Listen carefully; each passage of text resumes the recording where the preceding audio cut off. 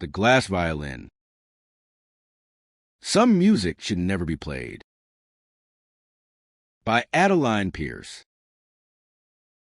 Prologue. Rain whispered against the tall windows of the Helmreich Conservatory, drawing pale rivers across the glass like veins on a frozen body. Outside, the spires of Prague blurred into silver silhouettes. Inside, the corridors were silent, too silent for a place built for music. At the far end of the concert hall stood a single chair beneath a hanging lamp.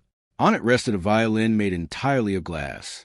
Its transparent surface shimmered as if alive, catching every tremor of the flickering light. No dust lay on it, though the hall had been closed for years. The bow rested beside it, the horsehair faintly quivering as if still remembering the last note it played. The air was colder there. If one stood close enough, one might swear the instrument breathed. On the wall behind it hung a photograph, sepia, slightly torn, of a woman in mid-performance. Her eyes were closed, her face radiant, almost divine. The small plaque beneath the frame had long lost its inscription, but the faint engraving of her initials remained, E.V. No one remembered the fire anymore, not the students who had fled into the courtyard half a century ago, nor the professors who had watched the hall collapse in a storm of smoke and cinders. The newspapers had blamed an electrical fault, but the surviving witnesses whispered of something else, a note that had shattered the chandeliers, a melody that drove the audience to silence, so complete it became unbearable, a violin that melted under its own sound. And then the hall was sealed. Some said the conservatory built a new one above the ruins. Others said they buried the remains along with the woman who had played that final song. But the legend endured that once every few decades, when the city drowned in rain, the Helmreich opened its doors to another gifted soul, someone young, someone who would not ask questions. And on those nights, when the wind crawled through the empty corridors and the river fog reached the steps of the academy, faint music could be heard again, coming from behind the locked doors of the old concert hall. It was never the same melody twice, but those who listened long enough swore it sounded like a voice made of glass. Chapter 1. The Scholarship. Elara Voss didn't believe in ghosts, not the kind that wandered through halls or whispered from the dark. The ones she knew were quieter. They lived inside music. The letter arrived on a gray Tuesday morning, slipped beneath the apartment door like an afterthought. The envelope was cream-colored, embossed with an insignia she didn't recognize, a coiled serpent surrounding a lyre. She tore it open with the impatience of someone who had already rehearsed disappointment. Helmreich Conservatory of Music, Prague. Scholarship awarded. The words didn't seem real at first. She stood in the middle of the kitchen, soap bubbles still clinging to her wrists, and read the letter again and again. Her reflection in the cracked window looked like a stranger holding someone else's future. Across the table, her Aunt Margarita stirred her tea without looking up. "So," she said finally, her voice dry and distant, "they've chosen you, just like they chose her." Elara didn't need to ask who were meant. The walls of their small flat were full of reminders, framed photographs of a smiling woman with a violin under her chin, eyes closed, lost in sound. Her mother, Evelyn Voss, dead since Elara was 9. "It's not the same," Elara said quietly. Margarita's spoon hit the cup with a soft clang. "No," she agreed. "Your mother never came back." Outside, a tram thundered by, rattling the window panes. Elara folded the letter with careful hands, as though it might dissolve if she touched it too harshly. Her heart felt both weightless and heavy at once, a strange duality she couldn't name. That night, she couldn't sleep. She lay awake, the scholarship letter folded beneath her pillow, the faint hum of the refrigerator blending with the ticking of the old wall clock. Around midnight, she thought she heard something else, a thin sound, distant and trembling, a single note. She sat up, breath held. The sound vanished. The next morning she packed a suitcase with methodical precision, clothes, her old violin, a faded photograph of her mother, and the letter. Margarita watched from the doorway, her expression unreadable. "You don't have to go," the older woman said at last. Elara zipped the case shut. If I stay, I'll never play again. The tram to the station was nearly empty. As it rolled through the city's narrow streets, the first sunlight of dawn spilled across the rooftops. Elara pressed her forehead to the cold glass, watching the old buildings pass like silent witnesses. Somewhere behind them, the Vltava River glimmered, the same river that had once reflected her mother's final concert. She didn't notice when her hand drifted to the violin case beside her. She whispered, almost without thinking, "I'll find out what really happened to you." The tram bell rang, and for a heartbeat, she thought she heard a note answer, faint and trembling, from inside the case. Chapter 2. Arrival at the conservatory. The train from Brno to Prague cut through the mist like a slow blade. Outside the window, the fields rolled by in muted colors, gray, green, and gold, while the sky hung low, heavy with rain. Elara sat by the window, her violin case balanced carefully on her knees. She had not opened it once during the journey. Each time she tried to rest, her reflection in the glass unsettled her. The passing clouds distorted her face. One moment calm, the next fractured, as though her image couldn't quite hold together. She turned away and closed her eyes, counting the rhythm of the wheels clattering over the tracks like a metronome. When the train finally pulled into Prague-Hlavy Nadratsy, the station was already shrouded in drizzle. Commuters hurried beneath umbrellas, and the metallic scent of rain mixed with coffee and coal. Elara stepped onto the platform, suitcase in one hand, violin case in the other, and felt a strange pulse of déjà vu. Her mother's photograph, the one taken at the old Helmreich Conservatory, flashed in her mind. The same city, the same rain. A young man in a navy uniform approached her near the exit. He held a sign with her name neatly printed, Miss Elara Voss. "Helmreich Conservatory," he said with a polite bow. "We've been expecting you." She followed him through the narrow streets of the old town, where centuries of history seemed to breathe through the cobblestones. The taxi waited by the curb, engine idling.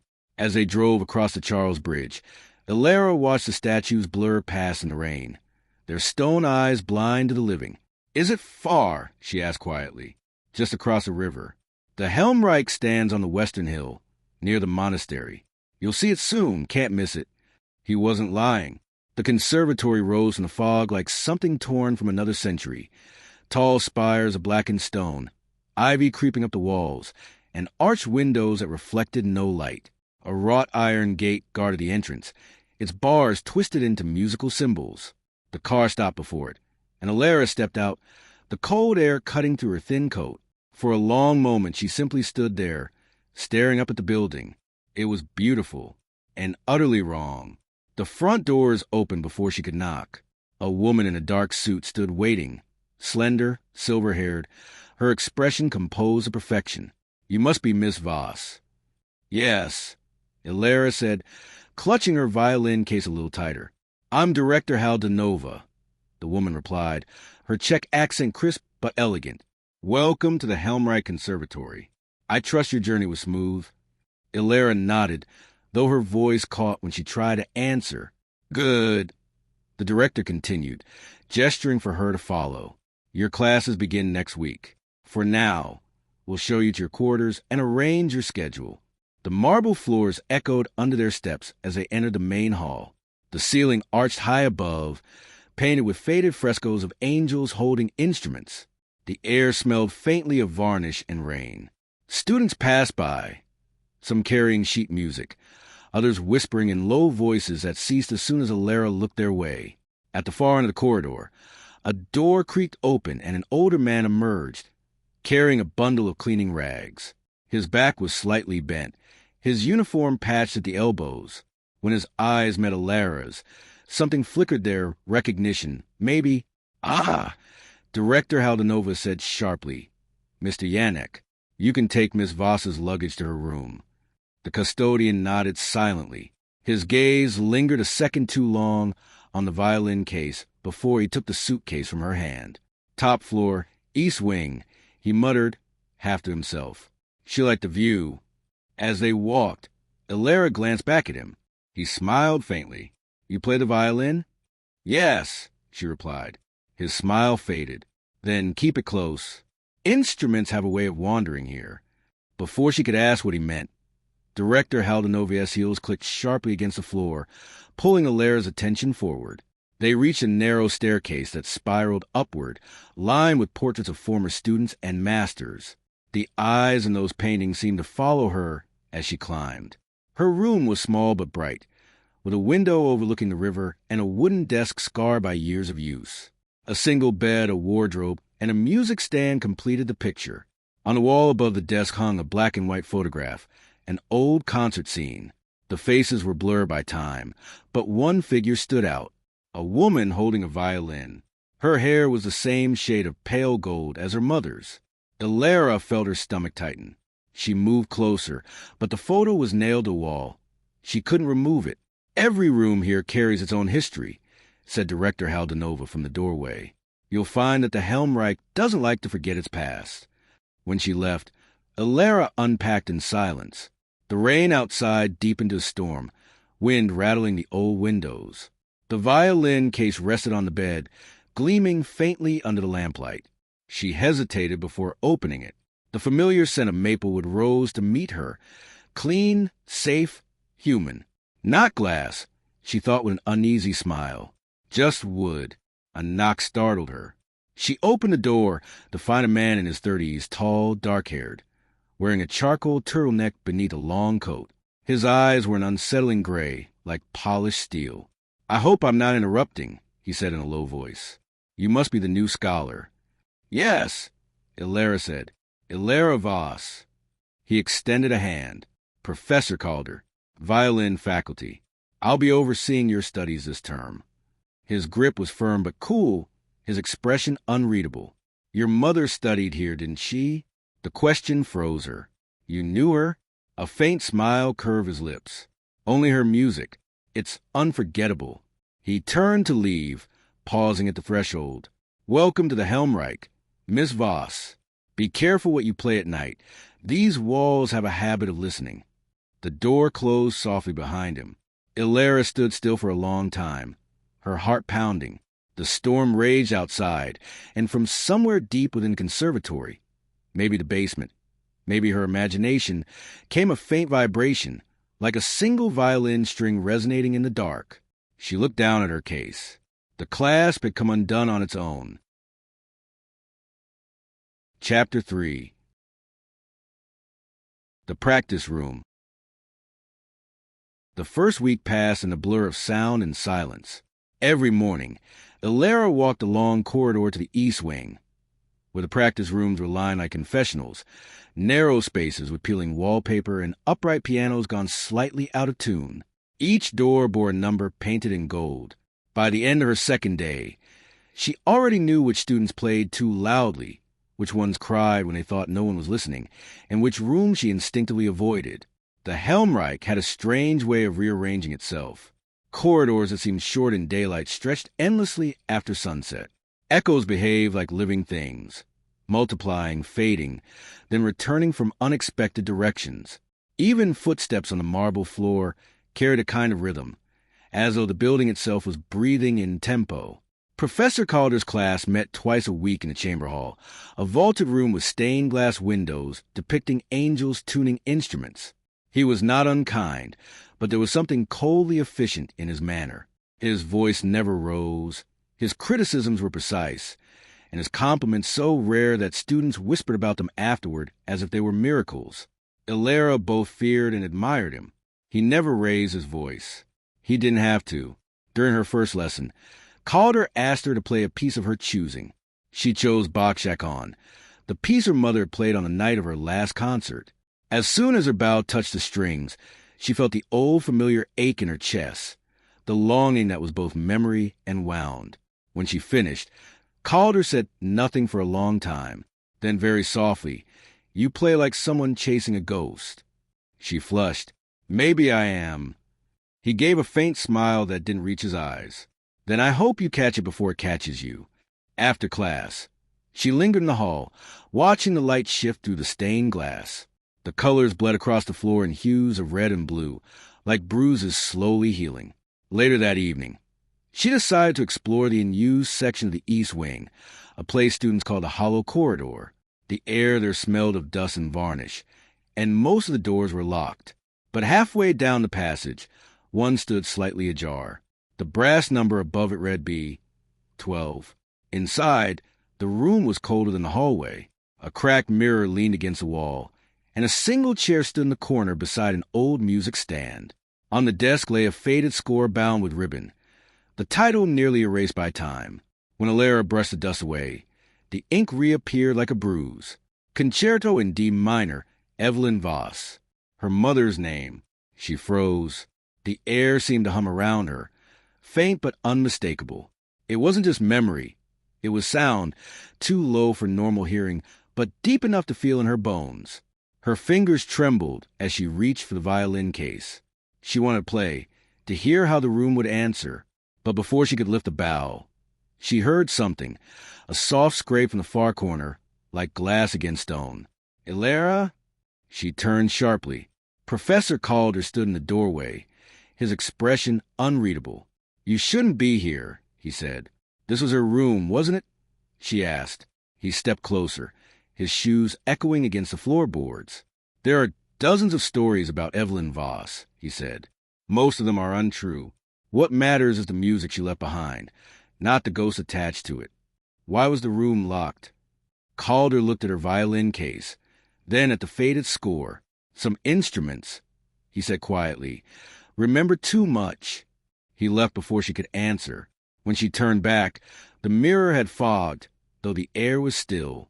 On its surface, her reflection wavered, and for a split second another face appeared beside hers.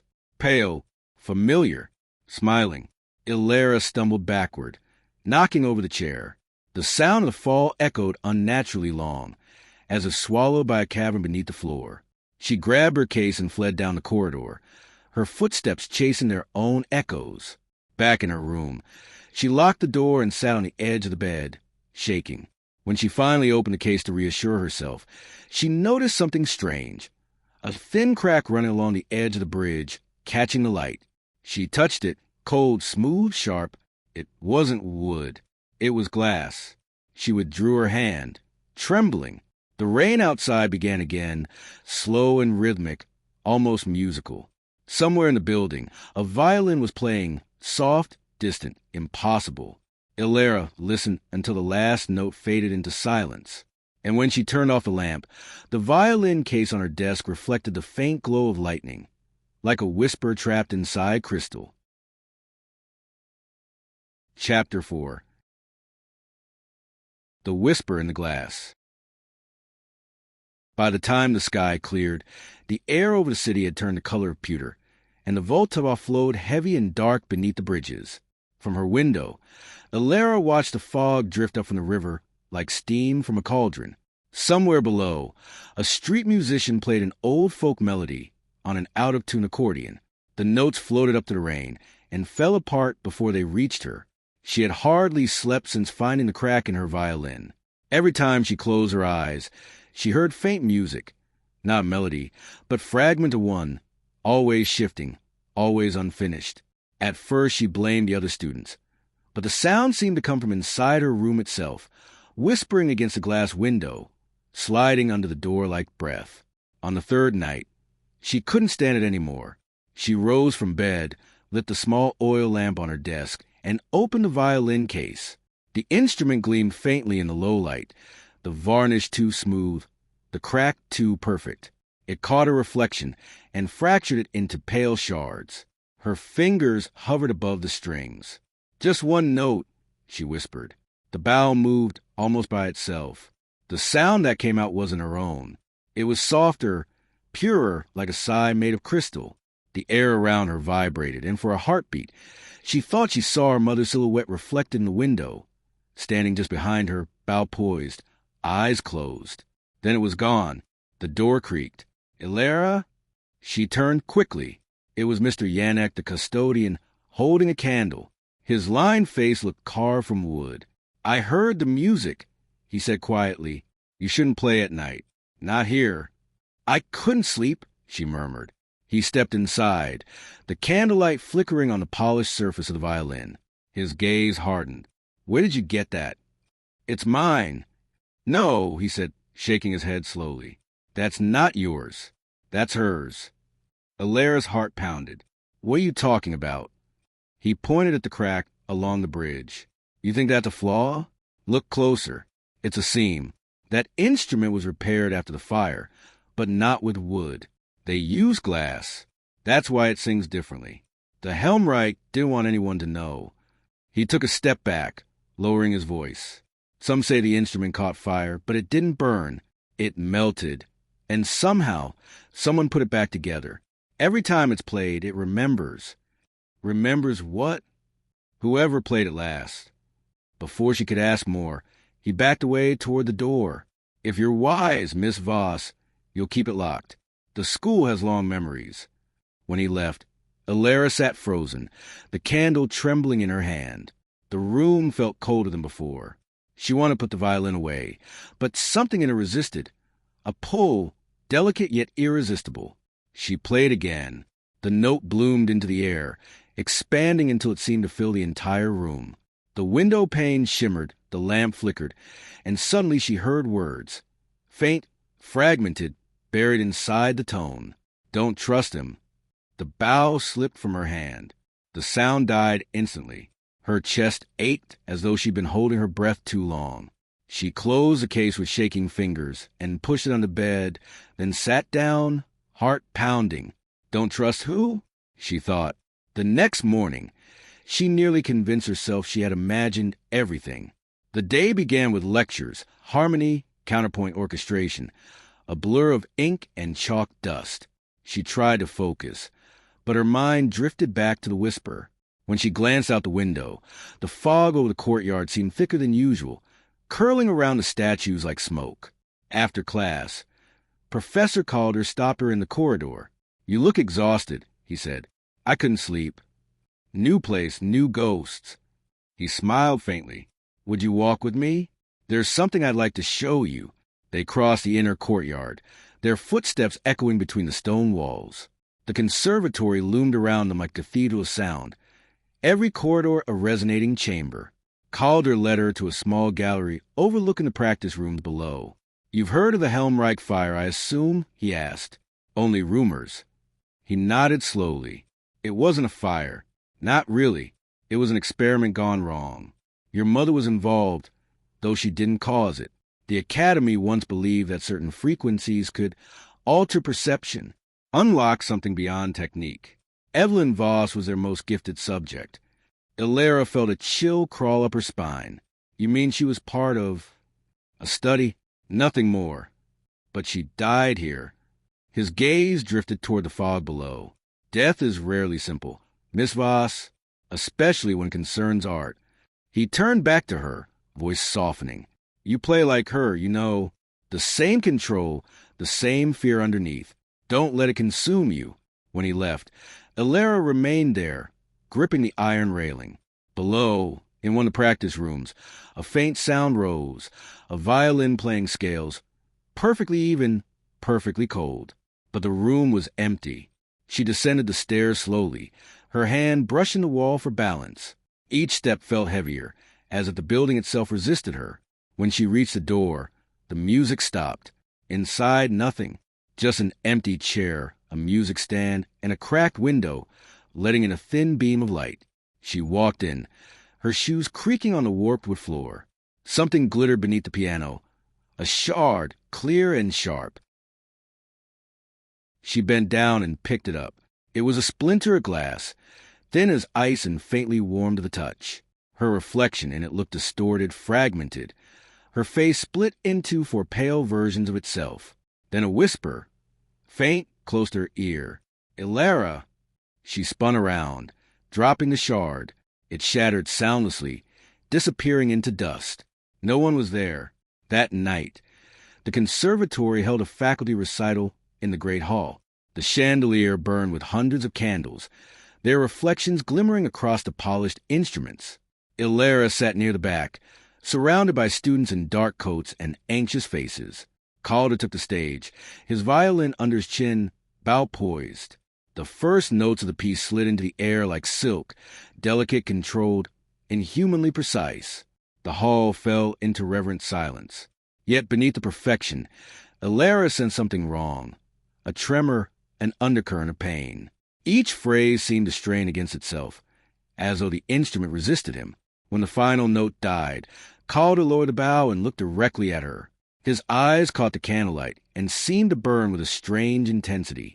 For a moment she thought she heard a faint echo, the same melody, repeated from somewhere deep within the building. Slower, sadder. She clutched her violin case tighter, because she recognized the tune. It was the same her mother had played the night she died. That night, sleep didn't come. The music looped endlessly in her mind, like a secret she couldn't stop hearing.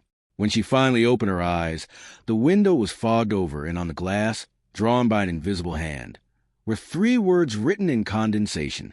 He was there. The candle beside her flickered out, plunging the room into darkness. Chapter 5. The Fire That Never Happened.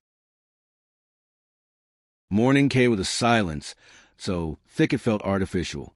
The Helmreich Conservatory seemed to hold its breath after the storm, as if afraid to disturb something still lingering in its walls.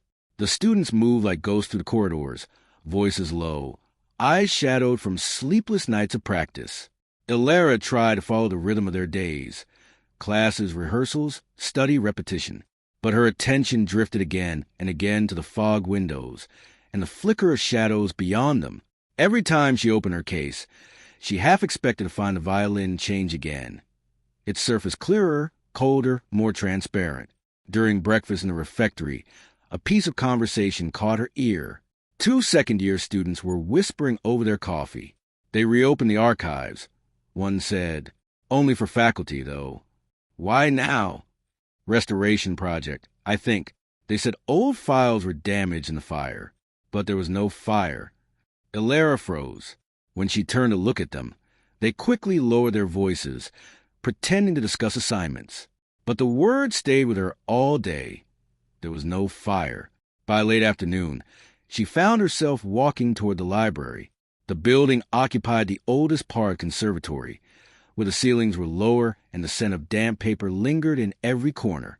A librarian, a small woman with white hair and sharp eyes, looked up as Elara entered. "Students are not permitted in the restricted section," she said automatically. "I'm not going there." Elara lied. "I just need to see the performance programs from the year 1998. My mother, Elara Voss, studied here then." The librarian paused. Her expression flickered, just for an instant, from annoyance to something like pity. "Follow me," she said quietly. They walked between shelves heavy with old scores and forgotten names. The restricted section was separated by a glass door, its lock covered in dust. The librarian didn't open it, but pointed toward a nearby cabinet. "You might find something there," she said, "but don't stay long after dark." The warning was soft, almost kind, but it chilled Elara all the same. She searched for an hour before finding what she needed, a faded program booklet, brittle and brown along the edges.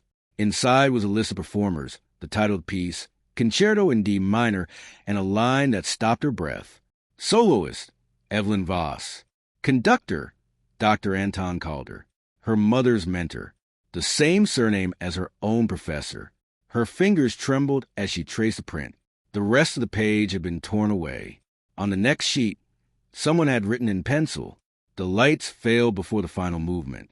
No fire recorded. No injuries. No survivors named." She sat there for a long time, reading the lines again and again, trying to make sense of them. If there had been no fire, what had killed her mother? The clock struck 6, echoing like a warning bell. When she looked up, the librarian was gone. The rest of the library was empty. She gathered the booklet and slid it into her bag, heart pounding. As she turned to leave, a flicker of movement caught her eye. Through the glass door to the restricted section, she saw a figure, a woman, standing in the shadows among the shelves. The shape was faint, almost translucent, holding something that gleamed faintly in the dark. A violin. Elara took one step forward. The figure tilted its head, and she saw her own reflection mirrored in the glass door. except that the reflection smiled. She stumbled backward, hitting a shelf. The sound broke the illusion. The figure vanished. She ran. Outside, the fog had thickened again. The lamps along the courtyard glowed pale and distant, their halos dissolving in the mist. As she crossed the cobblestones, a voice stopped her. Voss! It was a girl her age, standing beneath one of the arches. Her hair was black, her posture straight, her expression both curious and cautious.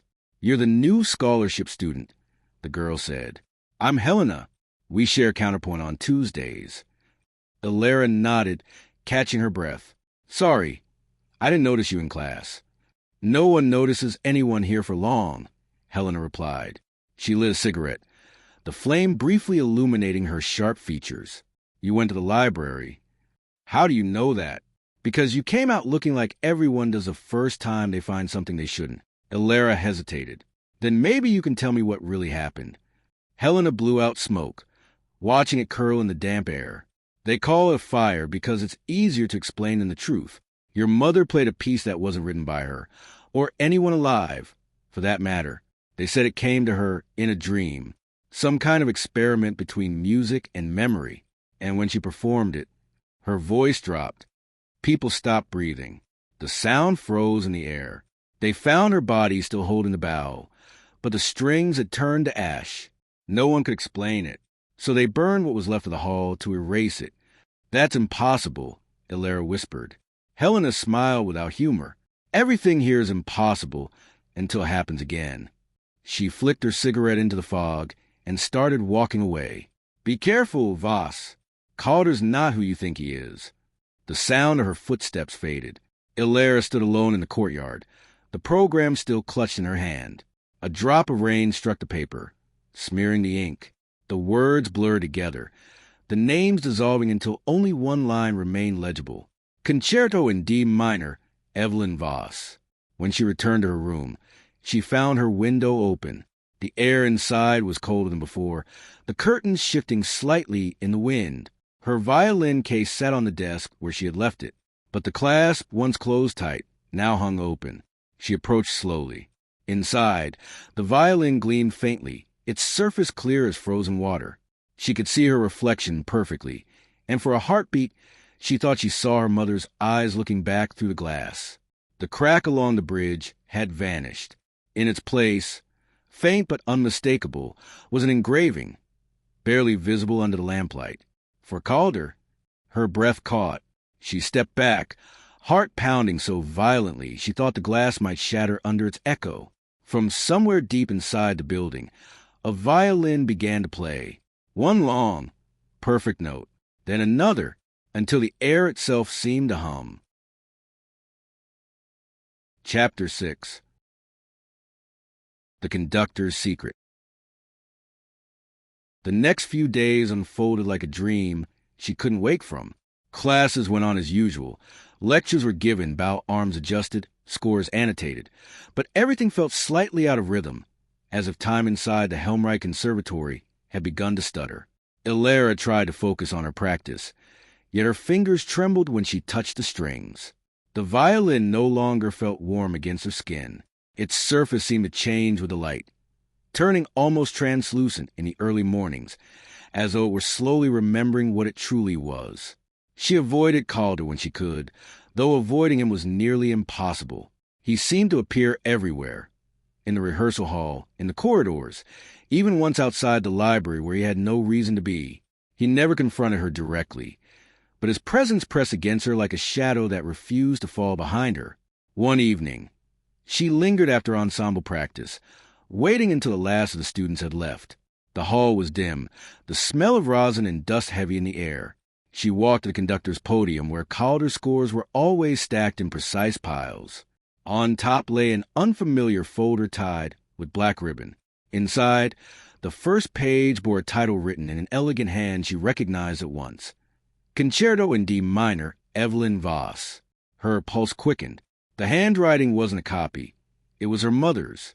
The date in the corner was the same year she had died. Beneath it, in smaller letters, someone had written, reconstructed by A. Calder. Elara closed the folder, her throat tight. Behind her, the door creaked. She turned, already knowing who it would be. "You shouldn't be here," Calder said, his voice calm but edged with warning. "That score isn't meant for students." Her heart hammered. "It's my mother's. You had no right to." "I had every right," he interrupted. "Without me, her work would have been lost. You think you can handle what she created? You can't even comprehend what she opened." He stepped closer, and for the first time she noticed how pale he looked in the lamplight, the veins at his temples faintly visible beneath the skin. What did she open? Elara whispered.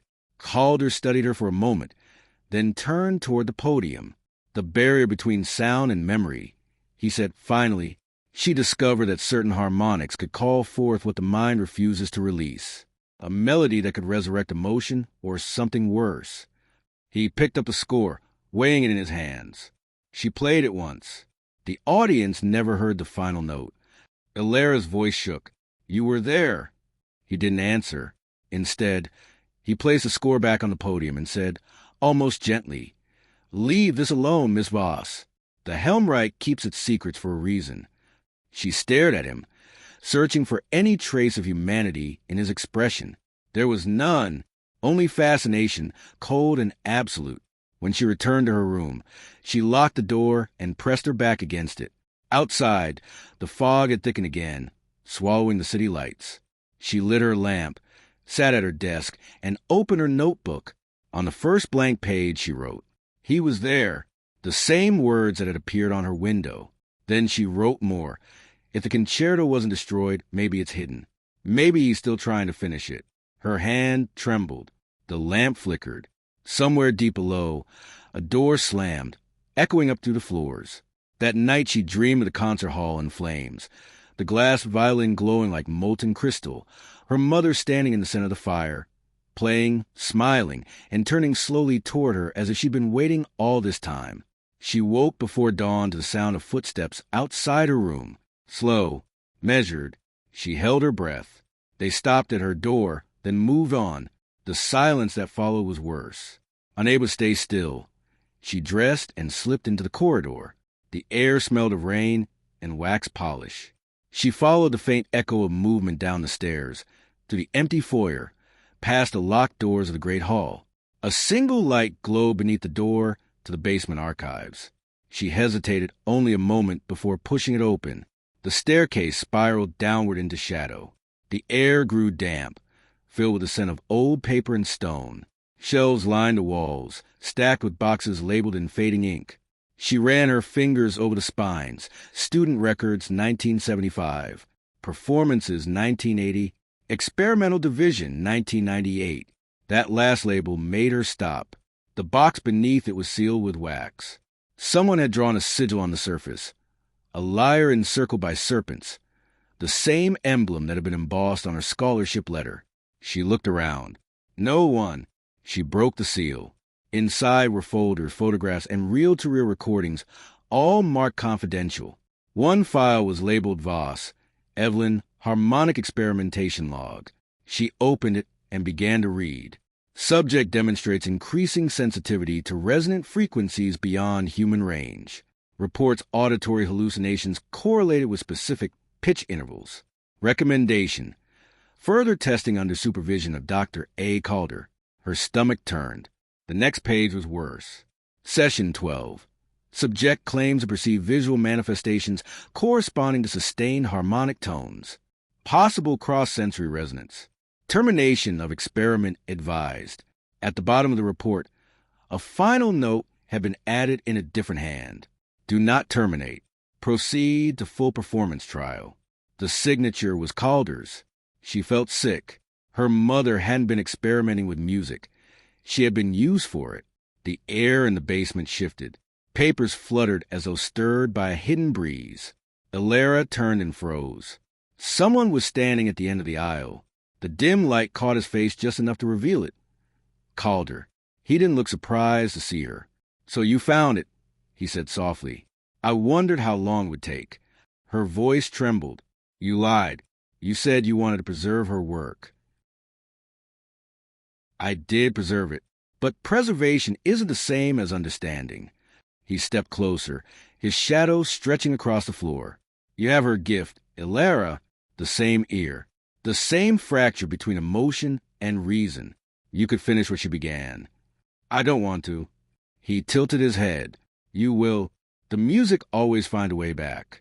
For a moment, neither spoke. The silence between them vibrated, a tension so deep it felt physical.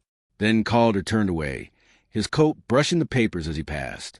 Lock the room when you're done, he said, and disappeared up the stairs.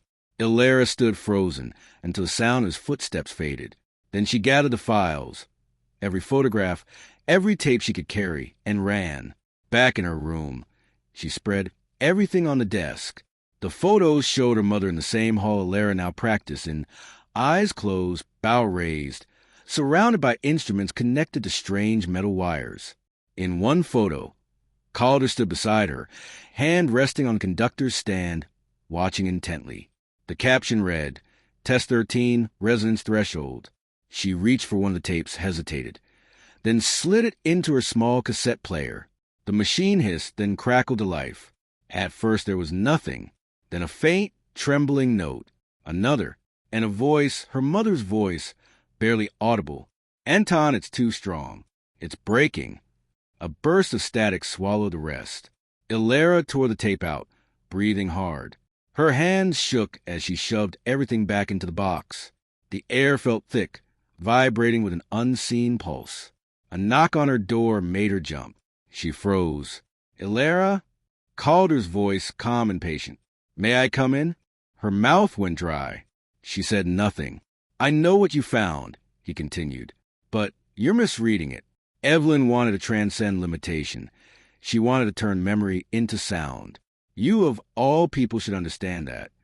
The knob turned slowly. She lunged forward, locking it. Leave me alone. His tone shifted lower, almost coaxing. If you play the piece, you'll see. The truth isn't in the documents. It's in the resonance itself. You can't destroy what was never fully born. His footsteps retreated, fading into silence. Elara sank to the floor, shaking. The box of files sat beside her, silent witness to everything. She looked toward her violin case. It had slid slightly open again, though she hadn't touched it. A faint line of condensation ran down the lid, glimmering in the lamplight. When she lifted the cover, the instrument inside looked different once more. The color had drained from the wood, leaving it nearly transparent. Beneath the surface, faint ripples of light moved like breath. Something inside the glass was shifting, slowly, rhythmically, like the pulse of a living thing. She stepped back, whispering, "Were you?" A note answered, soft, impossibly pure, vibrating in the air between them. It wasn't loud, yet it filled the room completely. For a heartbeat, Elara could smell smoke. The light flickered. The sound stopped. When she dared to look again, the violin was still. But beneath it, on the velvet lining of the case, lay a fragment of paper she didn't remember placing there. A single page torn from her mother's score. At the top, written in her mother's hand. Final movement, for the one who finishes what I could not. Elara stared until the words blurred. Then she folded the page and slipped it into her pocket. The pulse in the air had not faded. It merely waited, like a held breath. She knew then that she could never leave the Helmreich, not until she discovered what that final movement demanded of her. Outside, thunder rolled again over the city. The rain returned, steady, relentless. Somewhere in the depths of the conservatory, a door opened by itself, and far below, beneath stone and silence, the sound of a violin rose, slow, searching and unmistakably alive. Chapter 7. The Final Movement. The page waited on her desk all morning, its torn edge fluttering when the draft pushed through the window frame. Elara tried to ignore it. She went a harmony, copied intervals with numb precision, nodded when Professor Sikora asked about diminished fifths, and wrote the correct answers with a hand that didn't feel like hers. Then she went a counterpoint, where lines wove over and under one another like threads she couldn't catch. Everywhere she turned, the thought returned with the persistence of a recurring motif. The final movement. Between classes, The corridor smelled of damp wool and rosin, of coffee sipped too quickly and secrets spoken too softly. Elara kept her head down, but whispers trailed her like the tail of a comet. That's her, the Voss girl, Calder's pet project. They say she found something in the archives. At lunch, she couldn't eat. The refectory's long tables were crowded with students hunched over their plates, most of them speaking in the tired, clipped tones of people who had practiced too late and would practice later still. Helena appeared at her elbow without warning, a tray in one hand and a knit cap pulled low over her dark hair. She slid onto the bench opposite Elara, as if they'd arranged it. "You look like someone who's about to do something stupid," Helena said, tearing bread with surgical efficiency. "I'm about to do something inevitable," Elara answered. Helena watched her for a moment, her eyes narrowing. "Don't play whatever he wants you to play." Elara's laugh was a small, brittle thing. "You think I don't know that?" Knowing and obeying are different. Helena leaned in, voice lowering. "I did some asking, and someone told me a story about your mother that never made it into the programs. During the rehearsal for that last concert, the tuning note went sharp all by itself, the A. It climbed until people started to feel sick. A technician smashed a pitch pipe to stop it, but the sound kept going like it had latched onto something inside the hall. People said it felt like an elevator dropping through their stomachs. The conductor called a break. Everyone blamed the weather." Elara swallowed. "And you think playing the final movement will bring that back?" "I think the Helmreich is good at repeating itself." Helena tore off another piece of bread, then let it fall to the plate. "I'll be in practice, Wes, from 8 to 10 tonight. If you need someone to pull you out of a room, that's where I'll be." Elara nodded, though she had no idea whether help would matter if the music wanted something. They ate in silence after that, or pretended to. The sounds of cutlery and shoes and murmurs lapped against the edges of their thoughts like water against a pier. Afternoon came in a pale strip of sun that barely touched the courtyard. The fog had thinned, but the chill hadn't. Elara returned to her room, stood at the window, and watched the river slit the city in two. If she focused long enough, the surface of the Vltava seemed made of scales, light sliding across them like a bow. She turned away before that thought could root. She took the torn page from the desk and read it again. Her mother's handwriting, formed by a hand Elara remembered holding, by fingers Elara remembered watching as they trimmed nails and rubbed oil into wood of a different violin, looked almost new. The ink had tiny ridges she could feel with her fingertip. At the top, the title, Final Movement. Below it, only a dozen bars of melody. Then nothing. The lines ended mid-staff, as if the pen had been torn away. It began in D minor, but the harmonies underneath were wrong in a way Elara had no name for. They hinted at E without giving it, Gray's B-flat, and then behaved as if it had never existed. When she sang it softly under her breath, her own voice sounded like someone else's, a stranger hiding behind a familiar face. She set the page on the music stand, closed the door, and locked it. The lock slid home with a noise like a small decision being made. She lifted the violin from its case, waited for the now familiar chill to meet her palm, and didn't flinch when it came. The instrument was nearly see-through in the afternoon light. When she tilted it, the grain of the wood vanished and reappeared, like a pattern submerged beneath shallow water. "Just the first 12 bars," she whispered. "Then I stop." She laid the bow to the string. The first note was almost nothing, a thread so fine it barely disturbed the air. The room leaned toward it.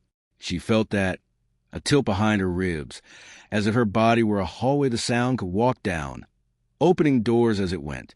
The second note arrived with its shadow, an overtone that rang a touch higher, like light striking a piece of glass and splitting. She adjusted her bow hand to kill it, but it refused to die. By the fourth bar, the window fogged. She hadn't breathed. She breathed. The moisture on the glass spelled nothing yet. It was just proof that she was still a human animal making heat. In the fifth bar, a new resonance entered, a low humming she could feel in her knuckles and teeth.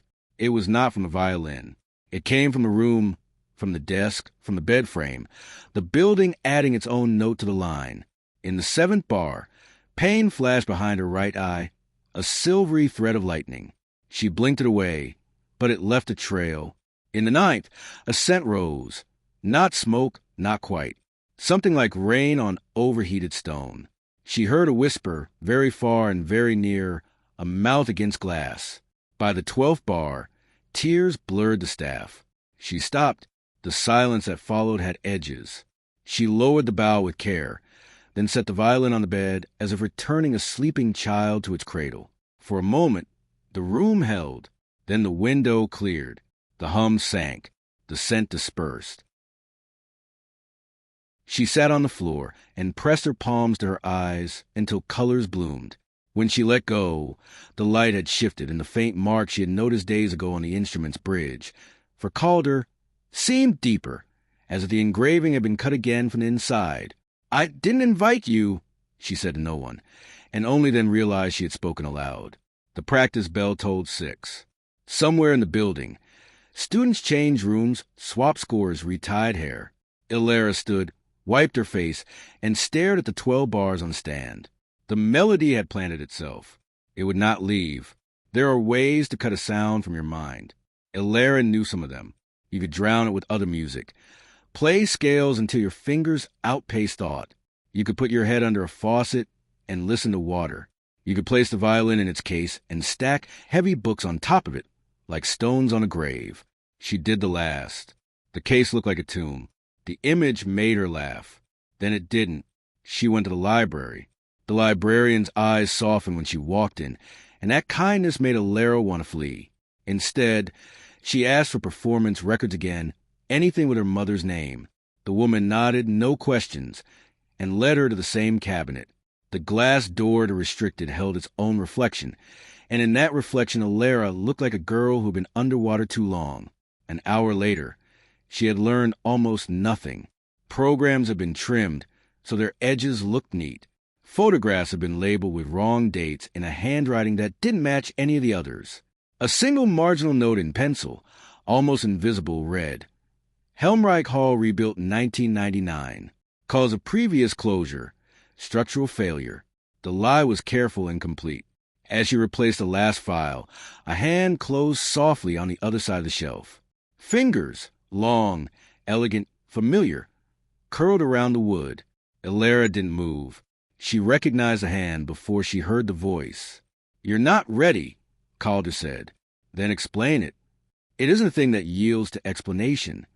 He stepped around the end of the aisle. He looked tired, as if he'd been up all night, thinking thoughts that did not end. "Your mother understood that music is not just sound. It's a way to arrange time. That final movement rearranges time. It takes memory out of the body and hangs it between two notes. Anyone sitting inside that interval feels everything they refuse to feel. Some people can't handle it." "And you?" Elara asked. "Can you?" His mouth twisted. "I learned to. You will, too. I don't want to. Want has nothing to do with it." His voice softened.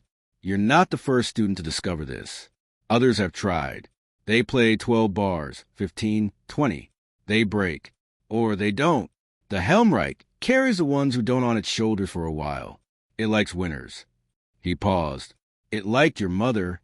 She moved past him into the aisle with the scores, needing space that wasn't touching his shadow.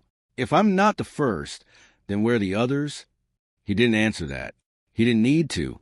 The building had many rooms. "Leave me," she said. "Please." He inclined his head, as if accepting the terms of a duel, and withdrew. His footsteps synced into the library's long carpet, then were gone. The quiet that followed was complete enough to be a sound of its own. At 8, she crossed the courtyard toward Practice West. The fog had returned, but thinner, like gauze someone had been tugging at. The lamps wore halos. The statues wore cloaks. Helena was where she said she would be. Seated on the floor against the wall between rooms 7 and 8, her cello case opened beside her like a mouth that had said too much.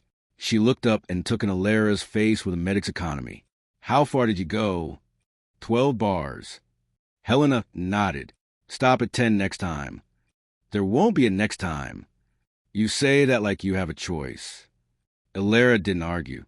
She understood that in the language of this place, choice was an ornamental word, stitched onto things to make them look respectable. "Will you listen?" she asked. "Not close." just enough to know I'm still real. Helena stood. Room 8. The door sticks. You have to lift it. Inside, the space smelled of chalk, sweat, the sweet sour breath of old wood. A single lamp made a pooled light over the stand. Elara set her mother's page beside a clean sheet and copied the 12 bars out by hand, the act calming her just enough to tie her back into her body. Her fingers found the right distance between notes again. She did not open the case. You can still walk away, Helena said from the doorway, not crossing the threshold. I know. Elara opened the case. But I won't. The first note found her again like a name. The room leaned. Helena's shape in the doorway blurred, then sharpened, then split the way a reflection splits on the surface of a lake when a small fish moves beneath it. The second note woke the hum on the floor, and the third taught the lamp to flicker. Elara's bow arm steadied. Her left hand moved with precision that felt borrowed. She reached the 10th bar and should have stopped. She didn't. 11. 12. Something in the air tightened like a wire. A crack, soft, almost polite, came from the mirror on the wall.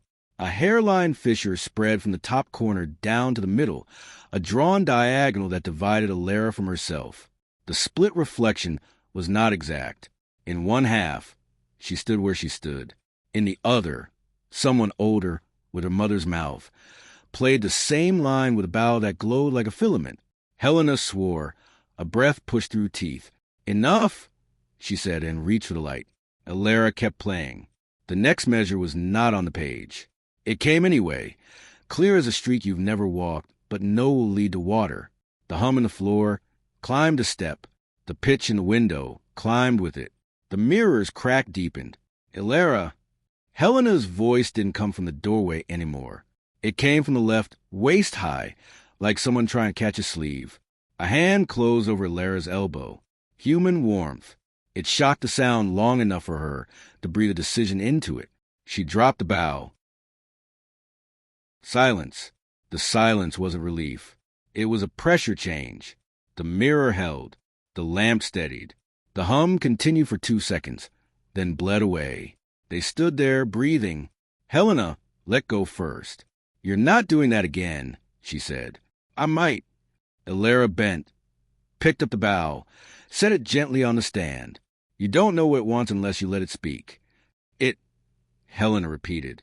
Not the piece. Elara didn't answer. She put the violin in the case and wiped the print her skin had left on the glass. The cloth came away damp and cold. They left the room with the door slightly ajar to keep the echo from breathing.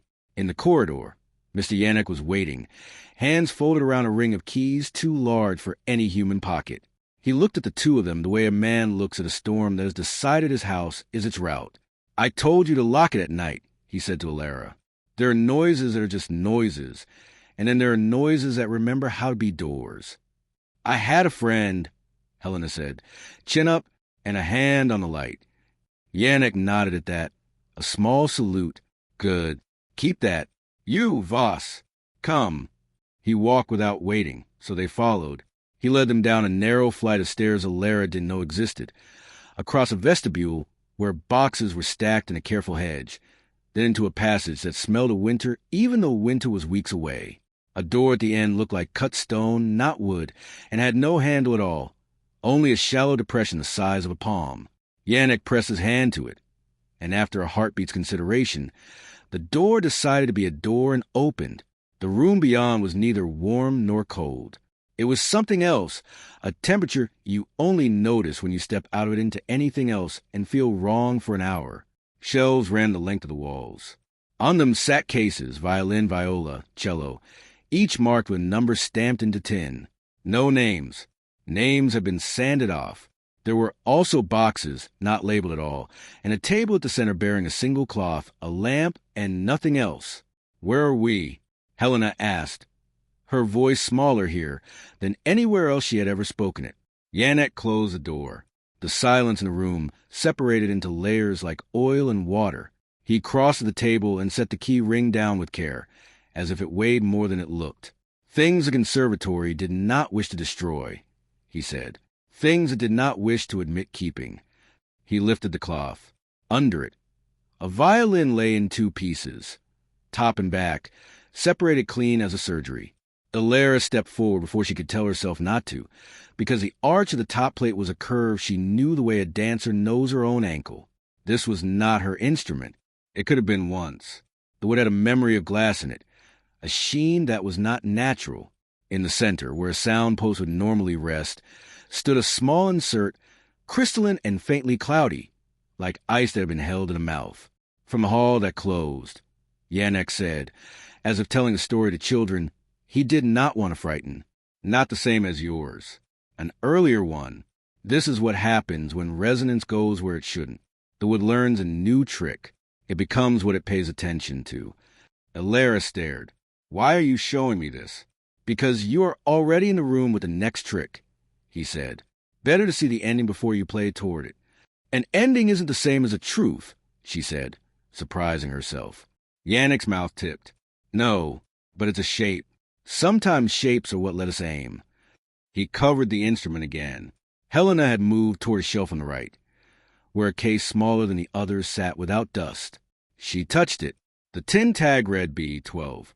Her hand jerked back. That was the number on the practice room you found, she said to Elara. Yes. Yannick's eyes flicked from one girl to the other. You will both stop now, he said. It was not harsh. It was grief spoken as instruction. You will sleep. Tomorrow you will do classes. You will not play that page in the night, and you will not go where the sound tells it go when it tries to be a door. Elara opened her mouth and shut it. She wanted a promise. The word wouldn't come.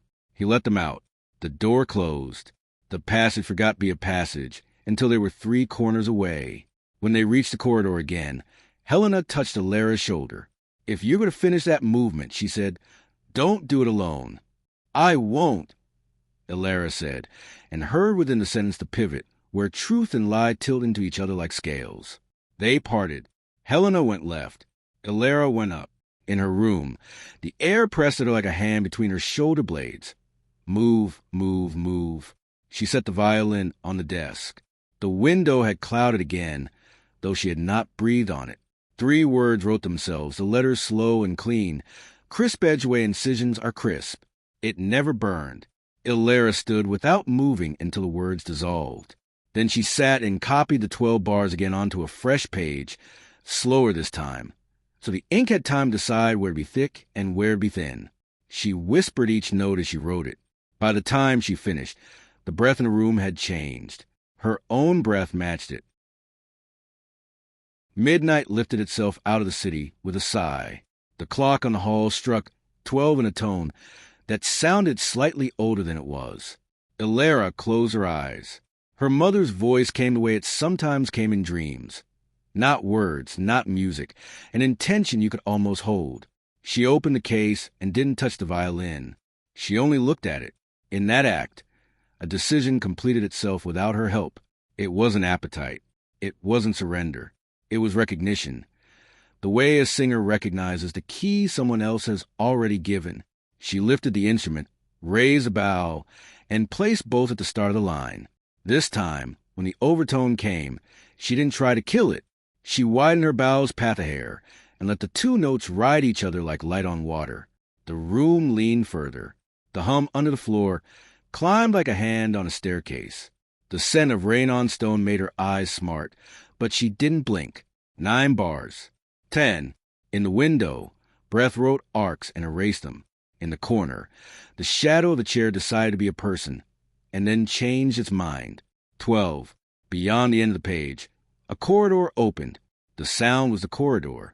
Her mother stood at the far end, face lifted, hair dark with sweat. She did not turn. She didn't need to. Elara knew she had been seen and named. The way a child is known the first time she cries in a crowd, and the right pair of arms find her. The 13th bar arrived like a step onto ice that holds. She played it. The mirror on the wall split again, cleanly, into 2 precise halves that did not fall. The world did not break. It arranged itself around the sound like a room around a new piece of furniture, awkward for a moment, then inevitable. Elara's heart beat inside her throat. The bow trembled. The air pressed against her cheeks. In that pressure, a word formed, not on glass but inside the note itself, an articulation of breath through pitch. Stay. Her arm faltered. She lowered the violin a fraction, enough that the corridor and the sound dimmed without closing. On the desk, the torn page lifted in a wind that wasn't wind. The engraved words on the bridge, for Calder, caught the lamp and seemed for an instant to read something else. From Evelyn to the lamp went out. Dark carried a grain of light in it, the kind your eyes invent to give themselves something to do. Elara stood in that grain for the length of a hell-breath. Then the corridor inside the sound closed with the softest click she had ever heard. It did not feel like failure. It felt like a line drawn to save a life for later. She set the violin down. The case's velvet was cool as river stone. She leaned her forehead against her forearm and allowed her body to remember how to be heavy. When she lifted her head again, the window had cleared and the night beyond was only night, stitched with a few lights burning in other people's rooms. On the desk, beside the torn page, lay a second scrap she had not written. The paper was scorched at the corner, but not with fire. The mark had the clean rim that heat leaves when it is not heat, but pressure. 3 notes were drawn there in her mother's hand, without bar lines, with stems that were almost stems of flowers. Under them, a single word, begin. Elara laughed once, a helpless, astonished sound, the kind released by a person who has walked through a door and found, impossible and ordinary, that it opens into another door. She blew out the small candle that had somehow relit itself when the lamp went dark. Sleep came only after the hour turned, and when it came, it did not bring dreams, or if it did, she did not feel them. She was nothing but pulse for a while. In the morning, the city pretended work. The river slid the way rivers slid the year her mother had been alive, the year before that, the year before that. The Helmreich rang its bells to remind time to behave. Students practiced. Some cried. Coffee steamed. The librarian put 3 books in a row by height, because she liked the way such alignments kept the room from tilting. Mr. Yannick oiled a hinge. Professor Calder stood at the window of his office and watched the fog lift off the water, asking himself questions about failure that he would not answer today. Elara dressed, placed both scraps of paper into the pocket of her coat, and went to class. On the way down the stair, she ran a knuckle along the railing's wood. It answered with a pitch she could not have named 2 weeks ago. The word for that kind of pitch had not existed for her then. It existed now. At the bottom of the stairs, Helena waited with 2 coffees and a look that said she expected news and could accept silence. Elara took the cup and drank half of it before she could taste it. "You're here," Helena said. "I'm here," Elara answered. And Elara touched her pocket. The scraps of paper made the faintest sound a human ear could register. It was not a note. It was permission. "We begin," she said. Chapter 8. The Old Hall. Morning ended, and to Elara it felt like the day had only stretched, not moved. She went through the rituals of routine, tuning, scales, coffee sipped half cold, while the 2 scraps of paper in her coat pocket pressed against her like a second pulse. "Begin," the scorched one had said. She kept touching the pocket, as if the word might escape, if not watched. In orchestration, the professor assigned a brass chorale and a string reduction. The class rustled paper and muttered about voice leading. In the back row, Helena tapped a pencil on the edge of her desk in a rhythm Elara recognized. The 3 unbarred notes from her mother's hand. Elara looked up. Helena's eyebrows asked a question. Elara's breath answered it. Later, between lectures, the corridors hummed their steady vowel of footsteps and soft talk. Elara passed the glass cases that displayed old bows and photographs and refused to meet her own reflection. She found herself at the great hall doors without intending to be. The polish gave back a smear of her shape. Beyond, the chandelier slept in the daytime dim. Voss! She didn't jump, but only because her body had learned not to. Calder's voice made the air behind her neck cooler. He stood with one hand in his coat pocket, the other holding a rolled score. He looked like a man about to instruct a quartet, and asked too much of them. He always looked like that. "You're early for studio," he said, "or late for lunch." "Neither," she said, "only moving." A flicker might have been amusement crossed his face. "Good. Keep doing that. Stasis is where the worst sounds breed. He gestured with the score toward the opposite corridor. Walk. She walked. He fell in beside her, their steps unintentionally aligned. Your intonation has sharpened, he said. So has your sense of structure. I'm practicing, she said. And listening, he added, more than to your own notes. He waited for her to deny it. She didn't. They passed a window. The Vltava split the city into histories. One that had been written down, one that still preferred to be told in kitchens over tea. At some point, Calder said, you'll have to decide whether you want to know the truth for its own sake, or only the parts that keep you innocent. Innocent of what? She asked. He didn't answer. Instead, he stopped before a side door she hadn't noticed before. A plain strip of painted wood, unmarked, tucked into a recess of the wall, like a secret someone had tried to make boring. He tapped the door with his knuckles, twice, then once. The sound it gave back was deeper than the wood's thickness allowed. He turned away. Practice, he said. And for God's sake, when you do, breathe. After he left, Elara pressed her ear to the door. It returned her breath to her slightly altered, like the echo of a room you haven't seen yet. She stepped back, looked around, then left without touching the handle. At lunch, Helena slid a folded sheet beneath Elara's tray. A map of the conservatory it wasn't. It was too imprecise for that, drawn from memory in pencil and coffee stains. But Elara recognized the main lines. The east wing, the great hall, the library. In the lower margin, Helena had sketched a box and labeled it with 2 letters and a number. B12. A line ran from that box to a stairwell Elara hadn't used. How? Elara murmured. Asked the wrong people till I found the right one. Helena said, tearing bread. Yannick is many things, but he isn't careless. He left a blueprint on a cart this morning in the corridor, face up, then turned the corner, and did not return for 3 minutes. I timed it. Accident, Elara said. Of course, Helena said. At 8. Elara nodded. She went to studio to keep from shaking. Calder said little and demanded much. He made her sustain a single note from the fraud to the tip and back again. 2 minutes in each direction, until her hand quivered and her shoulder burned. He said again, and she did. He corrected a trill she hadn't known was uneven. He said, you're still afraid of the A, and she hated him for being right. When it ended, she stepped into the hallway and touched her pocket again. Begin press back. The light outside gave up earlier than it should have. By 7, the courtyard looked like water seen from beneath. Lamps open like eyes. Elara ate half a bowl of soup and did not taste it. She squared her notebook, her 2 scraps, her pencil. She put the violin in its case and tied the strap, not to keep it shut, but to remind herself that she had chosen to bring it. At 8, the corridor beside practice west was briefly free of bodies. Helena stood under a failed wall sconce that made her look like a conspirator in an old film. She held 2 lumps of brown wax wrapped in paper. What's that? A bad idea, Helena said. Also, earplugs. Soft enough to dull, not enough to deafen. Yannick said if we insisted on being stupid, we should at least try to be less stupid.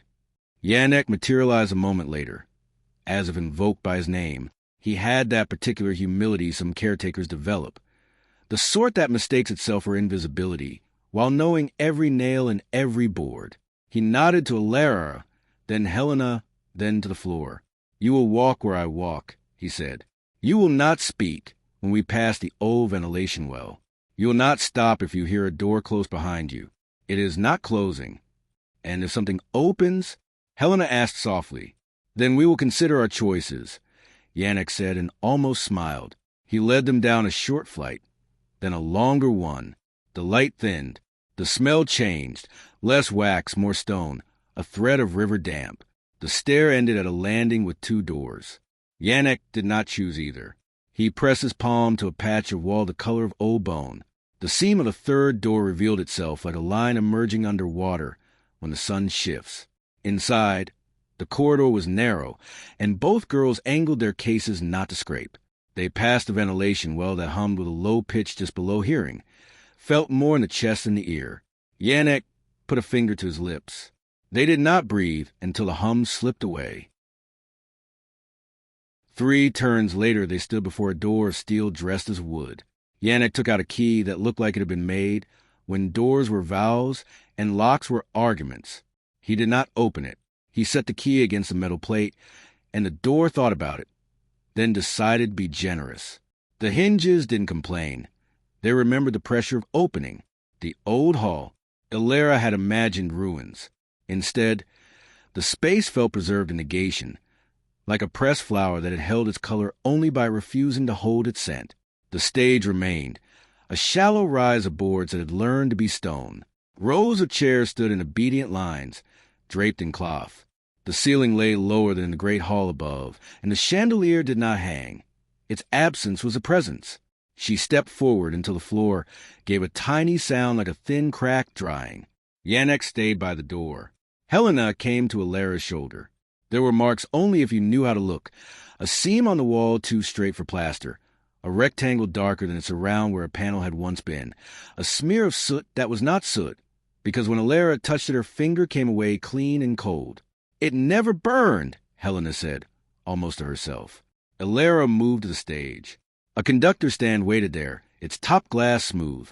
She traced the rim with 2 fingers and found the tiniest of chips at 12 o'clock, as if a baton had come down too hard on a night when nothing behaved. On the floor beside the stand were pale penciled XS, breath marks, place where a soloist would know to breathe between long lines even if the line's logic wanted to refuse air. Her mother's hands had breathed there. The knowledge placed itself inside Elara like a new joint. On the back wall, hidden by the angle of the stage, a panel had been painted to look like paneling. Elara would have missed it if the 3 unbarred notes in her pocket hadn't quietly tugged her toward the only place in the room with the correct wit to answer them. She pressed her ear to the paint. It returned a faint resonance, tuned slightly off from the boards around it, as if another room were answering from too far away. She hummed the first of the 3 notes. Helena inhaled sharply. Yannick did not move. She hummed the second. A faint click inside the wall arrived like a forgotten memory, re-entering the body. She hummed the third. The panel gave. Behind it, a cavity not quite big enough to call a room.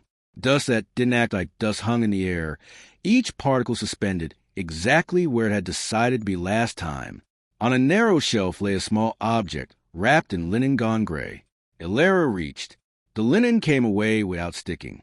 Inside it, a baton, polished, weighty, with a handle darker than it should have been. Along the handle's edge, letters had been cut and filled. Not shallow engraving, but something closer to inlay. A called her. Elara's throat closed. Yannick's breath made a sound of old fabric moving. "Souvenirs," Helena said, and the word tried to be a joke and failed. Elara turned the baton in her hands. Near the tip, almost invisible, another line had been cut into the surface. Her mother's initials, E.V. So fine she would have missed them if her eyes hadn't learned to look for the small rebellions that mark a life. The baton had belonged to both of them. Then, or had passed between them, or had been built for a hand that needed to carry both names to the same measure. Yannick cleared his throat. "We go soon," he said, not unkind. "This room keeps time its own way." Elara stepped back onto the stage. She set the baton on the stand with care. She stood where the penciled marks had suggested lungs. She took the violin from its case and did not think about whether it was wise. The instrument's glass skin drank the low light and returned it as a shiver. 2 bars, Helena said softly. 12. Elara answered without meaning to be cruel. She played 1. The sound moved through the room as if the space had been built to hold only that frequency. It set the cloth on the chair's breathing. The board shrugged under her feet. She played 2, 3, 4, and the hall puts weight under the note like a hand under her back, lifting. At 7, the air grew denser, as if humidity had changed by order, not weather. At 9, the hair on her arms rose, as though someone had opened the door to winter. At 10, the chandelier that was not there swung once. The dust that was not dust shifted without falling. At 12, the invisible balcony filled with an audience holding breath, and Elara heard a single sound that was not the violin, the catch in the throat of someone who had not allowed herself to react for 27 years. The word formed not on glass, not on air, but in the throat that had caught. "Elara," She let the bow stop. The note did not die. It closed itself. Silence tried on shapes. The shape that fit was not terror. It was an ache that belonged to a good cry held back at a funeral until the last guest left. Helena's hand found Elara's sleeve. Yannick stepped once closer to the stage, as if ready to lift weight. On the back wall, the soot that wasn't drew a line straight down, then another across, marking a rectangle the size of a door. The rectangle brightened, not with light, but with permission. Inside its edges, the surface took on depth. Elara felt, rather than saw, stairs that had once climbed down and away. Yannick's voice came carefully, like a person stepping on stones in a river. "We do not go through," he said. "Not tonight." Elara nodded. She did not trust her voice. She placed the violin back in its case. She took the baton from the stand and wrapped it again in linen before she knew why she was doing it. Yannick closed the panel. It resealed itself with the courtesy of an old mechanism that appreciates being used correctly.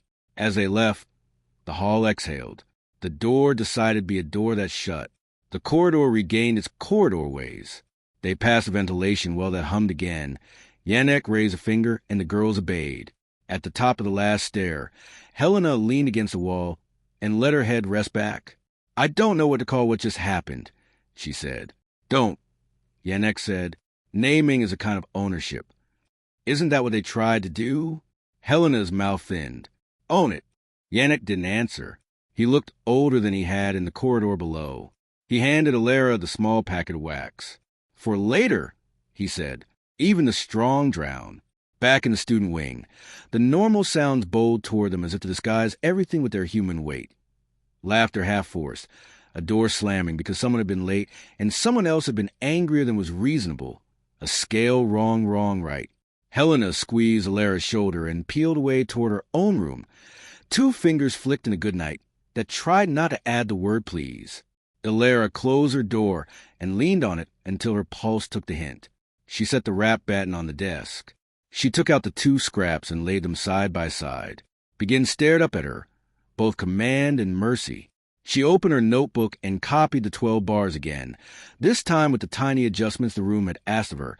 A hair more pressure on the tied note in bar 4, a bow change that didn't sound like a bow change between 9 and 10, the exact distance between a line, and the overtone that had insisted on being allowed to live.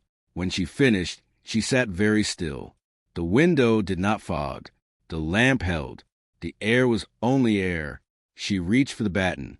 It was warmer than the room. Her fingers traced the 2 sets of initials. The letters were not flush with the surface. They raised slightly, just enough to change the texture, as if whoever had set them there had wanted to make sure they could be read with skin if the eyes refused. A knock. Not Calder's measured knock, not Yannick's careful one. 3 quick taps that belonged to a student trying to seem casual. Elara opened the door. Director Haldanova stood there in a dark dress that made the corridor's light behave itself. She held no file, no folder, no smile. "Miss Voss," she said, "may I come in?" Elara stepped aside. The director entered as one enters a chapel, neither tiptoeing nor clacking, the mean between. "I won't take much of your time," Haldanova said. "I wanted to tell you that the conservatory appreciates students of rigor. We also appreciate students who live with their doors locked after curfew. There are drafts. Things disappear." Elara waited. "I knew your mother," the director said, not as revelation but as a stone set on a table. Briefly, at a time when this institution decided that being known was riskier than being effective, she was ferocious, in her kindness as much as in her talent. Haldanovia's gaze flicked to the desk. The wrapped baton might as well have been shouting. She didn't look at it again. If anyone tells you that this place is haunted, ignore them. Haunted is a story told when a person doesn't want to admit they are moved by what they cannot categorize. We are not haunted. We are accountable. To whom? The question stepped out of Elara before she could stop it. To the living, the director said, and to the work that survives them. She moved toward the door. Her hand paused on the frame. "Do not let Anton decide your tempo," she said, so softly Elara almost missed it. He confused his urgency with devotion. Then she was gone. Elara closed the door and sat on the edge of the bed. The word tempo in Haldanovia's sentence had the weight of life advice, not metronomic suggestion. She looked at the baton again and didn't unwrap it. Outside, rain began so lightly the city didn't quite agree to call it rain yet. The sound calmed the first 2 centimeters of her mind and left the rest busy. She rose, crossed to the window, and watched the street lamps blur and sharpen again as the mist negotiated with the new weather. On the glass, letters didn't form. She was grateful for that in a way that surprised her. She touched the cold pane with her fingertips anyway, not to write, but to feel the resistance. Inside, the violin in its case gave a small shift, not a sound, more like a settling. She glanced at it and felt the tug. Persistent now, but less like a command than like a promise. Begin, then, but on her terms. She sat at the desk and started to write, not music first, but a list, what she knew, what she had seen, what others had said, what had responded to sound, and what had responded to will. She wrote Calder's name without adding verdicts to it. She wrote Haldanovia's sentence about accountability and underlined it. She wrote Yannick's instruction about doors that aren't closing and hums that aren't hums. She wrote Helena's hand on her sleeve once and put a small star next to it that made her feel 12 years old and for a second ashamed and then not ashamed at all. When she had finished the list, the page looked like someone else's map and exactly like hers. She copied the 3 unbarred notes at the top of a clean staff and left the rest empty. The emptiness did not terrify her. It was space she trusted herself to fill when she knew how. Before she slept, she wrapped the baton twice and slid it under the mattress instead of the desk drawer, as if the bed could be a covenant and not a hiding place. The room breathed with her until their rhythms met. The rain agreed at last to be called rain and stitched the dark. In the morning, there would be class and scales that scolded and redeemed and coffee that liked being drunk too quickly and the small, unglamorous choices that make a person more than a rumor in her own story. For now, the old hall held its shape in the dark below, not broken, not burned, only waiting for the next bar to be written by someone who had decided not to be told where to stop. Chapter 9. The Baton's Secret. Morning brought the kind of cold that clarifies. The rain had rinsed the city clean and left it raw, like a surface sanded down to find the grain. Elara woke with the weight of a decision in her chest and, for once, did not try to name it. She watched the steam curl from her mug like handwriting. She couldn't read and let the day approach on its own terms. The baton lay under her mattress where she had hidden it, wrapped in its tired linen. She took it out and set it on the desk without unwrapping it. The room noticed. She could feel that. Not malice, not approval, attention. She copied the 12 bars again, this time slower than slow, the way a person copies a prayer not because she believes, but because belief likes to be invited. Under the stave, she wrote one word, tempo. Haldanovia's voice from a night before threaded the word into something larger. Do not let Anton decide your tempo. He confuses urgency with devotion. Elara repeated the sentence under her breath until it began to sound like technique, then like law. She wrapped the baton again, slid it into the inner pocket of her coat, and went to class. The building had a different scent when it had been washed by night rain. Stone exhaled, with remembered forests, old paper remembered trees. The tide of students pulled around her in its ordinary quiet frenzy. Someone laughed too loudly. Someone else shushed them with a look that suggested the stakes of a scale were world historical. Elara found herself at the door counterpoint early and stood with her notebook open, drawing lines that ran parallel and nearly touched and never did. The concept felt honest. Helena arrived with a look that said she hadn't slept enough and accepted this. You're carrying something, she said without preamble. Only wait, Elara said. That's something. Helena took the chair beside her and did not ask more. After class, Elara went looking for Calder and found him where she least wanted to, at the end of a corridor that reflected him into 4 thinner versions. He carried nothing. That was new. He always carried a score, a pencil, a demand. Walk, he said. That word is becoming a habit, she replied. So is disobedience, he said, and started anyway. She matched his stride because she had learned where not to lose ground. He led her past the great hall, past the library where glass still pretended to be a wall, to a small door she had never used. Inside, an office that did not quite belong in this century. The furniture was modern enough, but the proportion of air to object had the spaciousness of older rooms. On the desk sat a metronome with its metal tongue arrested mid-swing. On the side table, a vase held 3 dead carnations arranged as if alive. The window was open a crack, as if to remind a room of weather. Calder stood behind the desk, but did not sit. You were in the old hall. He'd deliver it like a statement that wanted to be a question and refused. Yes, Elara said. With whom? Someone who believes in pulling friends out of rooms, she said, and someone who believes doors are less reliable than people. He accepted that, or at least put aside. You've reached 12, he said. She didn't ask how he knew. The building told on everyone. And besides, the state of her hands did.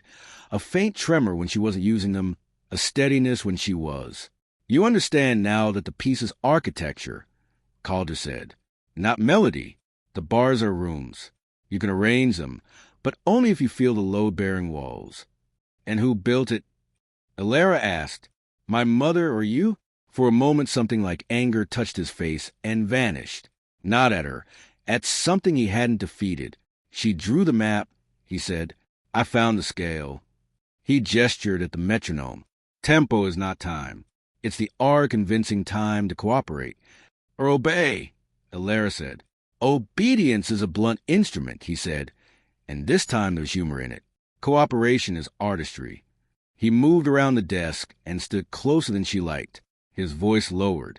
If you decide to go beyond 12, do not do it alone. Your pulse will lie to you.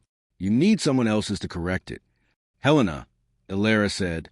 It wasn't a question. She will do, Calder said. For now, she repeated. He returned to the metronome and set it swinging. Its tick made the room choose a speed.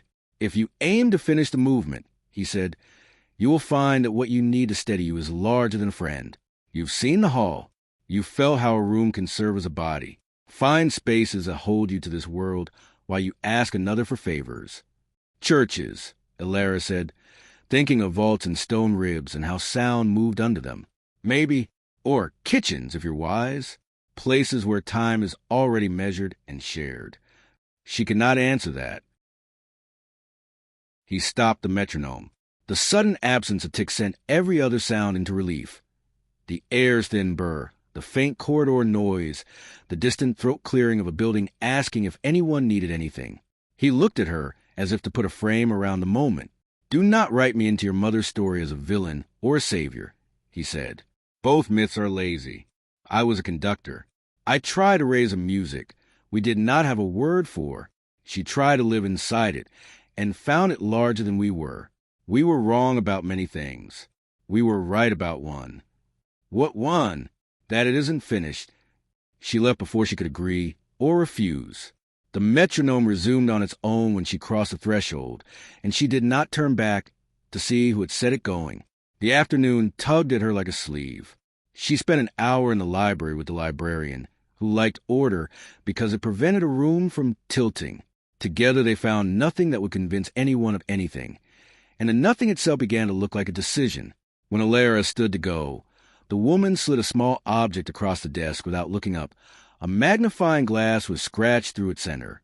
For when small things pretend to be invisible, the librarian said. Elara nodded her thanks and walked out into the thin light. In her room, she unwrapped the batten and set the glass over the engraved initials. Hey! Calder rose cleanly, each serif cut like a careful breath. Evie ran opposite, the lines finer, more stubborn. She tilted the batten, and the scratch in the magnifying glass fractured the letters. But in the fracture she saw what plain sight hadn't. Along the batten's handle, between the two sets of initials, hairline marks not quite scratches, not random, not decorative, too parallel to be accident, too irregular to be machine. She rotated the batten slowly until the marks aligned with the window's light. Staves, 5 faint lines, repeat signs like the ghosts of ink. Between them, almost too light to bear looking at. Notes. Her breath left and came back. She set the baton on the desk as if it had decided to become fragile and traced the marks with her eyes, not her fingers. 6 measures. All rests, notated silences, each with a tiny fermata arched over it like a sheltered bird. At the end, a slur without notes to connect, the curve leading nowhere and everywhere. Helena knocked as Elara was still holding herself perfectly still in case motion scared the truth away. 3 taps, 2, then 1. Cold by intuition, Elara opened the door and pulled her inside. Look. Helena did. She didn't mock the magnifying glass. She bent to it, squinted through the scratch, and said, "Those aren't scratches." "No," Elara said. "They're instructions."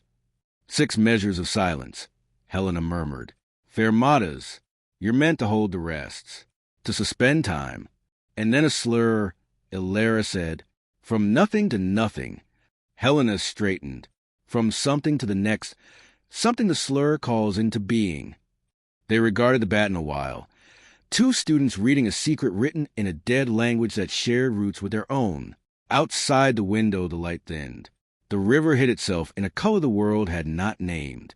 "Tonight," Elara said. "Tonight," Helena agreed, "but not in the old hall." "Why not?" "Because we should learn to walk on ordinary floors before we try to stage a room that thinks it's a god."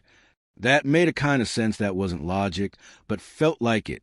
They went to practice west at 8 with the wax in their pockets, and the baton, wrapped in linen, at the bottom of Elara's case. Yannick saw them pass and shook his head, but didn't stop them. His mouth moved around a sentence he did not say. Helena sealed a bit of wax, not enough to deafen, into each ear. Elara did the same. The world dulled a fraction. The room's hum dropped into the band, where danger becomes merely uncomfortable. Helena tuned her cello quietly. The instrument's voice warmed the space like soup in a cold kitchen. "What will you play?" Helena asked. "Nothing." Elara said, "Meaning the rests." "You." "I'll give you pulse." Not click. Breath. She began to bow long open strings in a slow pattern that wasn't rhythm so much as tide. Elara took the violin in her hands and did not raise the bow. She stood in front of the music stand with no page on it. She closed her eyes and counted not numbers but lengths, 1 and the length of 1, 2 and the length of 2, until counting became listening. The baton lay beside the stand and looked like a sentence. First rest. She didn't play it. She held it. It pressed back. Time made itself obvious, as if she were pushing against a door, and the door had decided to be very honest about its weight. Second rest. The room leaned a little and then leveled, as if a boat had agreed to meet the river halfway. Third. The inner hum she had learned to fear arrived and did not frighten her. Helena's bow transformed it from threat into ground. Fourth. The lights dimmed and recovered. The mirror did not crack. Fifth. Someone in the corridor laughed and hushed. The sound slid away without sticking. 6. Her body asked for air. She gave it. The slur came next, a curve that wanted connection. Elara lifted the bow and drew it down as if across an invisible note. No sound. Not silence, either. The pressure of a sound refusing to be born. The room gathered itself around the almost and held. A breath spoke on the glass. Not a word. An intake of air the way someone breathes when the page turns and the sentence they've waited for finally arrives. Helena's tone deepened. Elara could feel the low string move the air by the texture it printed on her skin. She drew the bow back up along the same path. Nothing. Everything. The slur completed. The window did not fog. The lamp did not flicker. The door did not open or close. Instead, something quieter happened. The part of her that had been running ahead of her or behind her for days trotted up and fell into step. Helena stopped. The after-sound hung at a level like thread, caught on a nail, and slowly released. "That felt like not dying," Helena said, breathless. Elara nodded, unable to shape anything more precise. She set the violin down and reached for the baton. The staves on the glass had not changed. The rests remained rests. The slur curved at the same angle. But when she turned the baton end to end, a new mark revealed itself. So faint it seemed her eyes might be inventing it. A clef. Not treble, not alto, not bass. A shape almost like a keyhole. "Do you see?" "I see it," Helena said, "and I don't know it." "Neither do I," Elara said, and felt a thrill like hunger and fear combined and indistinguishable. They packed slowly, as if to avoid waking a sleeping thing. On their way to the corridor, Yannick stepped out of shadow and looked at them both as if counting. "No broken glass," he said, relieved as a man allowed to admit relief. "Good." "We found a way," Helena said. "Sometimes not doing is a way," Yannick said, "more rarely than people think." His eyes fell to the batten. "That should not be outside," he added gently. "It wants to be read," Elara said. "Books want many things," Yannick said. "So do knives." She didn't argue because he was right in a way that wouldn't change what she planned to do. He shook his head, resigned to it, and gave them the small blessing of a short smile. Back upstairs, Elara laid the batten on the desk and stared at the keyhole cleft until her eyes ached. She drew at the top of a blank staff, copying its odd curves carefully, and sat back. The page felt heavier. She resisted the urge to name what that meant. A soft knock. This time she recognized the rhythm. Not Helena, not Yannick. She opened the door to find Haldenova with a file under her arm and a look that said she had chosen, for now, to be an ally. "Miss Voss," the director said. "A practical matter. The conservatory hosts a student salon in 3 nights. An informal evening. Faculty invite a handful to perform work in progress. Something unfinished. Something being discovered. Would you like to be one of them?" Elara's mouth dried. She heard Calder's metronome in the question, and Haldenova's warning hidden in the velvet. "What would I play?" Elara asked. "Whatever you can stand behind," Haldenova said, "which is sometimes less than what you can stand inside." She looked at the violin case in the desk and did not ask anything further. "Think on it. Tell me tomorrow." When the door closed, Elara went to a window and watched the river, considered the city the way a doctor considers a patient. 3 nights, a room full of people who had agreed to be changed a little and not a lot, a piece that asked to change them in ways that could not be budgeted for. She touched the batten's keyhole cleft with the pad of her finger. The wood warmed, the way objects do when they remember the hands that made and handled them. Evelyn, Anton, the room below, waiting like a lung. Helena texted 2 words, "Don't perform." Elara stared at them until the words looked like shapes she could rearrange. She put the phone down without answering. She opened her notebook and wrote a title she could erase. The Final Movement, Study for 2 Bodies and a Room. Under it, she copied the 12 bars of final time and left the rest as they were on the batten. Suspended, held, asked for. Beneath the slur, she drew the clef. She did not know. She looked at what she had made and felt, for a brief coherent moment, that the work might not be to finish the piece, but to learn how not to let it finish her. Night spread itself over Prague without rush. The sound the city made, like 1,000 careful curtains drawn at once, set a tempo that belonged to meals and baths and doors checked twice, to lamps that wanted to last, to hands washed because hands are instruments and instruments get dirty. Elara turned down the bed and did not put the batten under the mattress. She placed it on the desk with its 2 sets of initials facing up and the cleft that was a keyhole pointing toward the door. She switched off the lamp. In the dark, a new sound rose. Not the hum, not the breath on glass, not the old hall asking to be remembered, but something much softer, like a page turned in the room below by someone who had learned to move without making noise. The sound stopped. The building held. When sleep came, it came in measures. Rest with fermatas arched over them. Silence slurred to silence. Somewhere inside the stall between notes, a voice rehearser named the way a singer rehearses a vowel. Patient, exact, promising nothing but attention. Chapter 10. The Salon. The invitation turned the day into a shape. 3 nights, a room that wasn't the old hall, but still space that knew how to hold listening. People who had not consented to be undone, only moved a little. Elara kept the paper where she could see it and where it could see her, propped against the lamp so that every time she reached for a light, she touched the thought of performance. Calder's advice on pulse lingered like a lesson in a language she had not learned but already spoke. Find spaces that hold you to this world. Kitchens, he had said, if you're wise. The The conservatory had a student kitchen on the ground floor no one loved enough to tidy properly, a rectangle of light-stained linoleum, a fridge that hummed in a key just sharp of tolerable, a kettle that limped into a boil as if it had been asked to climb stairs too often. Someone had left a carton of milk with the date crossed out and rewritten twice. The clock over the door disagreed with itself. She went there at dusk with the batten wrapped in linen, and Helena folded into her shadow. They claimed the table by the window and poured water into a dented pot. The slow heat loosened the room's stiffness. Steam turned into a veil that rose and disappeared. Elara set the batten on the table and did not unwrap it. How is this a sanctuary? Helena asked, but softly, as if she already understood. Because kindness happens here, Elara said, surprising herself with the fact of it. The small sort. People make tea and don't ask who drinks it. They slice bread with a good knife, even if the knife belongs to a phantom drawer. They knock their hip into this table and apologize to it.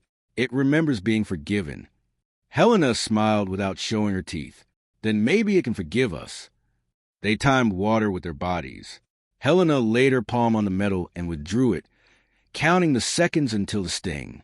Elara put 3 cups on the table, then a 4th, then, because she was not ready to admit she had done it, a 5th. Yannick arrived before the kettle sang, sat without ceremony, and let his shoulders drop a little further from his ears. You brought the right room, he said, not unpleased. They drank tea that was almost strong. On the table between them, Elara unwrapped the batten and turned it so the keyhole cleft looked east toward the door and whatever entered through it. She took the magnifying glass from her pocket and watched the rest and their small crowns breathe with each of their own, as if ink could coordinate lungs. 3 nights, Helena said, as if inventorying a pantry. What will you play? Not the 12, Elara said. Not like that. Not there. Good, Yannick said. I'll play the silence the batten asks for, she went on. And perhaps a line that says where I am in it. A compass line, not the path. A salon can bear that. Yannick approved with a grunt. And your room below? The room below can wait until I've earned it, she said. The sentence steadied her in the speaking. They practiced not playing. Helena gave her the tide again, a long bow that folded and unfolded in a time free of panic. Elara stood with the violin and traced the weight of rest in the kitchen, which took the weight as if it had been built to receive it. The kettle clicked as it forgot how to boil. The fridge found, briefly, a hum that cooperated with the batten's rest and then wandered away. The clock over the door tried to correct itself. Yannick cut an apple and divided it into 6. Each piece took its own human, and for almost a minute, no one thought about music as a weapon. Again, Helena said, and Elara held the second rest. Steam moved around her hand, without touching it. Yannick nodded once in the rhythm of having been right about something simple. They agreed not to go below. They agreed that the old hall would be there in 3 nights and 3,000. They agreed that the student salon was a threshold, and thresholds had etiquette. Later, when they parted for their rooms, Elara carried the batten like a lit candle, careful of corners, careful of her own breath. In the stairwell she met Haldanova, who looked for a moment like a woman who had in her bones a childhood spent in rooms where adults kept their voices down when they should have raised them. You'll accept, the director said, not asking. Yes, Elara said. Play what you can carry out afterwards. I will. Haldanova inclined her head. Good. I'll bring chairs that don't squeak. The next day the conservatory looked a fraction cleaner, as if the building had tidied itself for guests. Notices went up in neat hands. Names were listed in black ink with intervals of white between them, so that none looked like prelude to another. Elara read the list and saw her own place third, as if the evening had decided to begin seriously, but leave room afterwards to breathe. Calder's name did not appear. He would be there anyway. She practiced scales until the scales lost their edge, then played long tones that leveled her body the way you level a table by finding the short leg. She read the 12 bars and did not touch them, then copied the rest from a batten again in her notebook and wrote a sentence beneath them that a past version of herself would have found sanctimonious. I will not be the room's instrument. On the second night, the librarian sent up a note via a first year who refused to lift her eyes above her shoes.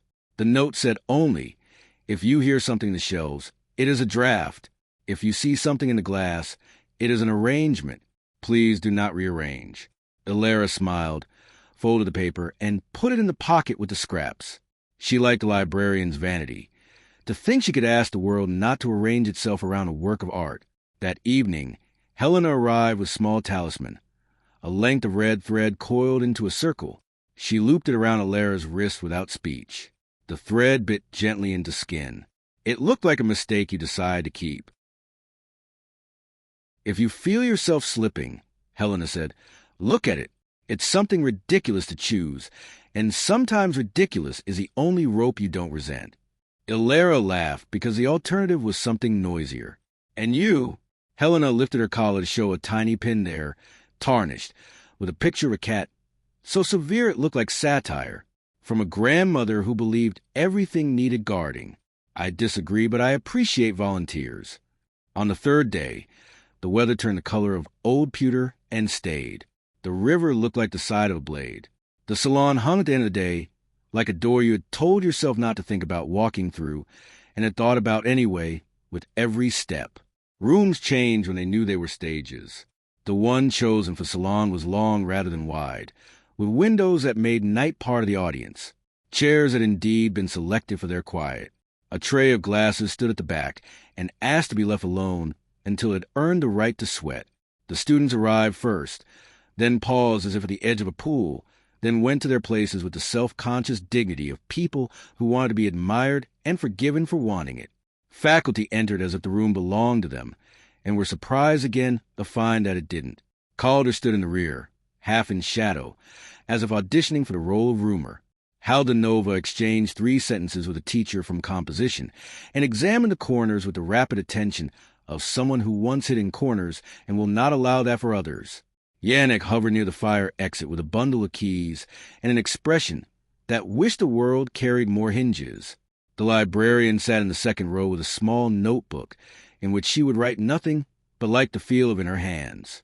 The metronome in Calder's office, if left to its own devices, took up its swing and found an old speed.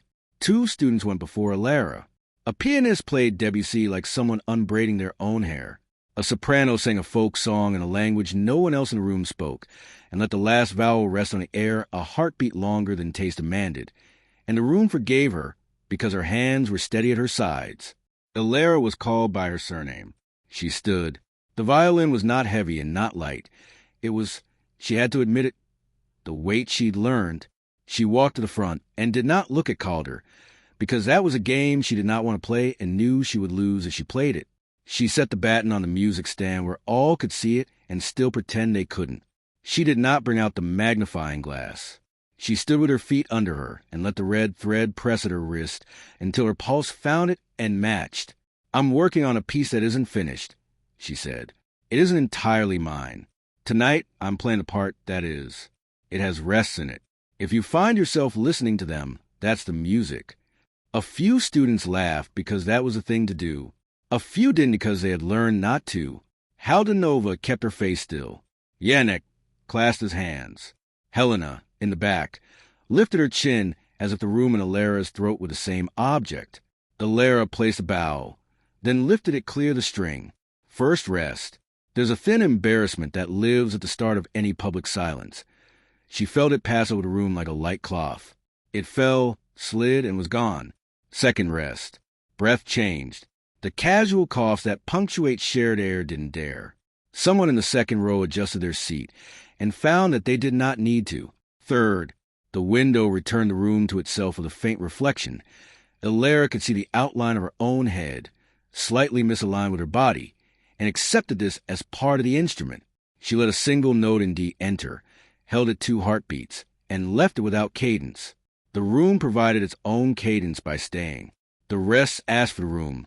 The room handed itself over like a coat you offer on a cold night. Helena did not play in the back. Elara had asked her not to, and Helena had obeyed for once because Elara had used the word please in a way neither of them recognized, and both wanted to keep. The baton's keyhole clef faced the door. The rest followed, as identical as measured silences can be when played by a person whose body is a new instrument every day. On the 5th rest, The radiator betrayed itself with a small shudder. The sound ran along the baseboard and then lay down. On the 6th, Elara lifted the bow and drew the slur that connected not this to that, but one held thing to the next. Nothing sounded, and the door at the back of the room, which had not been fully closed, remembered how to finish an action without noise. She stepped back before the silence could collapse. She bowed, a small hinge of the spine, a bringing down of hands. There was a beat too long before the applause, which meant she had not failed. When it came, it landed quietly. People smiled in the way audiences smile when they think that what they have just witnessed is mannered, and will later realize it was not. She left the baton where it lay. The next student would move it or step around it or pretend not to see it, and each choice would be a kind of listening. Helena caught her in the corridor and put her forehead briefly against Elara's. A strange, precise gesture that felt both European and animal. "You did not take," Helena said. "You asked." "That's new," Elara said. "Keep it." They stood a moment until Yannick's shoes appeared beside them, and the ring of keys spoke without jangling. He did not compliment. He did what he always did. He let them know the doors would do what doors do if treated with respect. Back in the room, Calder spoke from where he had made himself a rumor. "Well done," he said, the words so dry they were almost ash. "You managed not to break anyone." Elara met his eyes now because she could. That wasn't the work. "No," he agreed, "but it was work." She wanted to leave before the next performance began, to release the room from the shape she had asked it to take. As she turned, the librarian touched her sleeve, a small bird alighting and gone in the same breath. "If you need a place to put something down where it won't be rearranged," she said, "there's a drawer in my desk that has decided to be loyal." "Thank you," Elara said. "I may ask her to prove it." She found her way to the window at the end of the hall, where the building liked to keep weather on a leash. Outside, fog had gathered in the curve of the river, as if considering its options. Her hands shook then, not from playing, not from silence, but from the body's habit of releasing what it hoards at the least dramatic moment. Helena joined her with 2 paper cups of water, and the sort of composure that breaks only when no one is there to see it. They stood there and were nothing but warmth beside cold glass, until the glass gathered a breath that was not theirs and wrote 2 words small enough to ignore by accident and large enough to obey by choice. "Come back." They didn't flinch. They waited for the letters to run. They did.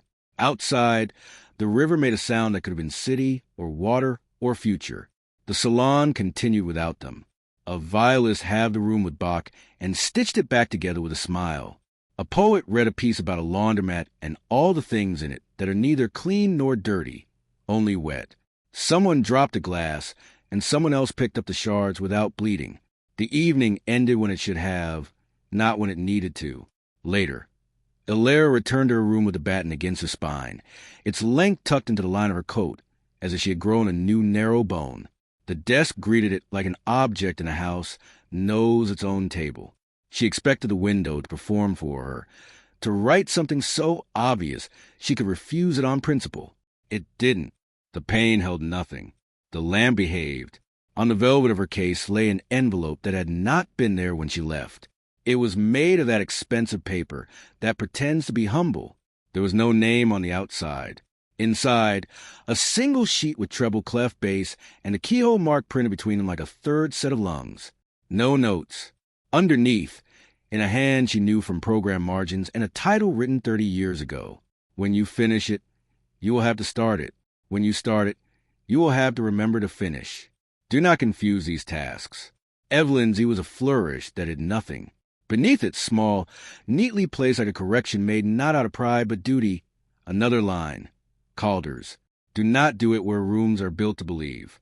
Elara sat with the paper and let the advice sort itself into piles. What to ignore now, what to ignore later, what not to ignore under any conditions. She placed a sheet beside the baton and drew the cleft that was a keyhole at the head of a new staff. The line curved under her pencil, as if it had been waiting inside the graphite.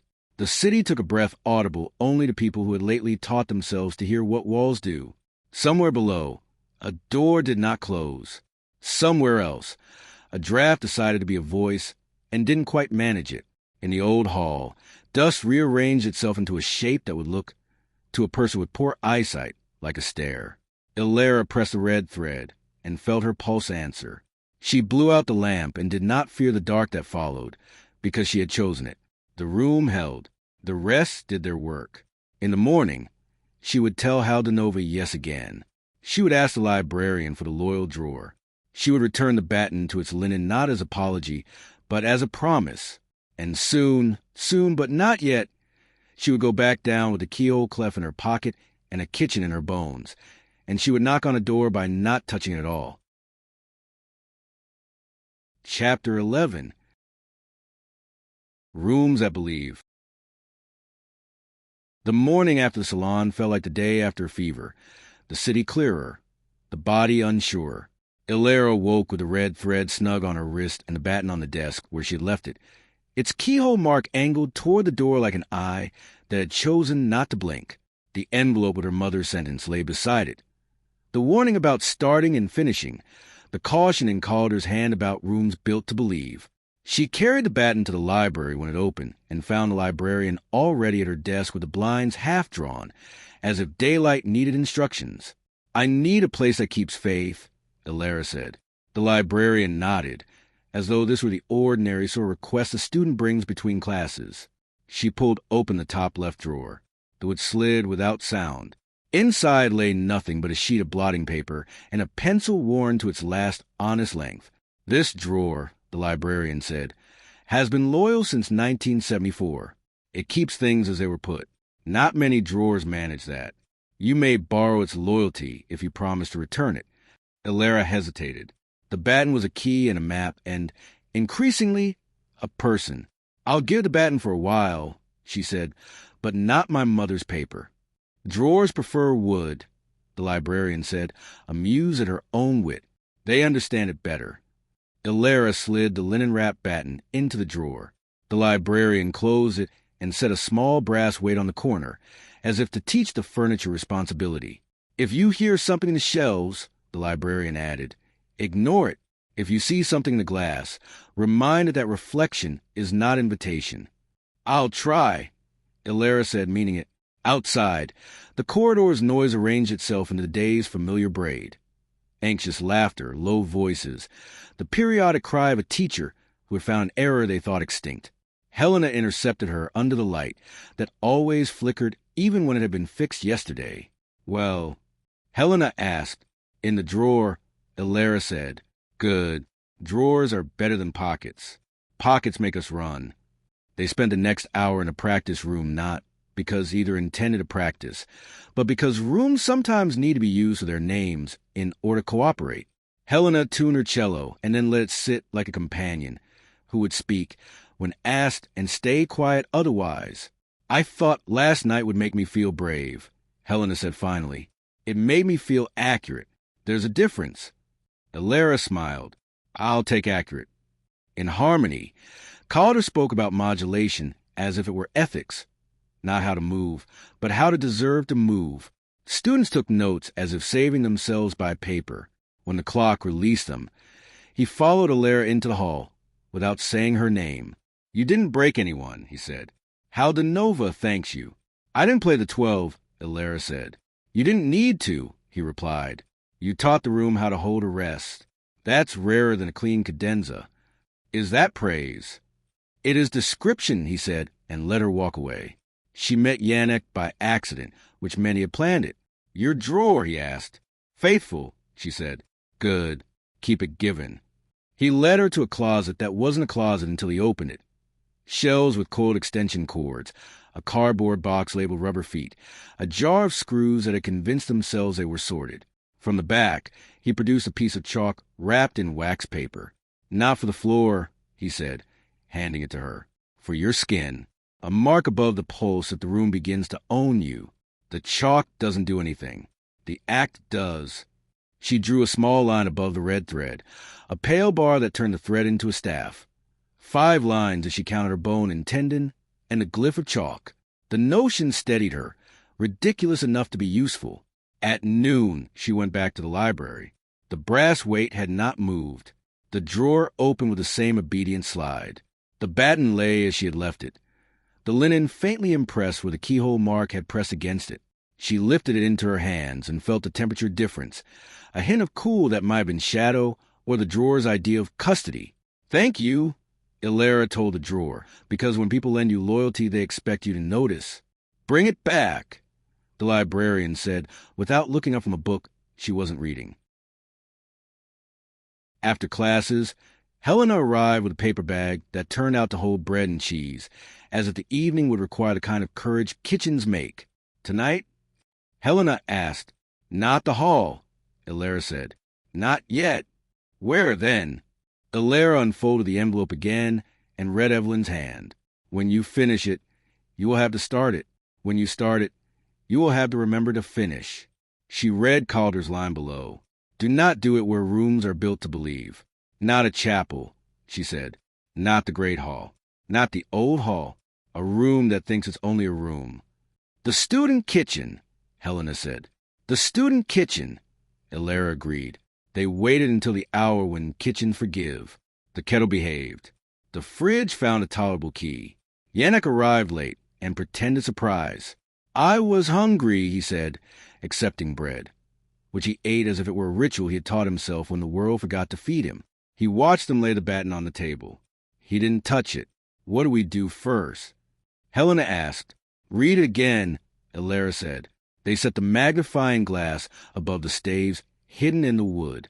Rests, fermatas, the slur, the keyhole clef. Helena traced the curve in the air over the baton. Fingers careful not to touch. Yannick leaned in far enough to see and far enough to refuse implication. 6 held silences, Helena said, in a room that doesn't believe. And then the slur, Elara said, which connects. To what? Helena asked. To wherever the room thinks sound lives. Elara said. That's philosophy, Helena said. It's plumbing, Yannick said. Find the pipes. They began. Helena took the low on the fridge offered and tuned it with her cello until the appliance sounded less obnoxious and more like a companion who meant well. Elara stood and counted lengths with her lungs. First rest. Second. Third. On the fourth, something in the ceiling changed, an old vibration that had been in the building since a year, when people put more plaster than wire into walls. On the fifth, the kettle clicked, and this time it sounded like agreement. On the sixth, the room leaned toward them, without leaving its hinges. Elara drew the slur with a bow. Pressure without sound. The baton's keyhole mark seemed to notice without moving. The door to the corridor, which had been ajar, closed itself to the degree of privacy a kitchen allows. Now we can go, Yannick said, as if he had merely been waiting to confirm their seriousness. They took the short route that became the long route, the corridor that refused to be counted, the stair that decided how many steps it had while you were on it. The old hall's door weighed their intent and opened. Inside, the shape of a vanished chandelier occupied the air like a story you had heard too many times and not yet understood. Elara didn't head for the center. She went to the back wall where the knot soot drew its efficient rectangle and stood far enough away that the surface could be a surface. Rooms that believe are amplifiers, she said aloud, to make a place in the air for the sentence. We won't ask this one to do the whole work. We'll ask it to do what only it can. Helena stood to one side, cello at her knee as if it were a person standing up from a chair. Yannick kept to the door, the guardian who knows he is not a wall and can be moved by a plea. Elara counted the rest again, not with her heart, but with the baton's silent measures. 6 held breaths braided into the room's insistence. When she drew the slur, the rectangle brightened at its edges. Depth formed inside where there had been the idea of flat. Stairs suggested themselves the way memory does. Not visible, but unavoidable once named. Not through, Yannick said. Not tonight. Not through, Elara agreed, and stopped where a person stops when speaking to a threshold without crossing. Something slid against the inside surface and fell with the gentlest imaginable clink, like a coin laid on a plate by someone who has learned to tip in silence. Helena stepped forward and reached under the panel where a gap had appeared as precisely as a page margin. Her fingers found metal. She withdrew a small tin tag, oval, stamped with characters that were both perfectly balanced and slightly off-center. B12. They stood over it like a family over an old photograph. That was the room, Helena said. That was where you found the score with your mother's name. Elara took the tag into her palm. It weighed less than its meaning. Keep, Yannick said. Objects want to go home. Sometimes we should accompany them. A draft rose from the rectangle. That wasn't a door tonight. Not cold, not warm. The temperature of an idea. Elara backed away until her heels found the edge of the stage. The panel dimmed, refusing politely to be more than wood. They left without drama, which they had learned is the only way to make rooms continue to open when asked another day. The corridor, grateful for once, behaved like a corridor. The stairs counted correctly. Or they didn't. They did so with enough grace that numbers seemed small. Back in the world of hallways and notices and the smell of wet wool, Calder's figure separated itself from a shadow at the corner. You went back, he said. Yes, Elara said. She held up the tag. It returned this. Calder's mouth almost made a shape and then didn't. Rooms prefer tokens to people, he said. Tokens leave when told. People can leave, Helena said, sharper than she meant. Sometimes, Calder said, when the piece allows it. He looked at the baton, at the way Elara held it as if a bone had extended outside her skin. You've read it. The rests? Elara asked. The rests, he said. You'll be tempted to play through them. You must not. The rests are the doorframe. The notes are the door. And the slur? Elara asked. The decision, he said, not to slam. Director Haldanova says this place is accountable, Elara said, not hiding the test in the sentence. Calder's eyes lifted in a small assent. She is. More than I am. Ask her what she owes. She will answer. He stepped aside to let them pass. As Elara drew level with him, he said, low enough that sound barely can said carry. Rooms that believe will finish you if you come to them unfinished. Finish elsewhere. Bring the finished self down. How? Elara asked, not angry, only tired of being given tasks without tools. Eat with people, he said. Sleep with the light on twice. Off once. Practice pieces that don't want blood. Attend to a sound that isn't yours and be kind to it. You asked me how. I answered. You don't like the answer because it looks like living. He left them where the corridor met the library hall. The librarian had already turned on the lamps that made the shelves look less like a forest and more like a city. She lifted her hand in a salute that did not admit to being a blessing. Elara laid the B, 12 tag on her desk later, and watched how the room arranged itself around it. The tag didn't change the air. It changed her idea of the air. She set the baton beside it and drew the keyhole clef at the top of a clean page, then copied the 6 rests underneath and the unconnectable slur. The page looked like a diagram of faithfulness. When the first drop of rain ticked against the window, the glass did not perform. It remained honest.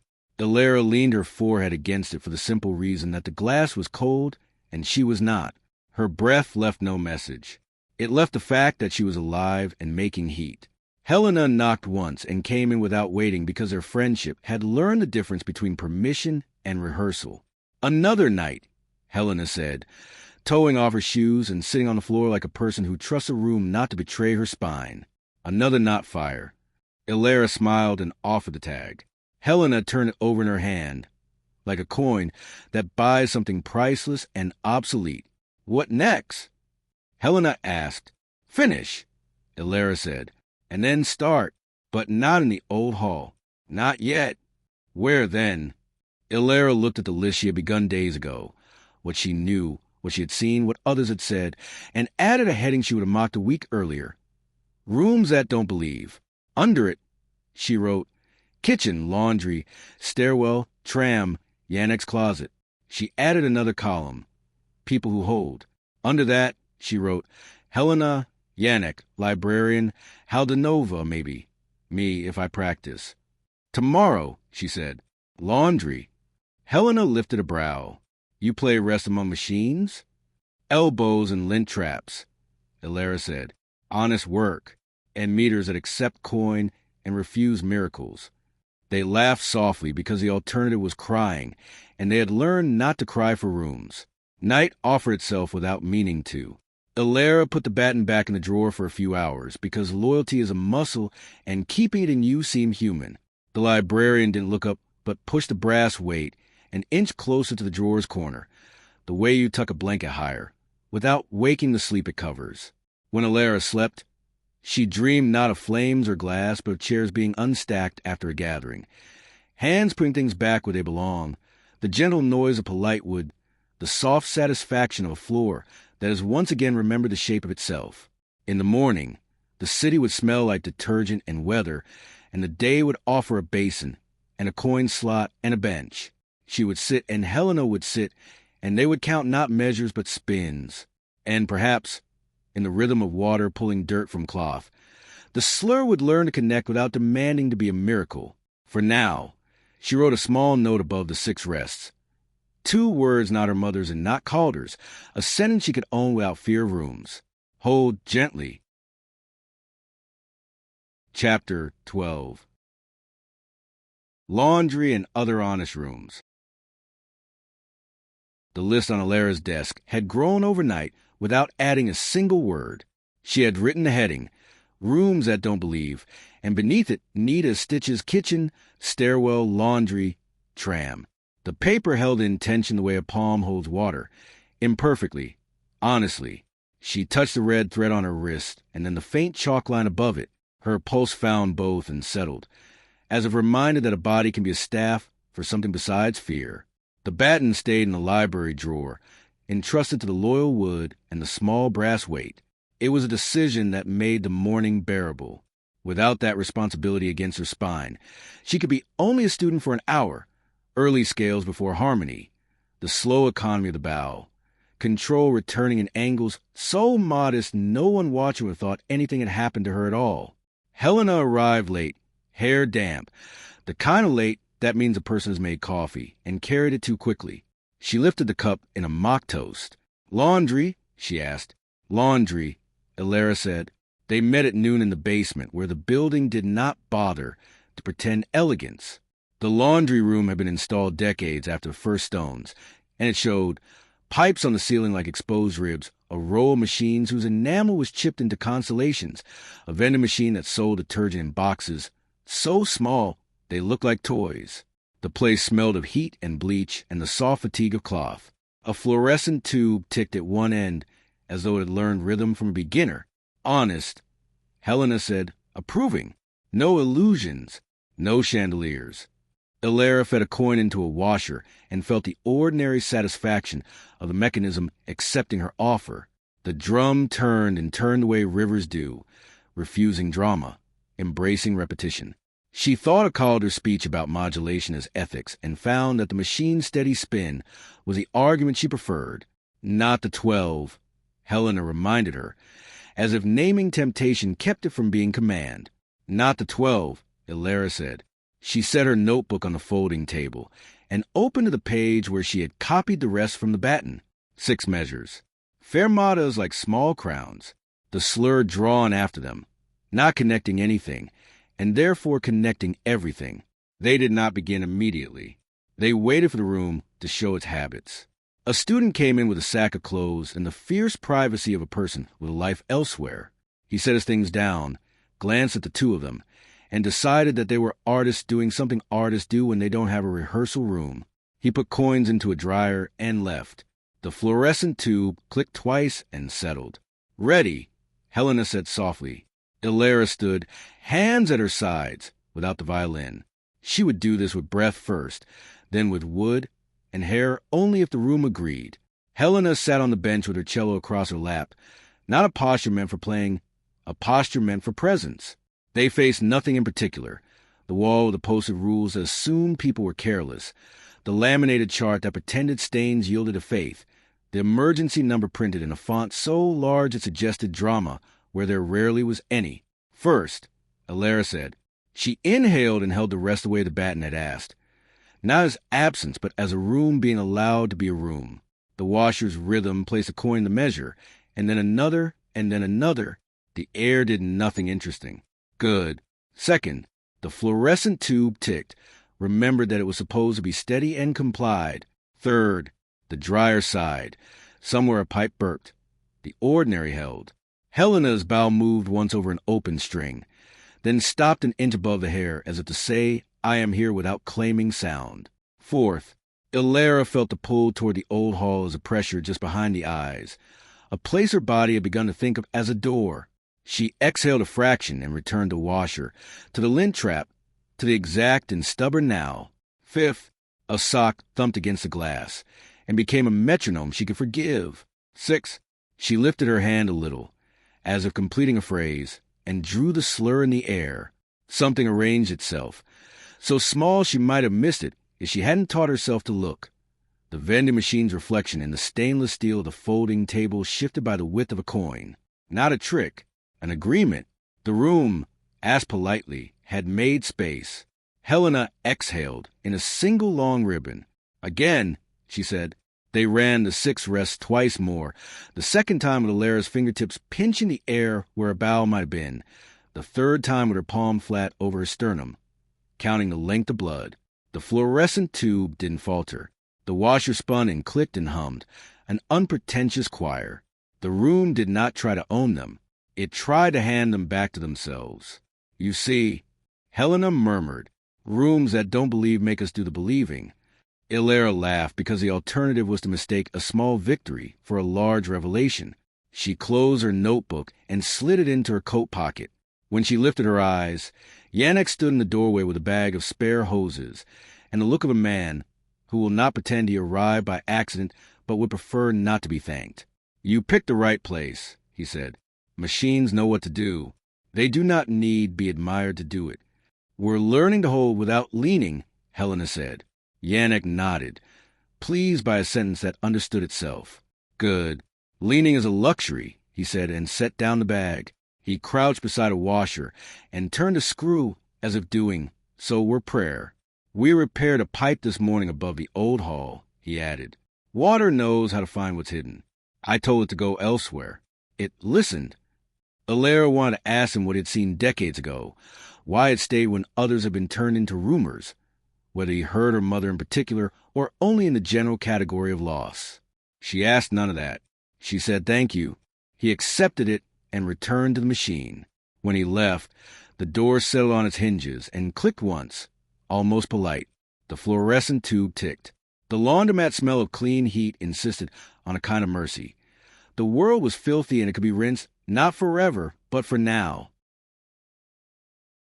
They spent the hour in that company, running rests, letting the slur's invisible line gather without becoming command. The coin box swallowed 2 more coins and returned nothing but permission. A pair of socks tangled themselves and then untangled. Little drama for no audience. When the cycle ended, Elara lifted the wet clothes and twisted water from a black sweater into a sink that had never lied. Her hands remembered a childhood moment. Her mother wringing a scarf by a hotel basin. The pattern of water like a language on tile. She felt the swallow-shaped grief that comes when memory does not ask permission. She let it land and then let it go. Next, Helena said when they were folding. The stairwell, Elara said. The one by the east wing. The steps that insist they are 13. Fine, Helena said, pretending indifference when she actually liked the shape of a challenge. The stairwell wasn't grand. A good sign. The paint at the handrail had been replaced by the oils of thousands of hands. The stone had a dip at each center, where feet had agreed on the right path. The steps counted themselves correctly for once. 13, and then a landing, and then 13 again, as if the building kept faith with a superstition that hadn't asked for such devotion. They stood at the bottom, and let the place discover their breathing. A student came down with a teacup and a music bag, focused on not spilling. He stepped around them as one steps around pillars, not rudely, simply convinced that the world had always contained statues that chose to be people sometimes. When the air settled, they tried the rest again, and the stairwell answered with its own logic. A thin, resonant wobble in the landing, a hollowness under the 5th step, a distant rush of air that had nothing to do with drafts and everything to do with the building remembering how to exhale. On the slur, Elara moved her hand along the rail. The metal gave nothing and everything back at once. Temperature, texture, the confidence of a line whose only purpose was to guide. She thought of Haldanovi's caution about accountability and of Calder's terrible advice. Eat with people. Sleep with the light on twice, off once. And found that both, in the stairwell's company, felt less like sermons and more like instructions you leave for someone you love when you're going out and would like them to remember to turn off the gas. "Tram next," Helena said. They waited until evening, because trams have a different mind at dusk. Less impatient, more contemplative. They like to see themselves reflected in windows. They boarded at a stop that had no romance. Just a metal sign, a timetable with an inaccuracy that had become part of the decor, gum darkened into fossils. Inside, the light made everyone honest. No one was trying to be beautiful, in the particular way that concerts ask. An old woman counted coins into a purse, and then counted them out again. A child fell asleep against a father's arm, and drooled discreetly. 2 students argued in whispers about a bowing that mattered to both of them more than love would for years. Elara stood by the door, one hand on the pole, and let the tram make choices for her. Jerk, glide, slow, accelerate. Phrases that existed before she ever named them. She'd try to rest, breath in, hold, let the city count, and another, breath out, hold, let the track count, and discovered a thing her teachers had never said because it would have sounded like a riddle. Moving rooms are better at holding silences than still ones. They have an excuse to carry you while you do it. Helena watched the window with a scientist's eye. The reflection turned them into passengers twice. The second Elara looked less tired than the first. On the slur, the tram took a corner gently, and the world made a curve to match her invisible bow. "Tomorrow," Helena said when they stepped down into rain that did not intend to be cinematic and was. "Tomorrow," Elara agreed. They met before breakfast in the library to retrieve the baton. The drawer accepted the return of its custodianship with seriousness Elara had begun to love. The linen had taken on a faint scent of paper and lamp oil, as if the baton had been reading while they slept. The librarian looked at Elara over her glasses, and then pretended to care very much about the placement of a bookmark. The brass weight stayed where it was, a modest gravestone for an anxiety already buried. "Do you ever take a day off?" Elara asked, surprising herself with the question. The librarian considered. "I take afternoons when it rains," she said, "because I trust rain to do part of my work. In harmony." Calder lectured on cadences that choose not to resolve, and Elara drew tiny silent crowns over rests in the margin of her page, as if correcting the world. After class, he blocked her path by not moving. "You're steadier," he said. "Your jaw unclenches before you realize it. This is new. I'm learning to hold without breaking," she said. "And to start without finishing," he said. Equally difficult. He stepped aside so she could pass and spoke to the wall or to himself or to a version of her 30 years ago that he had failed to save. "Do not mistake rehearsal for repair." Director Haldanova asked Elara to step into her office that afternoon and close the door with a quiet that would have been called discretion in another century. "I received a letter from the board," she said, unremarkable words delivered with the precision of a surgeon explaining both risk and hope. "They have grown interested in student outcomes." They use that phrase as if it were neutral. It is not. Elara waited. "I will not scream at them," the director said, "because some battles are won by severity, not volume. But they are sniffing near the places where your mother's name still warms the paper. If you're going to do anything foolish in the old hall, and I do not say don't, I never say that to the truly devout, do it with witnesses who know the difference between an accident and an experiment." "I have witnesses," Elara said. "Helena, Yannick, the librarian, and myself." "Good," Haldanova said. "Keep yourself on the list. It is the first name the world tries to remove." When Elara stepped back into the corridor, she no longer felt alone in an institution that liked its own myths. The baton in her pocket weighed less and more.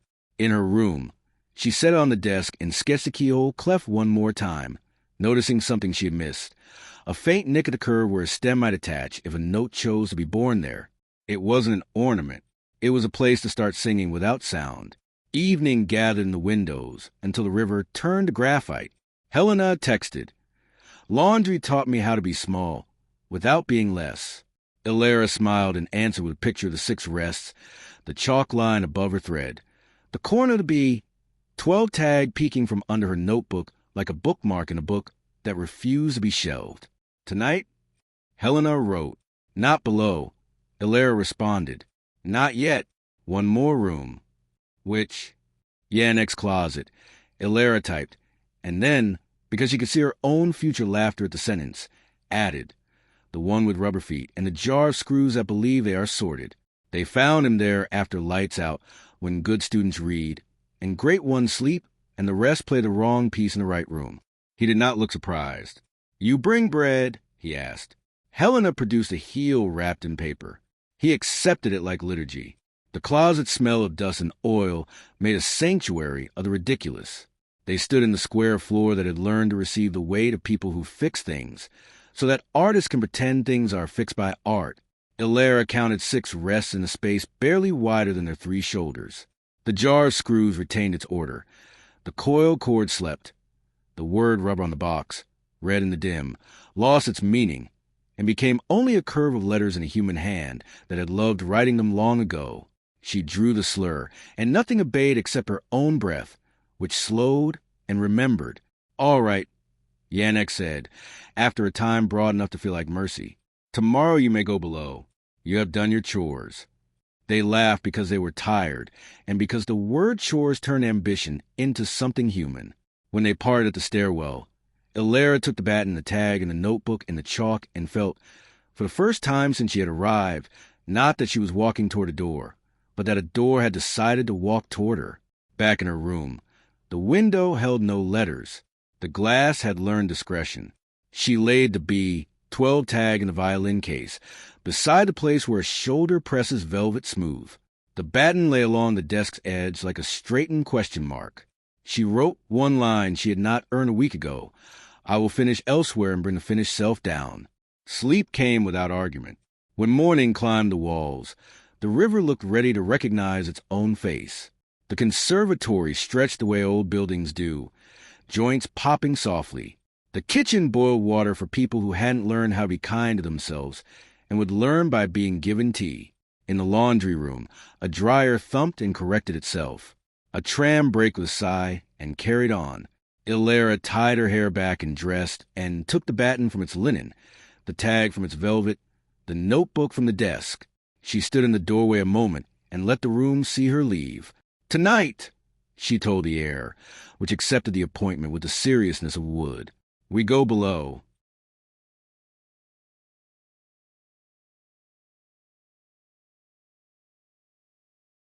Chapter 13. Below. They met without making a ceremony of it. A little after midnight, when the conservatory's lights had admitted they were tired and the city outside had turned its face to stone, Helena knocked once and waited. Elara tied her hair back, slipped the notebook into her coat, checked a chalk line above the red thread, and lifted the linen-wrapped baton from the loyal drawer in the library under the librarian's unsleeping eye. Give it back before dawn, the librarian said, voice low to match the hour. I will, Elara said, meaning it the way it promised of what can be meant. Yannick waited where servants used to wait in buildings that still remembered servants. Half a landing up, shadow among shadows, key ring in his hand like a small planet system. No speeches, he said, which was a speech. You know the rules. 6 rests at thresholds. Slur only when the room agrees. If something asks to be named, do not name it. Helena touched her ear and pocketed the 2 pellets of wax. Elara did the same. They didn't put them in yet. They liked to hear doors decide. The way down began at a door that had chosen to be a section of wall, until Yannick reminded it of his job by pressing his palm to its indifferent surface. The seam appeared like an old scar rehydrating. Air changed. Cold, yes, but more than cold. A subtraction of the small noises that make a place human. Pipes, wires, the tiny hum of heat. They stepped through. The corridor took their shapes and gave them back thinner. Stone ate light. The beam of Yannick's pocket torch touched rust on old fittings and found not red, but a brown so old it had curdled into something like pride. They walked single file, Elara between Helena and Yannick, because that was how balance worked tonight. Witness ahead, witness behind. The person who needed both in the middle. The first threshold was a step down between 2 kinds of stone. Elara felt it in her knees before she saw it. Different density, different echo. She lifted her hand and held the first rest in the air. It pressed back, a polite weight. The corridor allowed them to go on. The second threshold was a bend that refused to meet itself. 6, rest again. On the third, a draft rose from the floor, a hint of river buried beneath the building's bones. On the 5th, Helena's hand brushed Elara's sleeve, not to steady, simply to remind. The band consented. They reached the back of the old hall from below. Above them, would that remembered being a stage. Before them, the rectangle of not soot, reversed, a plane that had once been meant to keep sound out and had learned to keep something else in. Elara stood 3 steps away and took the batten out. She turned it until the keyhole-like cleft faced the panel. The little nick at the curve caught the beam of the torch. She counted 6 held silences and drew the slur with the bow in the air. The rectangle deepened the way water deepens when cloud passes. "Only your hand," Yannick said. Elara lifted her palm and set it against the panel. Not pressure. Contact. The wood under paint was not wood. It was something that had learned wood, the way a student learns a piece, so well the teacher forgets it was ever foreign. Her pulse beat against it twice. The panel gave. Behind it, stairs. Not steep, not generous. The kind of stairs carved when someone intends to use them often and does not want to die doing so. Yannick went first, then Elara, then Helena, leaving the door ajar the width of a sliver of light. At the bottom, the air widened. They stood in a chamber that had been designed by someone who trusted geometry more than mercy. A circle within a square, a ceiling that caught sound and folded it back down. Along one wall loomed cabinets with glass fronts. Behind the glass lay instruments in varying degrees of undress. Plates separated from backs. Bridges removed. Gut strings coiled like veins snipped and saved. A table in the center stood under a lamp whose cord had long ago been cut and tied off, a medical knot. On the far wall, letters once painted in black had been scrubbed to a ghost of themselves. Resonance Lab. Helena stopped breathing for a count of 2, and then resumed with sound that admitted surprise without feeding it. Elara moved toward the cabinets with the gait of someone approaching a sleeping animal. In the nearest case, 2 violin tops lay side by side like lungs. In another, a set of bows with their hair removed, the sticks arched like empty ribs. At the bottom of a third case, in a shallow tray, lay fragments so clear the torchlight made them vanish until she turned the beam away. Slivers of something like glass, edges worn not by hands, but by being themselves too long. A label curled in the corner. She lifted it with the tip of a finger and read 14 shards. She did not look for 15. "Here," Helena whispered.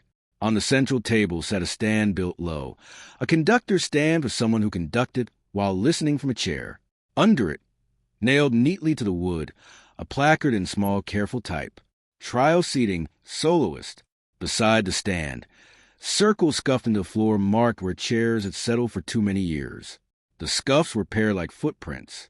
The room had been full, once. Players, techs, the kind of people who don't appear in programs. "Not tonight," Yannick said, which meant do not sit. Elara circled the room instead. On a shelf near the floor, reels of tape and boxes with numbers that started at 01 and then grew tired of counting and began again. The box labeled 16 had no reel in it. The one labeled 13 was heavier than it looked. She slid it toward the light. Across its spine, a hand had written final movement, Evelyn V., and below that, in a different pen, a single word, abort. She did not touch it again. Helena moved without touching, reading with her eyes. A chalkboard leaned against the far wall, like an extra door. Across it someone had drawn a staff and a circle and lines between them, geometry that named frequencies with angles. In the corner, a list of objects that would ring at D, the way things not meant to make music learned when a note is played long enough near them. Glass, lampshade, stair railing, radiator, kitchens, Helena said, laundry, trams. The world, Yannick said. Elara thought the batten 6 rests, the slur connecting nothing and everything, the keyhole clef. She turned in a slow circle, letting her eyes drink the room instead of trying to swallow it. A doorway led outward to another chamber. Beyond, a second lower space, its floor lined with strips of material that looked like cork married to lead. "We keep to the first room," Yannick said. But the second room had the thing Elara had not admitted to wanting to see and not see what it felt like refusal. On a pedestal in the center lay a case long enough to be a coffin for a child. Its lid was glass clouded with age. Under the cloud, shapes. Helena reached it first and stopped, the body's own brakes, knee, shoulder, breath, engaging one after the other. Elara came alongside. Inside the case, a violin, or what had learned violin as a language, and then decided to speak it differently. The back and ribs were wood. The top, from lower bow to upper, was clear, thin, imperfect, a plane of material that had once flowed. The F-holes had been cut as if into ice with a blade that had known bone. Along the F-hole's inner lip, hairline threads run like veins, stress lines, or memory. The bridge sat slightly wrong, as if reluctant to commit to the new medium. The instrument was not whole. It would never be whole again. It was exactly itself. A card lay tucked at the case's head, as labels do in museums when they have run out of certainty and resort to nouns. Prototype. Repaired. Do not open. Elara put her hands behind her back, like a child in a shop full of expensive things. Do not, Janek said, and the word did not need to be repeated in any language he had. I won't, Elara said, and meant it the way a person means it when the failure would be catastrophic and obvious. Helena leaned closer until her breath fogged the glass. She wiped it with her sleeve and found the breath had been inside the case, not out. They stepped back together. Enough, Janek said gently. We are seeing too much. Elara nodded, but the room wasn't finished with them. On the wall opposite the prototype stood a locker, the industrial kind with perforations that let smell out and air in. The lock hung open. Inside, a coat, men's black old. In the pocket, a folded paper worn soft at the creases. Elara looked at Janek. He shrugged. And the shrug said both that one should not rummage in the pockets of the dead, and that sometimes the dead have left things on purpose. Elara took the paper out and opened it. Not letter, not log. A page torn from a score, her mother's hand unmistakable. The capital E that moved like a flourish deciding not to be frivolous, the V with its upper serif slightly too long. 12 bars, those same bars, copied over and over like a pennant. At the bottom of a sentence, neither title nor instruction. If the room insists, refuse. Under it, a second hand, Calder's small, precise, one word, sometimes. Elara folded the paper along its old fold and returned it to the pocket. She closed the locker with the care one uses that surprises oneself. Take one thing, Janek said softly. Not two. The room will let us leave with one. Elara looked at the page she had replaced and at the room that had spent years not allowing anything to be taken except to itself. She chose the B, 12 tags she already had. She held it up, a token already claimed, and the room agreed by not disagreeing. 6 rests at the stair. Janek reminded. They left as they had entered. Quietly, all the choices small. At the base of the stairs, Elara held the silences until the press of them changed from warning to welcome. On the second rest, far in the dark, something like a footstep, and not like a footstep receded. On the 6th, Helena's pulse came into her fingers where their sleeves touched. At the panel, the slur closed the door behind them with the least possible sound. Janek sealed the seam with his palm the way he had opened it. The old hall above felt like field after tunnel. Air moved and was not counted. With remembered wood. In the corridor, they paused because it was right to pause, and because the human animal needs to make space for the body to catch up to the mind. That was when Calder stepped out of the side door and did nothing at all to suggest that he hadn't known to the minute where they were. You went, he said. Yes, Elara said, and Elara searched for the word that would neither flatter nor accuse. It is arranged, she said finally. Calder's mouth made a nearly smile. Good. Arrangement is kinder than control. He looked at Helena, not through her. You pulled her out when needed. I push as well, Helena said. I'm sure, he said, and the sentence held no condescension. Janek cleared his throat in the way of a man who is about to ask for permission he has already earned. Director, he said, and Elara realized how the Nova had been there all along, standing in a shadow that did not insist on calling itself a shadow. I will answer for them, the director said, to no one in particular and to everyone who mattered. Calder inclined his head a fraction. enough acknowledgement to count as a salute in a very old language. "Then answer also for me," he said, and stepped back into the dark as if dark had been waiting. Haldanova did not move closer. "You took nothing," she said. "Nothing new," Elara said, and showed the bee. 12 tagged because it was safe and true. The director nodded. "Good. Rooms that believe keep tabs. They're as petty as deans." Helena laughed once. The neat kind of laugh you let out so emotion doesn't break something. "Tomorrow you will attend class," Haldanova said, "and practice a piece that demands nothing but skill, and eat, and give Yannick a list of the hinges that need oiling, because you notice them on your way down. And at Vespers, don't make a face. Vespers is only a word. You will come to the chapel and listen to an organist who does not know what you know and will teach you by not knowing it." "We said not chapel," Helena murmured, half to the air. "Chapel is a kitchen with gossip," Haldanova said. "Only the recipes are older. They parted without making it a vow." Elara returned the baton to the loyal drawer, set the brass weight back in its corner as if giving a child a task, and thanked the librarian with a nod one gives to a priest whose religion you share only in municipal ways. In her room, the window refused to perform a single trick. The glass was glass. The night outside had stars when the cloud permitted. Elara placed a B12 tag on the desk and set her notebook beside it. She copied the 12 bars again, this time writing in the margins what the rooms had taught her. In the kitchen, expect forgiveness. In the stairwell, accept count. In the laundry, let the machine be your metronome. On the tram, allow motion to hold you while you stop. Underlined, if the room insists refuse. Smaller, below it, sometimes. She slept with the lamp on once, off once, on once. Called her superstition, Haldanovia's joke. In her sleep, she dreamed no music. Only chairs being put away and a broom pushed beneath a stand to catch the rosin that had drifted there from some other day's work. Morning arrived with the honest vulgarity of garbage trucks and early trams. Elara woke, ready to practice something that wanted only skill.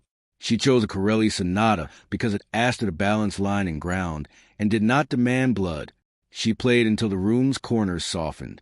Then she stopped before she was finished. She began again. She finished elsewhere. In the hallway, in the look Helena gave her as they crossed toward the library, in the way Yannick lifted his chin when he saw them and then returned his hinge. At noon, the librarian slid a small envelope across the desk. Inside lay a photograph, the kind real film makes, grained with a mind of its own. 3 figures stood half in shadow, Evelyn with her bow held low, called her with a baton that would one day be a map, and a third person whose face the camera had not caught, only the suggestion of a mouth set to endure.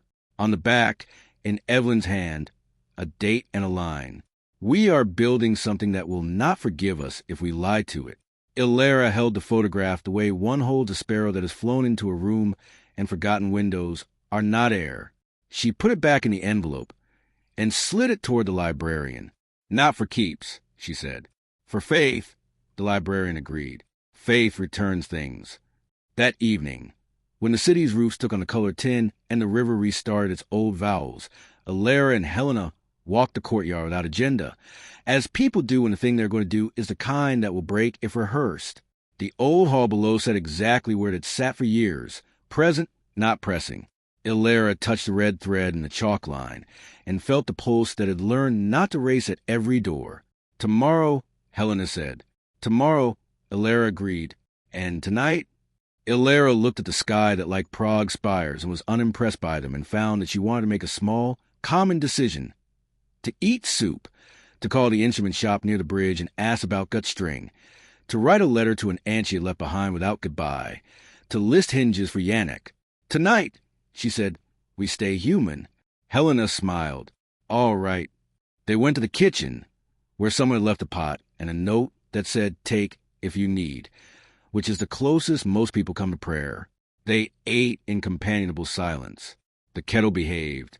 A chair squeaked and then apologized by not doing it again. The baton stayed in its drawer. The old hall remained a room and not a command. When Elara slept, she did not dream of doors. She dreamed of rest with crowns over them, held long enough to feel like kindness and not punishment. and of a slur that connected only what chose to be connected. The morning would come. The below would wait. The piece would start where it began and finish where it chose. And between those two movements, a girl would practice staying alive. Chapter 14. Vespers. The chapel sat at the far edge of the conservatory grounds, half claimed by ivy and a century of weather. Its door stuck at the bottom where swollen with remembered rain. The brass latch carried fingerprints of students who had pushed it respectfully and of others who had not. Elara arrived early because arriving early felt like asking permission. Helena arrived later because arriving later felt like refusing to be told what to revere. They met under the arch where the stone had been handled by so many hands it had learned skin. Inside, the room did the thing faithful rooms do. It arranged you. Rows of chairs bent toward the altar, not with zeal, but with posture. The ceiling gathered faint color from the stained glass and narrow verticals of blue and smoke red, as if someone had diluted fire and poured it down from a clerestory. The organ perched in the loft like a polite dragon, pipes stacked in ranks, mouths open, waiting to be given breath. A man sat at the organ bench with the air of someone who had not been awaited, and so had learned to arrive as his own witness. He wore a dark sweater, and sleeves rolled correctly to the elbow. His hair was more gray than black, and cut too short for the role romantic stories give to organists. He looked like an accountant who had learned to keep books made of wind. "You must be Voss," he said without turning. "And you, Helena, I've seen you carry the cello as if it were the only furniture you require." "Sir," Helena said, both formal and at ease. He turned, smiling. "No, sir. It makes me feel like chalk. I'm Vesely, Joseph to those who will forgive me if I miss a pedal. The director said you might come." She used words like listen and learn and do not rearrange the furniture. "I prefer the first one." Elara liked him within 5 senses. He had the tone of a man who knew the difference between mystery and vagueness. "Thank you for letting us sit in," she said. "I am not letting," he said. "The room is. I'm only the bellows operator with extra steps." He patted the bench. "Sit wherever you'll be kindest to the sound. Some prefer the front to feel it in the chest. Some prefer the aisle where the air has a path. I prefer the back where I can watch people realize they are bodies." Helena chose the aisle seat 2 rows from the front. Elara took the place beside her. The chapel filled in the modest way rooms fill when attendance is not mandatory. Faculty who arrived on time because their respect demanded it. Students who arrived late because their respect came mixed with fear. Yannick who arrived invisibly and then became visible by leaning against a pillar as if he had been carved there. Haldanova came last, stood at the back, and folded her hands in the posture of a woman who had not been taught to pray and had learned anyway.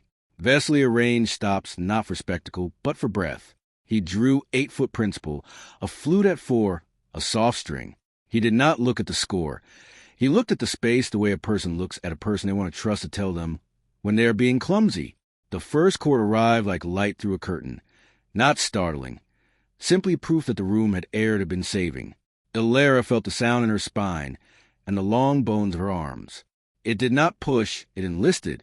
The pipe speech was articulate without being talkative. The melody that followed was old enough not to care about names. It moved stepwise, then leaped once like a thought that remembered it had legs. The chapel took it and gave it back without perfume. "Rooms that believe," Helena whispered, half a joke, half a field note. Elara closed her eyes and accessed the 6 rests in her pocket. The baton silent measures copied so often they lived behind her eyelids. On the second line of the hymn, she held the first rest inside her breath. It found a home in the organ sustained without insisting on being noticed. On the second rest, her chest loosened. On the third, she felt the room become a body doing what bodies do when they're safe, arrange themselves for listening. Vesely modulated toward minor, and then refused it with the kindness of a teacher who wants you to have your emotions and also to keep your breakfast. The organ soft pedal tone hummed at D. Something in the stones like that. Elara imagined the 6 rests printed not on paper, but on the pillars. She did not draw the slur. This was not a room to open with that line. But she allowed the idea of connection to sit on her tongue like a language she would speak later. Between verses, a throat cleared in the back. The sound did not break the room. It ended the music like a grace note coughed into place by a person who needed to be forgiven for being human.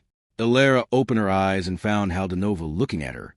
Not in warning, not in plea, but as a woman measuring a bridge against a river. Calder was not there. For once she did not look for him. She let the organ speak. When the hymn ended, the hush that followed had weight, but not burden. Vesely did not take a bow because he had not bowed. He had breathed. He closed the swell box, lifted his hands, and stood with the quiet of a man who likes knowledge that doesn't need listeners. The small congregation exhaled. A teacher from composition began a reading about humility that somehow failed to embarrass the word. Elara watched the dust motes walk through the colored shafts from the windows. In the blue light, the batten's keyhole cleft floated to mind, unbidden. Something about the way the cleft's curve meant the imagined stem had the geometry of an organ mouth. She leaned to Helena and said it. Helena nodded, puzzled and convinced at once, which had become their shared specialty.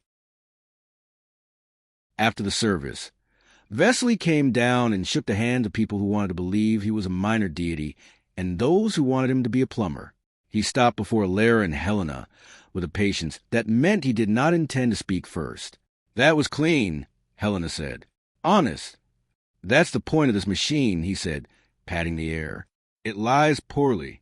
If I push it, it pushes back. If I pretend, it sulks. If I let it be itself, it multiplies me, which is both terrifying and efficient." Elara asked, "Do you ever feel the room? Do you ever feel wanting too much?" "Every Sunday and twice at Christmas," he said dryly, then softened. "I know what you mean. Yes, it remembers. The people who sat where you sit, who kept something in that didn't want to be kept in. The organ is a good gossip. It repeats story rather than slander. The room, well, the room likes to think it is judge and jury. I do not let it be executioner." He looked at Elara as if reading under her skin. "You carry a weight that is not organs. Do not make this machine do that work for you. It will try to please. It will fail. Its failure will look like rapture, which is misleading and occasionally fatal." "Understood," Elara said, and meant the understanding would need rehearsal. Haldanova joined them. Her mouth set in the expression administrators use when they're deciding which part of their soul to spend. "Thank you, Joseph," she said. The room behaved. "Rooms seldom behave," he said. "People do. Sometimes. Walk with me." The director said to the girls, and they did. Down the side aisle where the plaster cracks had been mended hand over hand through years. She stopped by a small side door Elara had taken for a closet. The key turned reluctantly. Inside, a narrow stair to the organ loft and a space smaller than a bedroom at the top. A shelf with mismatched hymnals, a kettle too clean for use. "I used to hide here," Haldanova said, "when I was a student with less sense than I pretend I had." Students forget that administrators were not always born with lanyards. Helena grinned at the image of the director as a girl with scuffed shoes. Haldanova pulled a small ledger from the shelf and opened it. The spine crackled with honesty. Names in different hands. Dates in tidy columns. Notes that were not musical but administrative. One page near the back had been written and then tried to be unwritten. Ink diluted with water, swabbed with something that had an opinion. Enough remained. Trial moved to chapel. Hall sealed. Witnesses present. Outcome suspended. Beneath, 3 initials EVAC and something like JV or IV. The letters wavered as if the page had been held near steam. "Rooms that believe," Haldanova said, "are attracted to people who want absolution without being scolded. This chapel has hosted small treasons and smaller repentances. It also hosts vespers. I prefer the candle side of its history, but I won't pretend the other doesn't exist. If you must ask it for favors, do so in a language it understands. Take nothing, leave bread." She slid the ledger back and closed the door with a finality that suggested the room behind it could keep its gossip. They walked out into the cool again. The courtyard turned its face to the nearly evening. A man waited by the gate with a coat too expensive for the weather and an expression that came from counting. He was the kind of man who belongs on committees. Neat part in his hair, wedding ring given the job of making him look sensible, eyes that weighed and wrote numbers inside themselves. He held a folded letter and did not wave it like a flag, because flags would have been too honest. "Elara Voss?" he said. "Miss Voss is a student," Haldenova said. "I am the director." "I know who you are," he said. "I am Reinhard. The board has asked me to observe the conservatory's special initiatives. It seems there have been expenses that do not equal their outcomes." He smiled the way men smile when they think they're being friendly with their teeth. "We are scheduling a winter showcase. Donors enjoy wins. We would like to include a demonstration of, what shall we call it, innovative repertoire. Something that proves the Helmreich's heritage is forward-facing." "No," Helena said, before anyone else could. Elara felt the word in her throat. Ready.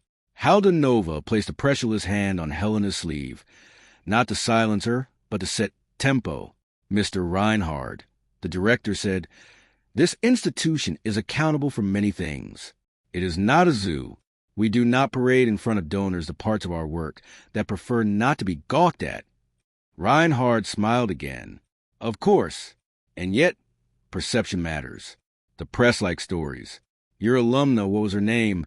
Voss, made quite a story once. It would be a pity not to capitalize on." "Thank you for your concern," Haldenova said crisply. "We will notify you when the program is set." He inclined his head to precise degree that meant he had not lost, but would later demand to be told he had won. He left with the efficiency of a man who had parked where one should not and needed to feed a meter or a story. When he was gone, Helena said, "I hate him," in the tone of a woman who understands the ways of hatred and chooses it anyway for a minute. "Mr. Reinhard is a hinge," Haldenova said. "Annoying, sometimes rusty, necessary. Do not waste loathing where oil will do." She looked at Elara. "Do not let this turn the piece into a performance before it is a practice." "I won't," Elara said, even as a thought tightened something behind her ribs. Donors. Winter. A room of faces. A slur drawn in the wrong room, because someone had asked a favor she couldn't refuse. "Good," the director said. "Go to dinner. You look like artists, which is to say, underfed." She went toward the administration building with the stride of a woman, prepared to write letters that cut without bleeding. Helena and Elara ate soup in the kitchen with two first-years who believed the fork and spoon were siblings who had quarreled in childhood and now refused to cooperate on the same bowl. Janek came in for a cup of hot water and stayed for half a slice of bread. The kettle developed a hiss and then apologized. They did not talk about Reinhard because men like him live on conversation.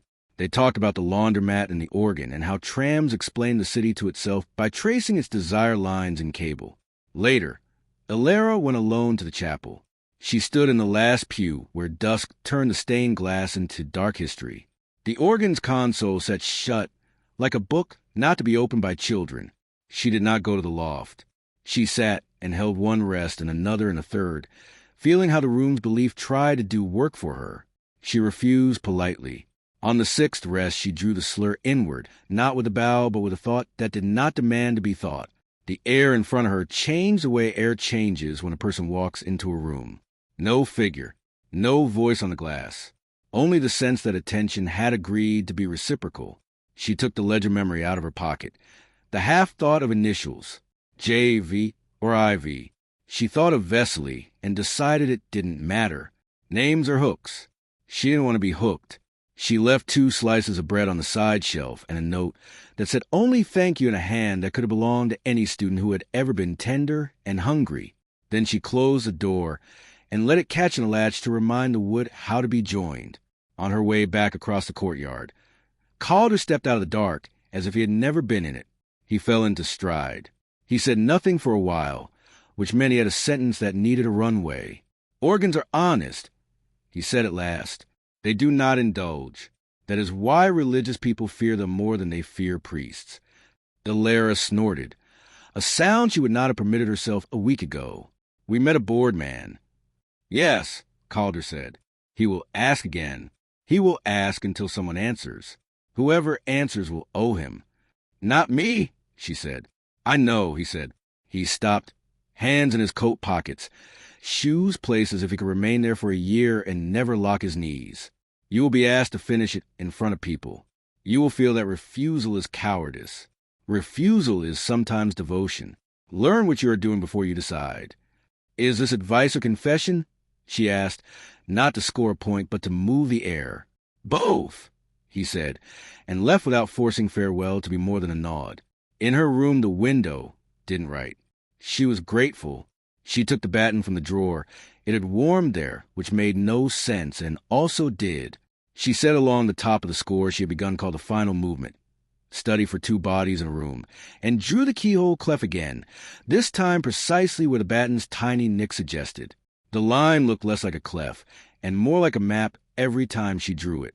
She added the 6 rests and wrote under them, small, as if to keep the thought domesticated.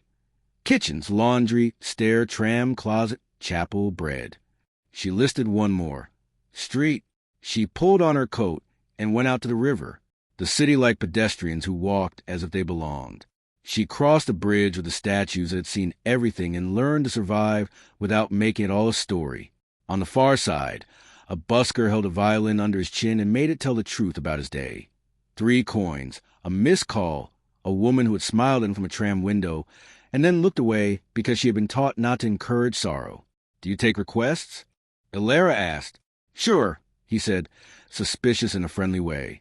Play D, she said, long as you can. He did. The note was not noble, it had grit. It scratched as it held. It lifted anyway, and in its lift the bridge agreed to be a resonator. Cars passed. A tram hummed. The river arranged itself under the pitch. Elara held the first rest of the bridge, and the second to the busker's thin gloves, and the third to the wind, and the fourth to her throat, and the fifth to the way the city wrote itself in windows, and the 6th to her mother's E and V written in a ledger that had refused to be erased. She left a coin in the case and did not ask the city for anything. When she returned, the baton lay where she had placed it. The keyhole clef faced the door. She drew the slur without the bow. And for the first time in days, nothing in the room tried to oblige her by becoming more than it was. This was relief. This was instruction. The old hall waited below, arranged but not pressing. The winter showcase waited in the future, like a weather system moving in slow. Tomorrow, she would practice Corelli and answer a first-year's question about fingerings and scrub the rosin off her strings like a person cleaning a stove after dinner. Tomorrow, she would bring the baton to the drawer and ask the drawer for faith again and be given it like a loaf of bread with the heel cut off. Tomorrow, she would go below only if the room asked and only with witnesses. Tonight, she slept with the lamp on once, off once, on once, and counted not sheep but silence with crowns. In the last seconds before sleep, a sentence arrived that felt like a hand placed gently on a shoulder in a crowd, so the person will know they are accompanied. It spoke neither from glass nor from beneath the door. It spoke from inside the 6 rests, as if the ink had opened and let breath into its letters. Not yet, not here, but soon. Chapter 15. The City That Listens. Morning put its hand flat on the panes and kept there, as if asking the window to behave. Elara woke before the bell, not from fear, not from excitement. Something like readiness that hadn't learned a better word yet.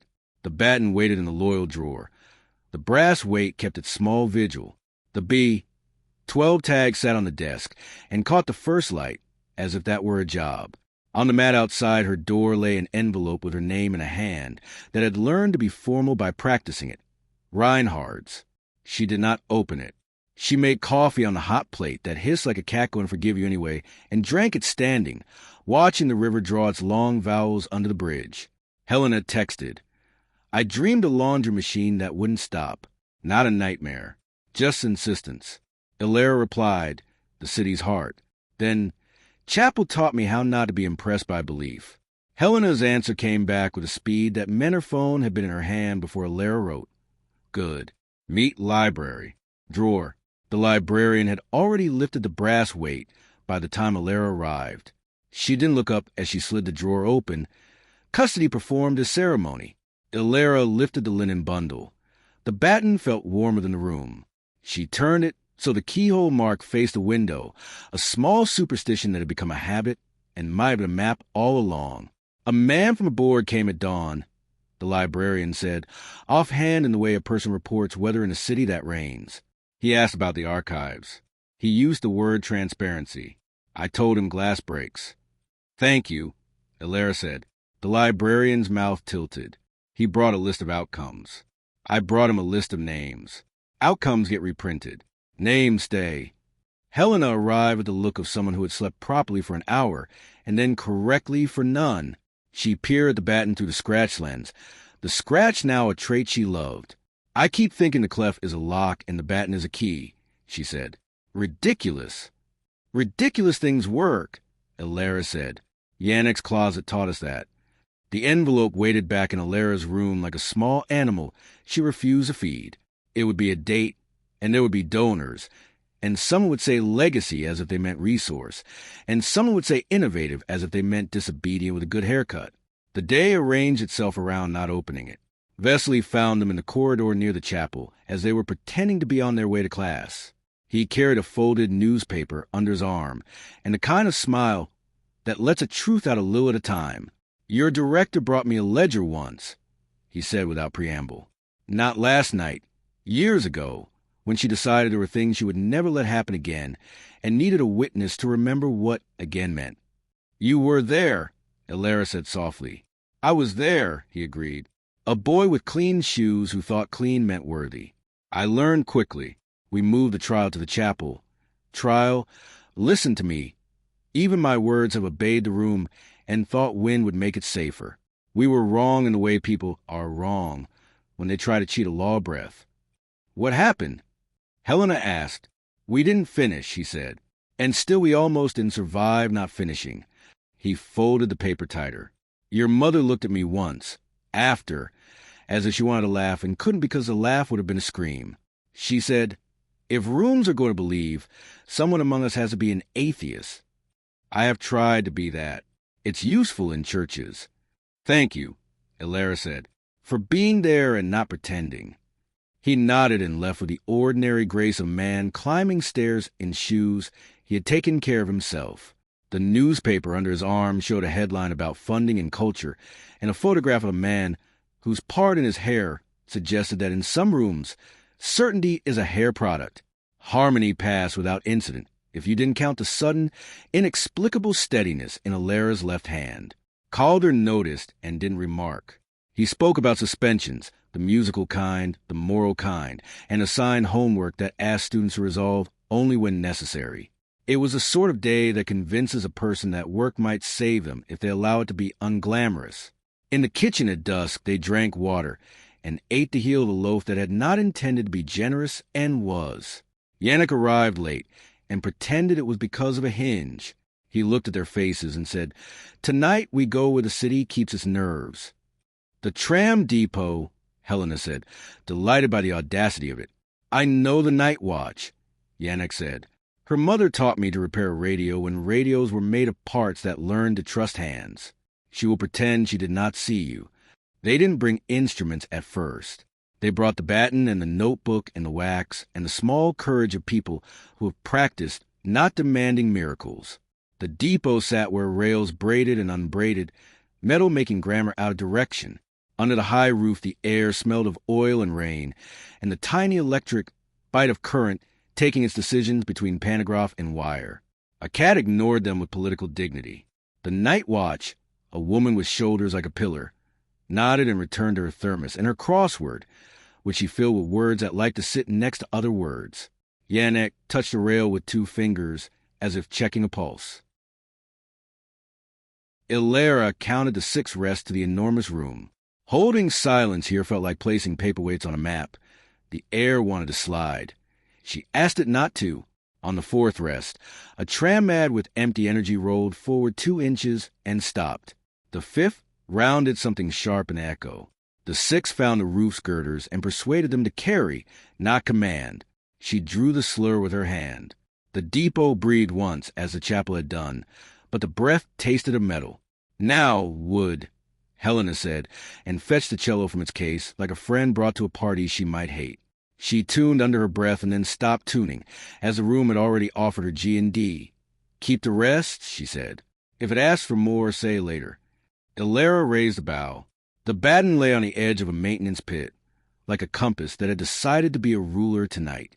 The first note after the rest arrived, like wheels turning without passengers. The depot didn't try to be a hall. It stayed itself and moved everything it could without pretending to be moved. Elara played to 9, to 10, to 12, and stopped, not from fear, not from obedience, because stopping felt like the muscle they had been training. A spark ticked along a pantograph line far above and walked itself into a corner, where sparks go to side, where they become hazards. The cat watched it with skepticism and resumed cleaning a paw. Helena smiled like a scientist allowed to admit she adored an experiment. Yannick said nothing and counted something they would never know. Again, Elara said, and they did, and the depot allowed them to leave intact. The night watch saluted them with her thermos lid. Her crossword took a word that could have been slur, but wasn't. Outside, the tracks made clean arguments into the dark. On the walk back, Calder stepped out from under a street lamp and made the lamp look like it had hired him.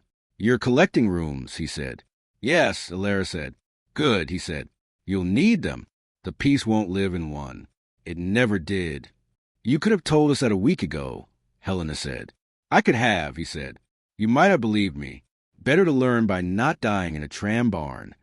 "Always the charmer," Helena said, but her mouth softened. Reinhardt's envelope waited on the desk like a date you should cancel. Elara slid it with the corner of a postcard and read, as expected, the language of outcome. "We are thrilled winter showcase. December 19th, an honor to feature a demonstration reflecting the Helmreich's unique donor's legacy forward-facing." There was a line about safety written by a lawyer who owned 2 leashes and no dogs. At the bottom, a signature that made a point of neatness. She took the letter to Haldanova in the morning. The director read it standing, which is a correct posture for insult. When she finished, she placed it under a paperweight shaped like a bird with no species. "You will not do this to satisfy a man's spreadsheet," she said. "If you do it, you will do it before people, not donors. Invite the wrong audience, and the room believes it is a circus." "I want to do it," Elara said, amazed to hear the sentence before she had tested it in her own head. "I want to finish. Not for them. For it. For her. For me." Haldanova nodded. "Then we will script the witness list and call a class. Reinhardt can come if he brings humility, which he does not sell, and sackcloth, which he does not own. And if he doesn't, he can bring silence. Silence is expensive for men like him. He should be asked to pay." She looked at Elara with something like affection, the kind that doesn't lapse into claim. "Practice scales. You'll need them more than poetics." They did. For a day, they were students again. Corelli gave back more than he took. The metronome ticked without malice. The librarian pretended to be irritated when Elara returned the baton to the drawer and, under her irritation, performed a benediction. Yannick oiled hinges. Helena rubbed rosin into hair in a way that persuaded it to behave without breaking.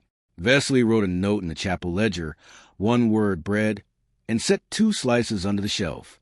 Evening brought rain and a small incident. A second year fainted in a practice room after playing a high harmonic too long without breath. Nothing mystical. Foolishness with a side of pride. Elara and Helena found him on the floor and sat with him until color returned, and he laughed from embarrassment and promised to eat, then asked for a secret. Then remembered he was not owed one. He went away human. The room resumed being wood and air. The world, untransformed, became kinder by not being asked to be a miracle. The old hall below waited like an organ pipe with the stopper out, willing to speak if given wind, and happier to be left. They agreed not to go. The depot's quiet had taught them greed without greediness, a wanting that did not have to become demand. At midnight, the window wrote a sentence smaller than it had ever tried before, a whisper a person could keep or ignore. "Bring witnesses. Eat first." Elara smiled because the advice matched Calder and Haldanova and Yannick and Vesely. A chorus of pragmatic angels no cathedral would commission. She placed the envelope from Reinhardt under the bird paperweight next to the photograph of her mother and Calder, and the third figure whose mouth had been set to endure. She laid the B12 tag on top of the envelope, so one kind of metal could shame another. She dreamed of rails. Not a nightmare. Lines joined and divided with civil arguments, and then met again further on, as if the city had decided all along to be conversation. In the morning, the day wore the exact gray of the battens where the rests had been cut into it. Helena knocked at the same time as Yannick, which meant both had decided to pretend surprise.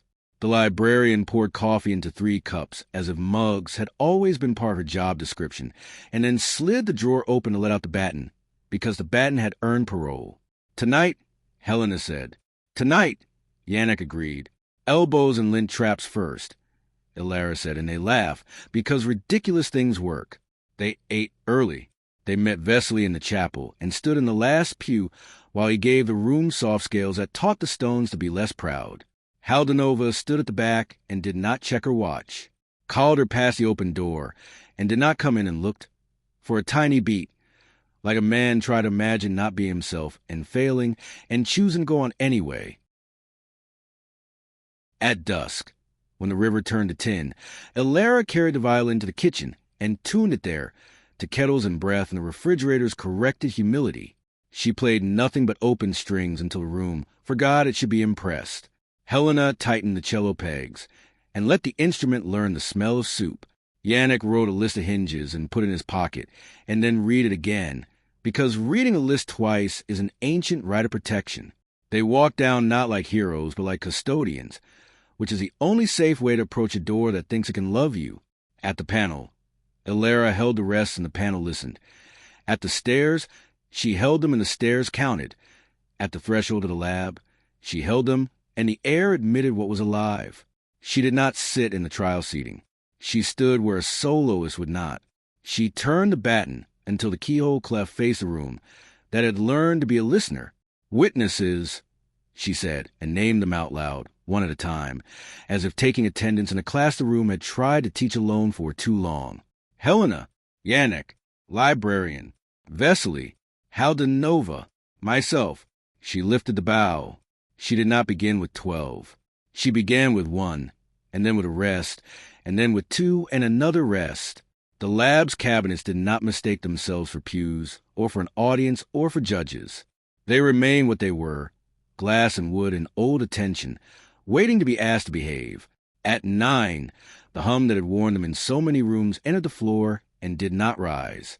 At 10, the hairline cracks in the prototype's top plate did not widen.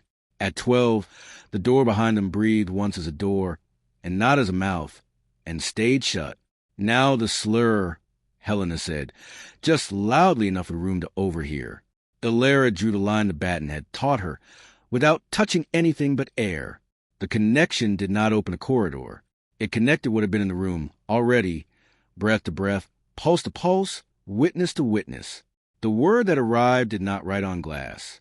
It spoke in the small language of bodies that have chosen not to be alone. It said, comprehensible as a hand on a sleeve. "Hold." She held. The room held with her. Yannick's keys lay quiet. Vesely's lungs waited to be needed. The librarian had brought a book, without meaning to, and held it like a prayer for furniture. Haldanova had brought refusal as an offering. Helena had brought tide. Elara lowered the bow before the corridor could persuade her to forget kitchens. The city above remained a city. The lab below remembered it was a lab. The batten lay along the edge of the stand and did not pretend to be a wand. Again, Helena asked, but it wasn't greed. It was craft.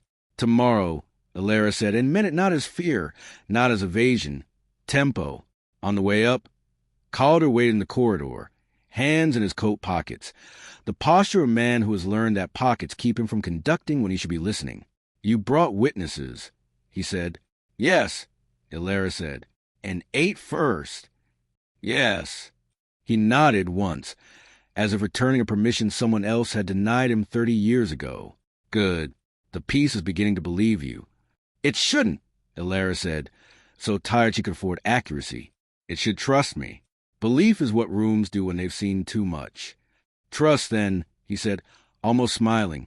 "Bring it more kitchens, fewer chapels."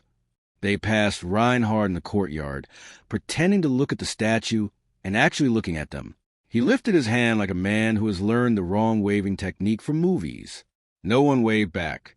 The city listened to itself and made a sound like weather The river chose a tempo. The conservatory breathed. Upstairs, a drawer kept faith. Night set its hand on the panes and kept it there. The window did not write. The batten warmed in its linen. The bee. 12 tag waited for the moment when a small piece of metal might be exactly the right weight. Elara slept with the lamp on once, off once on once, and dreamt, not of glass, not of fire, not of corridors, but of chairs being filled by people who had come to be changed only as much as was bearable, and of a girl standing with a violin in a room that had learned, finally, to listen without trying to be a god. Chapter 16. Arrangements. The day after the lab did not feel like aftermath. It felt like a room you have cleaned and then chosen to leave tidy. Not because anyone is coming over, but because it steadies the next hours to see the table cleared. Elara woke before the bell and lay for a minute with her hand on the red thread, counting the heartbeat that had learned to go on without hurrying. The batten rested in the drawer under the librarian's brass weight. The bee, 12 tag, lay on the desk where light found it first and small. She made coffee, rinsed the cup, put it on the rack upside down, and felt absurdly proud of an ordinary thing done correctly. In the corridor, a notice had gone up in Haldanova's sharp hand. Witness seminar, experimental performance practice. Attendance, by invitation. Observers permitted at discretion. Location, Chamber Hall A. Time, Thursday, 1900 hours. It was not the winter showcase. It was not donors. It was what the director had promised. A class, named aloud so the room would understand what kind of listening it was being asked to perform. Helena found Elara staring at the notice and bumped her shoulder, fond, impatient. We're arrangements now, she said. Not an emergency, not a miracle. A schedule. A rehearsal, Elara said. Of being alive, Helena added, too cheerful for the hour and angry at something she decided not to feed. They went to the library because mornings required the small ceremony of the drawer. The librarian lifted the weight and slid the wood and did not pretend to be surprised to see them. Your bored man came twice, she said, eyes on a newsprint clipping about the city and its myth of culture. He asked whether we had updated our cataloging to match the transparency standards he favors. I told him transparency belongs to glass and glass breaks. He said, exactly. I said, precisely my fear. Do you want us to hide anything? Elara asked. Hide. The librarian tied her scarf a shade tighter. No. Hiding is theatrical. Put things where they belong and tell rooms their limits. If a man insists on mistaking order for secrecy, let him. His error will sort him. The batten weighed differently after a night in loyal wood, the way bread does after a rest. It didn't change. The hand changed. Elara turned it to face the window, the keyhole cleft greeting the thin light. She copied the 6 rests again in her notebook, then drew the strange sign small beside them, as if writing a letter in a private alphabet. Harmony class that day felt like the body stretching after stiff sleep. Calder talked about suspensions as moral events. Tension carried honestly, not resolved to impress. Release because release had been earned. He did not look at Elara when he said any of it, which was his way of letting a person know he was thinking of them without injuring their privacy. After class, he waited at the door and controlled the traffic with nothing but presence. When Elara reached him, he said, The chamber hall has a temper. Don't flatter it. Make it work for you. How? She asked. Bring your kitchens, he said, and your laundry. Put chairs where people would put chairs, not where donors want knees to be elegant. And for God's sake, leave the chandelier dim. She almost smiled. We're not doing this for Mr. Reinhard. No, he said, and something like worry moved under his voice and went still again. But he will be there anyway. Rooms that believe attract men who want to own belief and sell it as fragrance. Helena and Elara spent the afternoon acquiring the kind of objects no one ever snapshots as part of a piece. A kettle for hot water, 2 stacks of paper cups, a coil of extension cord for the lamp that didn't quite reach, a small toolbox for Yannick labeled with a sheet of masking tape, and a neat hand. They collected chairs from classrooms that did not squeak when you shifted. They rolled a carpet out in the chamber hall, so shoes wouldn't announce themselves as exits. Helena stood at the back and clapped once to test the room. The sound went up, bounced off the chandelier's crystals, and returned civilized. "Acceptable," she said. "I can forgive this room if it behaves." Yannick arrived with a fresh ring of keys, which made his pocket look like a small planet acquired a moon. He walked the perimeter like a farmer and stopped by a radiator. "D," he said, and tapped the pipe with a knuckle. "Tune it, or we'll tune you." Vesely came to the door as if called by the word. He looked at the radiator, nodded to it, then to Yannick, then to Elara. "I brought the wrong shoes for combat," he said, "but I brought breath." "Bring your atheist," Helena murmured, and he laughed, short and pleased and sad. They rehearsed entering. It felt ridiculous and essential. They rehearsed sitting, the witnesses spread, sinks in the kitchen, not pews. They rehearsed arrest in the empty room, which was harder than holding them around people. Emptiness wants to be filled. Elara learned to let emptiness be another witness.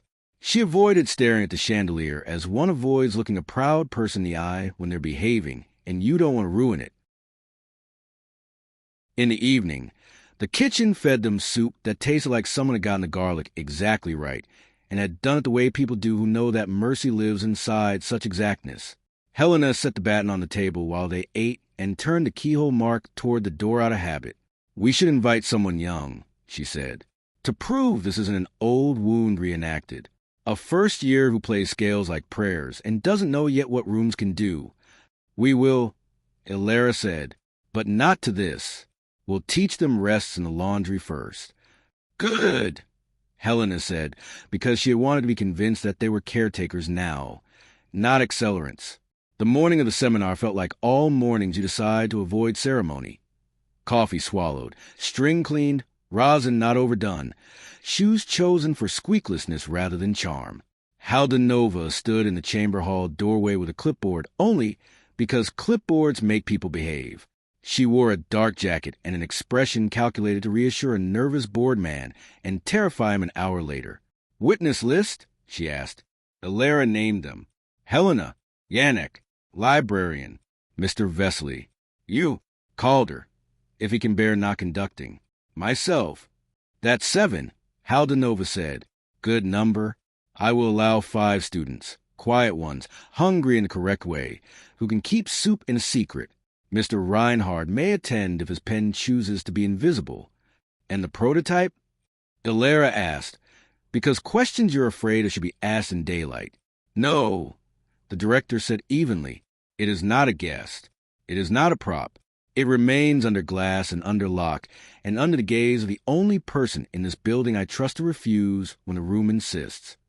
"Yannick," Helena said promptly. "Yannick," Haldanova agreed. The hour before the hour brought the kind of interruptions that like to think they matter. The chandelier decided one bulb wanted attention, and then gave up. A student knocked a music stand over in the corridor and apologized to it twice out of superstition. Reinhard texted a politely phrased demand to see the score in advance, and received a politely phrased refusal. Elara tuned the kettles, not to A. The vowel of metal sat comfortably in the air and didn't argue. Helena gave her low strings for a home. Vesely sat at the back with a notebook he didn't open and an expression that allowed the room to see it had a spine. People arrived. The librarian slipped in with a closed book. Yannick placed his toolbox under a chair, as if there were always going to be something to fix. 5 students came on time and then pretended it was accidental.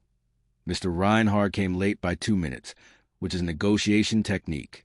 He carried a small digital, recorded the size of a chocolate bar, and held it as if it had applied for citizenship in his hand. "Conditions," Haldanova said before he could find a place to sit. "No flash. No questions during. Notes allowed. Outcomes postponed." "Of course," he said, and his teeth did small work without permission from his mouth. Elara stood where a soloist would not stand. 3 steps left of center, the chandelier out her eye line, the kettle safe on a small table at the back, the baton on the stand, the keyhole cleft turned toward the door, as it always was. She did not introduce the piece. She introduced the room. "This is not a performance," she said. "It's a lesson. If the lesson works, you will feel something you can't name and won't be told to applaud. If it doesn't, you will have spent an hour in a good room." Helena's bow was up without touching. Vesely set the organ in his chest to 8-foot human. Yannick's keys came to rest. The librarian held her closed book with fingertips like an offering. Haldenova stood at the back like a brace. Calder was in the doorway. He had learned to take a seat when the breathing started. Elara counted the 6 rests and let them teach the room their crowns. First, a soft recalibration. Chairs deciding not to squeak, radiator yielding D without argument. Second, the chandelier's crystal letting go of a nervous tap and hanging. Third, body set to listen not with awe, but with the agreement to keep blood flowing. Fourth, the kettle far back, clicking its agreement with tea and not with thunder. Fifth, the floorboards distributing the way of the front row more kindly. Sixth, the window forgetting for once that it liked to be a mirror and remembering glass is a kind of door that chooses not to be walked through. She began not at 12 but at 1 again, as if the room needed to be fed small bites. The first line moved through the air like a person moving through a narrow kitchen, careful not to knock a shoulder against a cupboard. She stopped where breath said stop, not where theater said. A student in the second row, serious to the point of holiness, blinked slowly and looked unafraid of his own lungs. 9 came and passed. 10. On 11, something sharp that had lived for a century in the crystal web above them decided to let go and slide an infinitesimal distance along its wire. The shift registered as a sigh in the chandelier's throat and then was nothing. 12 arrived and did not act like a door. It acted like a threshold a human could stand on without falling. Slur, Helena murmured. Elara drew it and aimed it not at the old hall below or at the lab or at anything that believed too easily, but at the witnesses, a line of connection human to human. It connected breath quietly and then let go. Nothing cracked. No letters wrote themselves anywhere. A boy in the back who had clenched his jaw for 18 years forgot to clench it and looked startled by the lightness of being a face. Reinhard's recorder stayed small and stupid. The librarian's closed book was perhaps a little warmer. Vesely's shoulders, hunched in the posture of a man ready to catch a ladder, softened. Elara lowered the bow, not in triumph, not in relief. Tempo. She nodded to Helena, and Helena began a tide that made the room remember its floors and forgive them. Yannick stood his keys on their ends on the toolbox, a small, private joke for gravity. Haldenova stepped forward into the middle aisle, not to speak, to stand, which is how directors apologize for decisions made under pressure in other rooms. Again, Helena asked, not as greed, as craft. Not yet, Elara said, and the witnesses agreed with the silence people make when they can go further and choose not to because they want to test whether wanting is hunger or vanity. They let the room shift its feet. People coughed because human. Someone's stomach argued with lunch. The chandelier, appeased, held. Reinhard lowered his device by 1 centimeter, as if he had been asked. Calder did not move because stillness had finally learned him. Questions, Haldenova said dryly, that are better as statements. A student raised a hand with courage borrowed from the room. I didn't hear anything, she said, and blushed and continued. I mean, I heard it, but it wasn't notes that did the thing to me. The rest did. It felt like when you decide not to say the cruel thing, and it changes everything in the room. That's the piece, Helena said, and the student nodded like a person who has been invited to eat at a table instead of standing in the kitchen doorway. Reinhard cleared his professional throat. For the benefit of replicability, he began. No, Haldenova said pleasantly. To clarify, he persisted, what precisely would you say is being demonstrated? Innovative use of silence? Somatic pedagogy?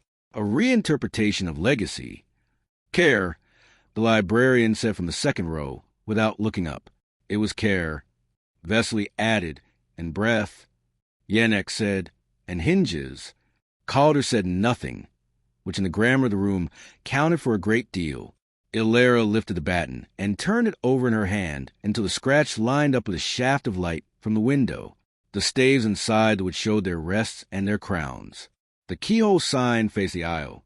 Sometimes, she said, speaking not for a room but to a person, what a piece wants is wrong. Sometimes refusing is devotion. If there is anything replicable here, it's the rule that rooms don't get to tell us how much human we owe them. Reinhard smiled like a man whose teeth are excellent and not useful. Of course, he said. The board will be proud. The board will be quiet, Haldanova said sweetly, and dismissed the class the way a person closes a door gently so it will open for them again. Witnesses linger. It is their habit. They orbit the work after the work to see whether it persists without help. The room returned to chairs and floor and radiator and chandelier and people, and the piece stayed in the air at face height like soap scent after dishes. Elara packed the violin with hands that were not trembling and looked up to find Calder close enough to have been listening to the insides of her shoulders. "You didn't break anyone," he said. "I wasn't trying to," she said. "I know," he said. "I notice." Helena appeared at her side with a paper cup of water and a string of sentences only Helena would say in public. "You were accurate. You didn't become an instrument. You let the room be itself. You let yourself be a person. I have no other compliments." "I'll take them," Elara said, and drank without noticing the water's taste. Yannick put the kettle back in a bag with the reverence of a man putting away a chisel. The librarian tapped the baton with the back of a fingertip and said, "To it, or to Elara, or to the air. Back to the drawer." Vesely pressed a note into Elara's palm the way priests press wafers, and when she unfolded it later, alone, it said only, "Start where you finish. Finish where you start." Reinhard's recorder vanished into his pocket. He approached with a diplomat's gait. "Impressive," he said, and it sounded like an offer to trade decency for an article. The winter showcase.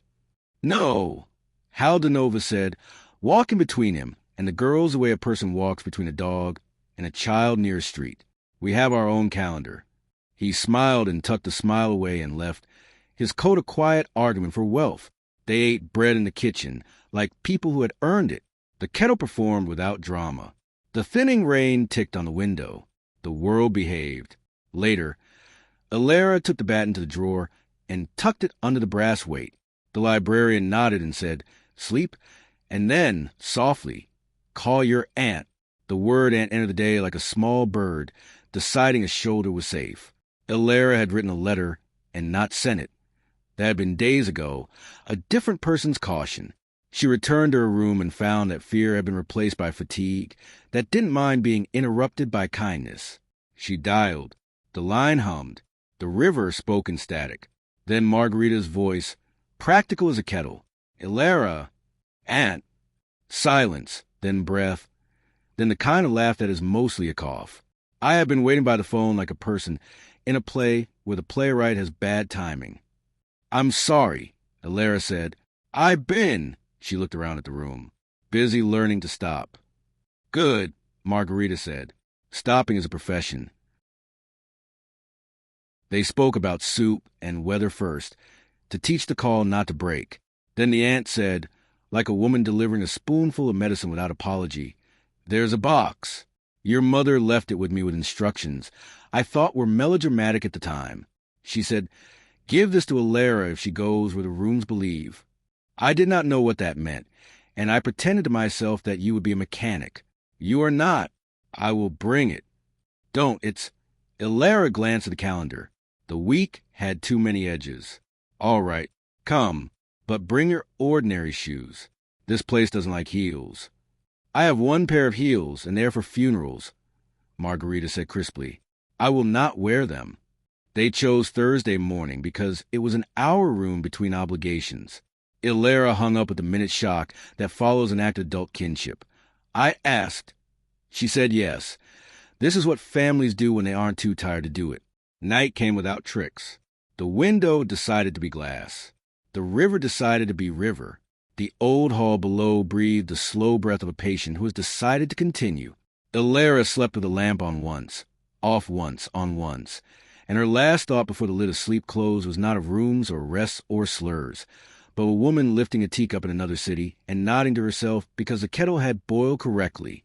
Morning brought Margarita into the courtyard with a coat that had belonged to a different weather and a suitcase from another decade.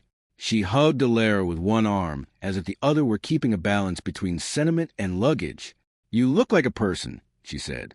"They haven't turned you into a statue." "They tried," Elara said, and the joke saved them both from saying the other thing. The box was not large. Old cardboard, corners taped and retaped. Inside, nothing dramatic. Photographs, a program for a concert that had never happened, a handkerchief with 2 initials sewn in blue thread. Not EV, not AC. Something else, JS? IV. At the bottom, wrapped in tissue thin as breath, a page. Not her mother's hand this time. A man's. Calder's. Lines neat as fence pickets. A paragraph. The kind a person writes when they have run out of courage for music and must use language to keep from vanishing. I did not mean to build a room that believed more than people. I meant to hear what we refused to name. I loved what the sound made of us, and I feared what it asked. I am telling the truth how I can. When you finish it, don't finish in the room that asks you to. Finish it where soup is. AC. Elara sat with the paper on her knees and laughed. Short, rude, forgiving. Soup, she said. Soup, Margarita echoed, without knowing the grammar. They ate in the kitchen, because that had become a rule. Helena brought bread and spilled nothing. Yannick slid a cup across the table, as if officiating. The librarian pretended to take 10 minutes to find a teaspoon, and returned before the kettle stopped humming. Vesely walked past the door and lifted 2 fingers. Haldanova stood in the hall, and didn't come in because rooms must be allowed privacy to keep their dignity. Calder didn't appear, which was perhaps his gift this time. In the afternoon, Elara wrote the words from a letter in the margin of her score, where the baton staves had suggested their sign. She added below them a line that was not music and not prayer. Finish elsewhere. Evening softened the building's joint noises. Hinges that had been tended, pipes that had been told their pitch was convincing. She and Helena went below for 10 minutes only, with Yannick and the librarian and no one else. They counted the rests and drew the slur and did not play the 12. They named their witnesses again. They left with their humanity unbroken, as if that were something you could hold in a handkerchief and hand to someone, yours, still whole. On the way up, Reinhard stood at the corner of a corridor with the patience of a man who knows paperwork will win what art refuses. He did not ask questions. He smiled a parenthesis and said, "The board expects a note on outcomes." Outcome, Haldanova said later in the office with no witnesses present, is a word for a door that locks from only one side. Elara took her aunt to the tram, because the tram made the city tell the truth. Margarita held the rail like a woman who has slipped on ice before and learned. "Your mother wasn't a ghost," she said without prompting, looking at a city that had discovered itself across a river and still needed bridges. People talk like she vanished into music. She didn't. She made tea and left socks where socks shouldn't be and bought cheap flowers that wilted and was sorry and forgot to be sorry. Play for her like that. Not like a saint, like a person. Elara kissed her cheek and did not cry. The tram turned and the city curved with it, and the future, which had been trying so hard to be in order, relented for an hour and allowed itself to be a conversation again. That night, for the first time, the glass wrote nothing at all, not because it was sulking, but because it had learned what the room had learned. Sometimes the work is to make no demand and still be present. Elara blew out the lamp once, left it off, and slept. In her sleep, chairs were unstacked and stacked again, hinges oiled, kettles boiled, rooms arranged, and at the very center, a girl counted 6 rests and drew a slur that connected a table to a hand to a breath to a life. Finished elsewhere, brought down intact. Chapter 17. Finish elsewhere. The morning after the notice felt like a hinge that had been oiled overnight. The door of the day opened without complaint. Elara lay for a while with her hand on the red thread, counting a pulse that no longer mistook urgency for purpose. The baton stayed in the loyal drawer beneath the librarian's brass weight, knowing where it was let the air in her room behave. The B, 12 tag on the desk caught a bar thin sun and kept it politely to itself. She made coffee with a hot plate that always sounded more irritated than it truly was. The first sip tasted like the kind of decision a person can keep. Helena texted, "I have soup bones in a mood." Elara answered, "Good, bring both." Harmony with scales and suspensions, and the reassurance of work that does not try to be myth. Calder spoke of resolutions you deny for a bar, so that the release, when it comes, does not humiliate itself by being easy. No one mentioned the seminar. Reinhard's envelope sat under the librarian's bird-shaped paperweight in Haldenova's office, properly oppressed. At noon, Elara went to the library for the baton.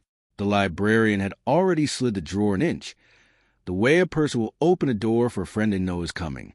Elara lifted the linen bundle, though it felt faintly warmer than the room, as if it had paid attention to the morning in its own way.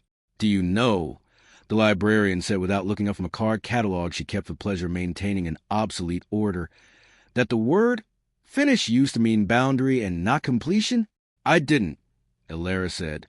"It's useful," the librarian said, "to remember that finishing is sometimes making a decent edge, not painting the last flourish." Elara nodded and left with the baton turned so the keyhole mark faced out. The door of the library decided to close with civility. In the corridor, Helena fell into step with a bag of vegetables and a metal ladle that had belonged to no one in living memory. "We're doing this in the kitchen," Helena said. "We're being boring and devout." "Yes, good," Helena said, which was how she admitted she had woken from a brittle dream and had wanted boring and devout like bread. They claimed the kitchen by being visible rather than by hanging a sign. Yannick arrived with a coil of extension cord on his shoulder, like a talisman, and a kettle that could tolerate being asked to boil twice in an hour. He placed his keys on the counter and arranged them into two little towers, as if to inform gravity that it was being observed. Vesely came with a small bag that held nothing you could play, and yet Breath sat down with him at the table and made itself available. The librarian set the brass weight on a corner, as if to keep the room from sliding off the counter at an inopportune moment. Haldenova stood in the doorway and then chose a chair, the least formal move she could have made. They cut onions because rooms respect chopping. They crushed garlic because forgiveness likes to ride on it. They set a pot to simmer and disciplined themselves not to watch it. Students wandered in and then wandered out, accepting the kitchen's rules without needing them explained. "Take a cup. Rinse it when you're done. Do not ask for a story you have not earned. Finish elsewhere," Helena said, nodding at the pot. "Elsewhere smells like this." Elara tuned quietly, not to the hum of the refrigerator that had improved its attitude under attention. The kettle clicked and remembered its manners. The baton lay on the table. The keyhole sign aimed at the door where air entered and left. Elara unwrapped a cloth napkin and set it beside the pot. Because detail reminds rooms which kind of people they've let in. "There will be nothing to applaud," Haldenova said, the closest she would come to a speech. "Good," Vesely said, and took a slow breath that cleaned the corners of space. Elara lifted the violin and stood not at the center of the room, but where a person would stand to speak to friends while the soup decided whether it was soup yet. Helena's bow hovered and settled a fraction lower than its usual height, tied at neap, 6 rests. Elara held the first the way you hold a door for someone with full hands. The room adjusted its shoulders. The second let the radiator choose D, without making a scene. The third made the fluorescent light above the sink stop trying to whisper and commit to quiet. On the fourth, the story of the day's small injuries, an argument in the practice corridor, a scale that refused to be clean, lowered its voice. It didn't leave. It agreed to be background. On the fifth, the kettle, forgotten, re-entered consciousness without demanding that anyone celebrate it. On the sixth, the window admitted its glassness and did not attempt to write. She started at 1. No flourish. Just the first note entering the soup-smelling air. 1 led to 2 like a person walks from the stove to the table with a bowl that will not spill if they don't hurry. 3 arrived, and the hum under the floor recognized a key like a neighbor recognizes a knock. She paused to breathe because the kitchen asked that of a body. She kept going, an inch at a time, an honest movement toward 12. 9 did not wobble. 10 did not argue. 11 felt like someone setting down a cup in the right place. 12 came and did not pretend to be a door. It was a threshold, polite. Helena's low string moved the air the way tide moves a moored boat. Yannick, who could always be counted on to administer practical rites, reached up and turned the fluorescent tube a quarter turn in its socket until the faint old buzz let go. The librarian smiled into her scarf. Haldenova kept her hands open on her knees. "The slur," Helena said, barely sound. Elara drew it, not toward beneath or beyond, but across. to the people, to the pot, to the sink, to the ridiculous dignity of a dented ladle. It connected nothing to nothing and everything to everything. Pulse to breath, breath to steam, steam to a window that had learned discretion. It did not open a corridor. It made a room remember its job. Something in Elara's chest let go that had not had a name. Not grief. Grief was a length she knew. Not joy. Joy would have embarrassed itself in so much fluorescent honesty. A loosening. As if a hand had held her by the back of the neck since the night she found a crack in the bridge, had decided she was headed where it would have pushed, and so could let go. She stopped. The slur completed itself like a sentence you could finish without listening, because you had listened so closely for so long. No one applauded. The soup had reached the moment where it happened on its own. Vesely blew on a spoonful and nodded. "Finish," he said, approving the edge, not the flourish. Haldanova stood and took bowls from a shelf, the fingers of her left hand telling her right that yes, they still meant to be useful. Helena ladled carefully. The way you ladle when the person you are serving has already done a difficult thing, and you intend not to make them prove they can carry a full bowl. Yannick passed bread. The librarian set out spoons like a small procession that knew where it was going. Elara sat. Her hands shook in a way that did not ask to be hidden. She ate. The first mouthful tasted like exactly enough. The second tasted like permission. The third tasted like a door that would remain a door even if someone knocked in the wrong key. Her throat burned in the truthful way onions do. She laughed once, not because anything was funny, because a body needs to discharge current or becomes a circuit for any room that happens by. "You are finished," Helena said, not as praise, as diagnosis. "I am," Elara said, and discovered how attractive the word could be when it meant boundary and not finality. They took the bowls to the sink because if you finish elsewhere, you carry your own dishes to the water. The librarian dried because she liked a cotton towel to become warm in her hands. Vesely washed a spoon until it felt like an instrument, and then washed another to teach himself it was not. Yannick checked a plug without being asked. Haldanova refolded a dishcloth with an exactness that exposed how difficult it is for a person in her position to do anything imprecisely. "Now we bring the finished self down," Elara said, and the sentence did not flex her heart the way it would have 2 days ago. They didn't rush. They repacked the ordinary, ladle, towel, one slice of bread wrap, because someone always needs bread later. The baton went back into linen. The keyhole cleft faced the door like a polite eye. On the way they walked the building the way you walk a dog after a storm to see which trees stayed and which fell. The corridor smelled of wax and warm coats. A student practicing under their breath in a stairwell stopped to let them pass, and then kept practicing with a little more respect for air. The river threw its vowels against the arches. The city listened to itself and agreed to continue. At the panel to the old hall, Elara held the 6 rests, though it shifted its weight without theatrics. The slur moved like a hand connecting 2 friends who are both shy. The seam revealed itself and the rectangle deepened. Yannick went first. It was his right. The rest followed in a line made patient by soup. In the lab, the cabinets sat with their glass unjudging. The prototype under its cloud did not pant.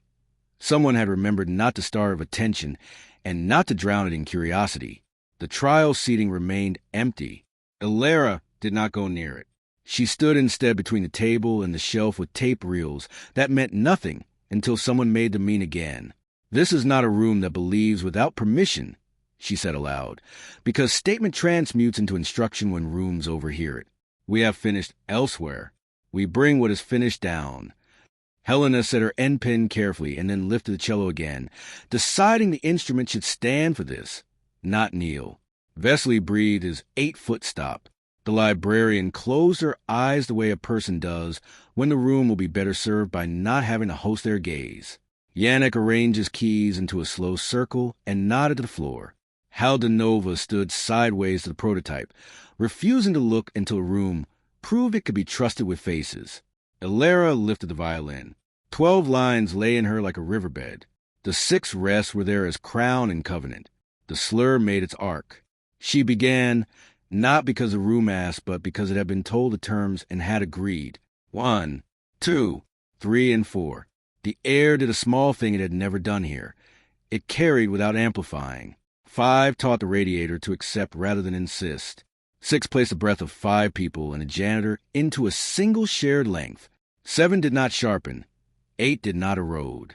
9 gave her the small forgiveness a tendon needs. 10 gave the cabinet glass a chance to be clear without being theatrical. 11 allowed the old dust behind a pipe to move in a private way.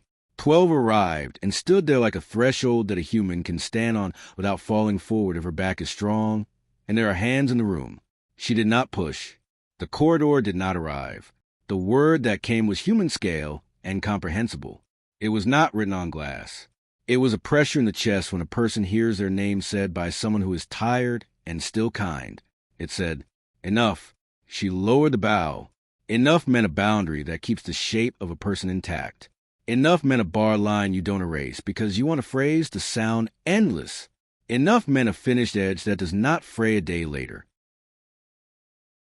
Helena laughed once, a quiet bark that allowed the air to end what it had begun.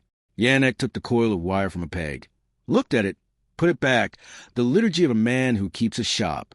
Vesely crossed himself in the efficient way of someone who does it the way he ties his shoes, not out of piety, out of habit that keeps him from falling. The librarian opened her eyes and did not wipe them. Haldenova exhaled a measured amount of breath and did not look older for it. In the prototype's clouded lid, breath bloomed and dispersed as if someone had wiped condensation from the inside with the back of a hand. No figure, no miracle. The fog inside was what fog inside is, proof of temperature and time, and the way rooms return our heat to us. Again, Helena asked craft, not greed. Another day, Elara said, boundaries. She smiled a tired, bare thing. We promised soup. They closed the panel with a slur that meant door, not seal. They climbed as people who are not chased climb. In the corridor, Reinhard stood as if he had been poured there. He had a photographer with him. The woman's face showed the expression of a person whose job was to make necessary pictures out of poor decisions. Haldenova stepped between the pair and the girls with the most exquisite politeness Elara had ever seen deployed. Appointment? The director asked. Transparency, Reinhard said. Opaque, Haldenova said. We will call you when something needs selling. It's not selling, he said reflexively, which is how a person admits it is. Outcome, she said, tasting the word and placing it unwanted on the floor. Here it is. 6 people with warm hands in a room that did not think itself a god. You may publish that in your circulars if you like. Use a picture of spoon. The photographer decided to admire the molding. Reinhard made a note on his phone that probably said delay or cultivate or punish. He left. The building kept its temper. They walked the slow, long way to the kitchen, because kitchens are where you go after any ceremony worth keeping. The pot sat obligingly where it had sat. The spoon had not moved. They ate what remained and then drank water, which felt like a decision to continue. Now what? Helena asked into the scrape of spoon on bowl. Now we let boredom be a practice, Elara said. Scales, sleep, hinge lists, Corelli, the depot when we miss a city, and the tram when we miss a chord. And the showcase? Helena asked without inflection. We'll give them a class again, Haldenova said. They will call it a showcase to satisfy their private gods. We will call it a lesson, and demand they come hungry and leave with dishes. Yannick approved with a grunt. Vesely smiled, brief and kind. The librarian wrapped the heel of bread in paper and left it with no note and therefore more meaning.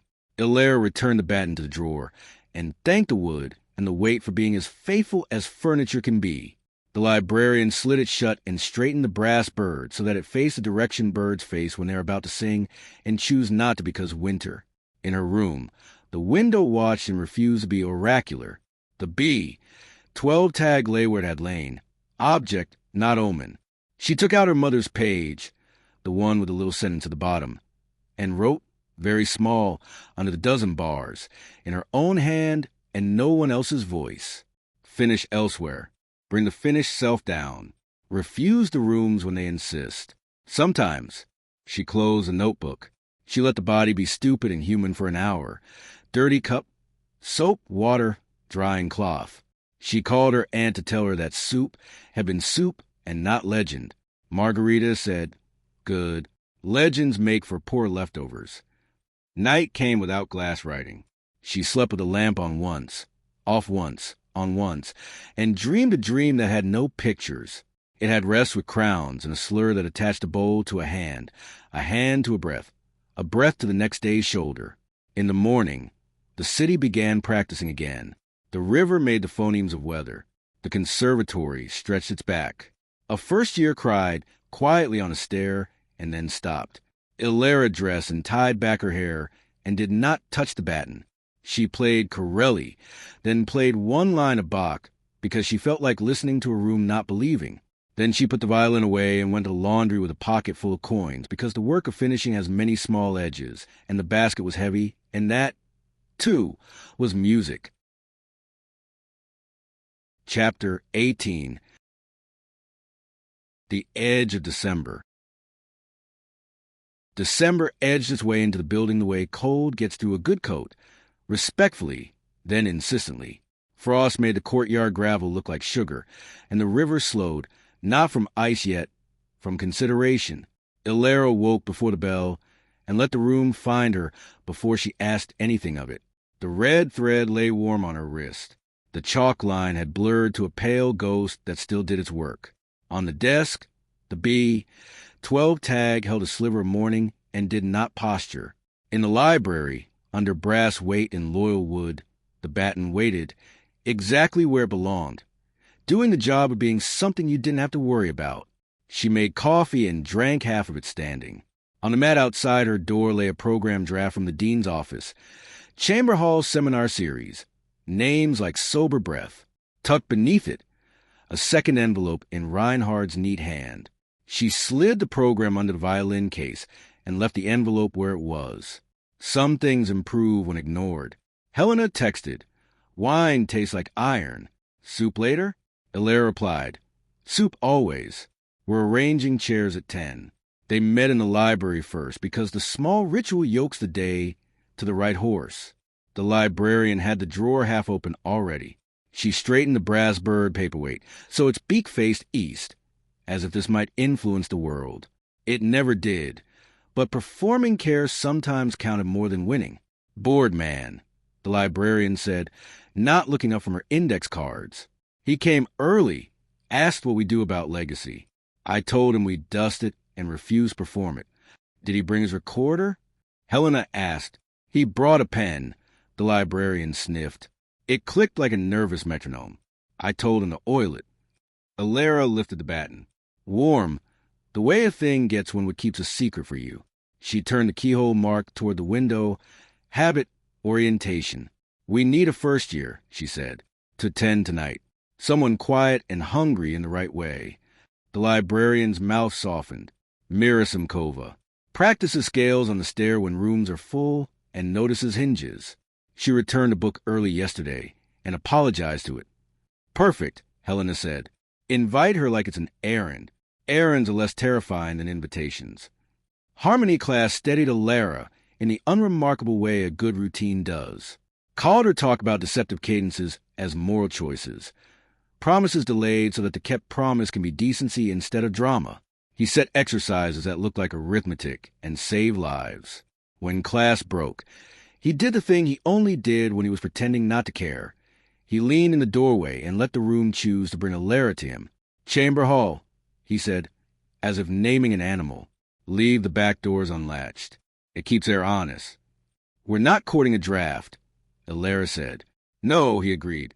"We're refusing a vacuum." He pushed off the frame and walked with her until the corridor split. "Your mother wrote a page no one ever saw. Not because it was forbidden, because it was tender and therefore easy to destroy. I didn't. I put it where the room couldn't reach." "Where?" "In a place that doesn't believe," he said. "My kitchen."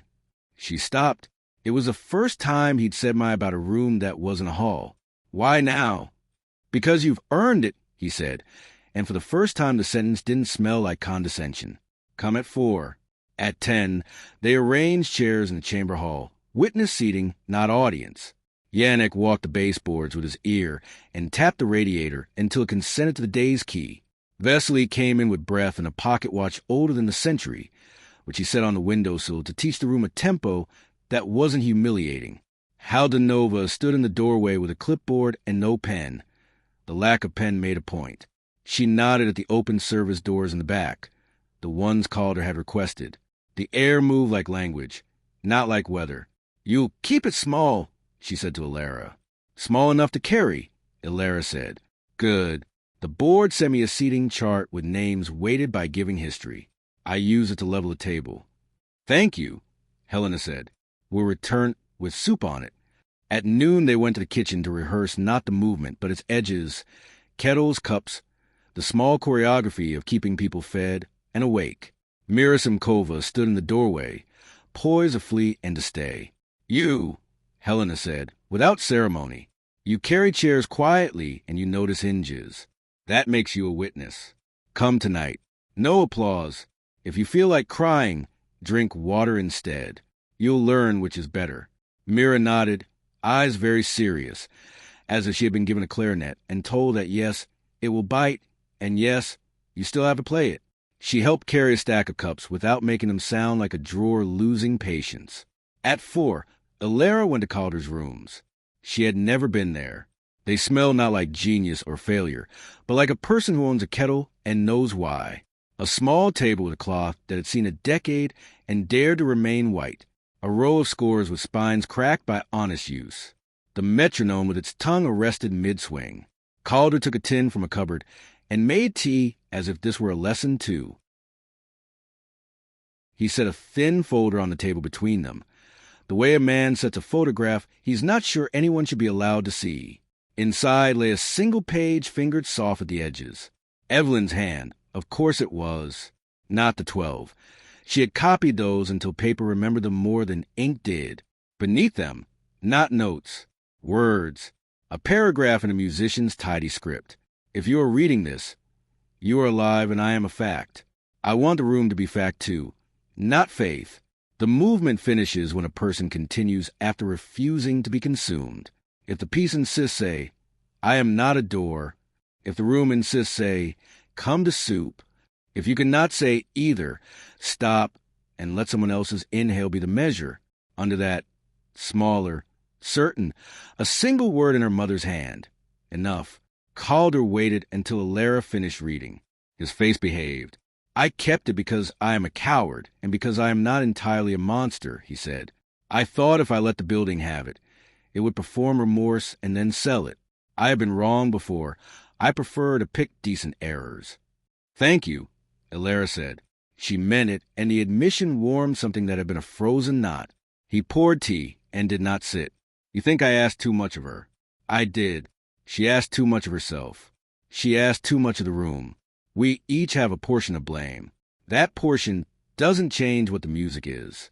It demands clarity. Meet with kitchens and not with choirs." "I am," Elara said. "We are."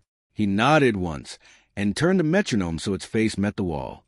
"And stopped carrying my name in the bridge like a curse." "I didn't carve it," she said. "I know," he said, and something cruel and weary in him softened. "Neither did I."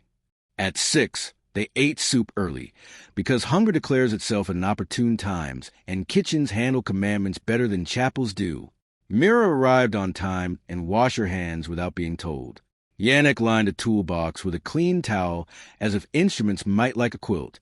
The librarian brought a loaf that didn't look like any particular bread, and therefore went with everything. Vesely watched the steam and said, satisfied, "Finish." At 7, they took their places in the chamber hall.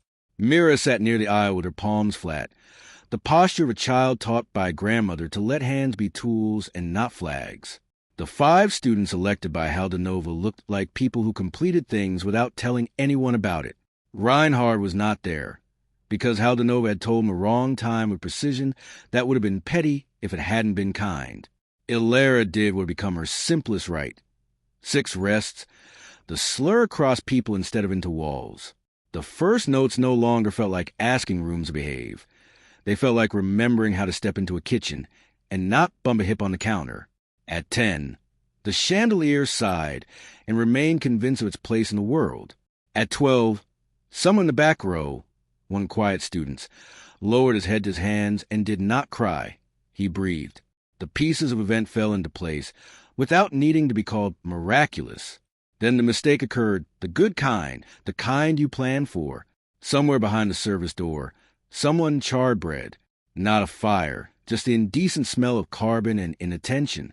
The hall's old system registered insult and pulled the alarm's lever with the righteousness of infrastructure.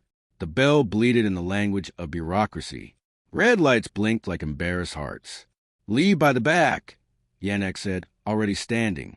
"We practice evacuations like scales." "Bring the kettle," Helena said. "Bring yourself," Haldanova said, and the witnesses obeyed. They walked out into the courtyard where Frost had decided to set, not sparkle. The alarm he hawed inside until Yannick went back in and taught it to remember its place. In the cold, breath made its own stained glass. Students stood with coats half on, half off, practicing the art of not panicking. Mira tucked herself beside Elara the way a small boat tucks behind a large one, without being noticed by the sea.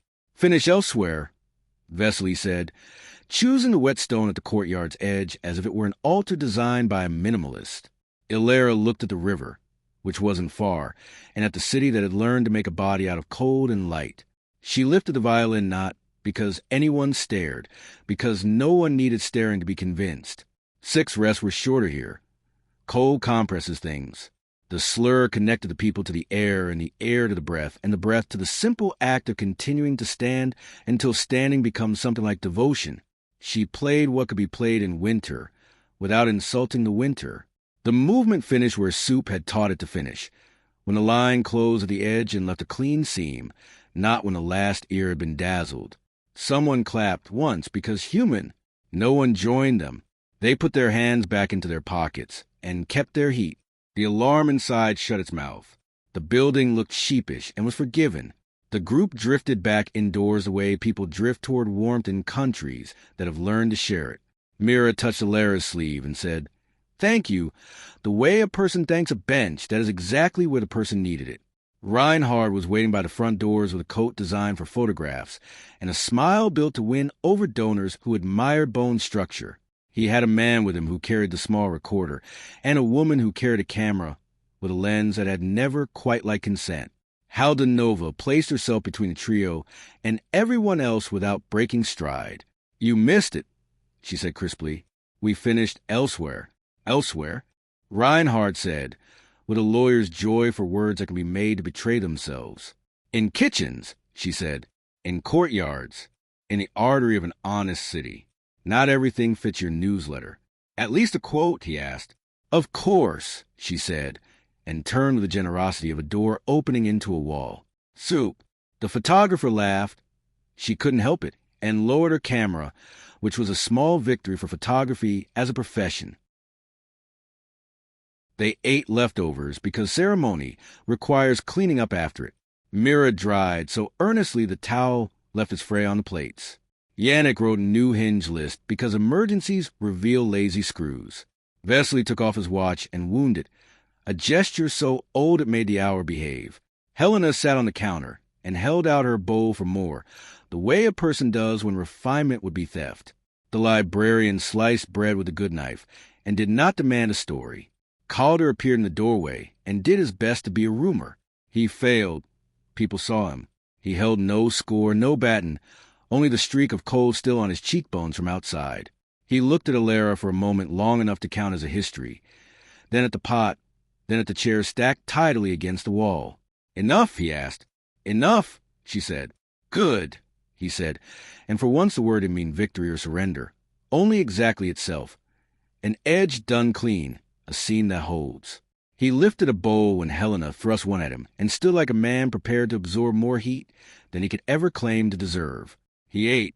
People made room for him without ceremony and without rewarding him for this modest effort. That was as it should be. Later, when the building remembered quiet again and doors consented to be doors instead of rolls, Elara took the baton back to the drawer. The librarian set the brass weight with a little extra firmness, as if to persuade accidents to happen to other people for a day. "You got your first year," the librarian said. "She'll survive this place." "Because of us?" Elara asked. In spite, the librarian said, smiling.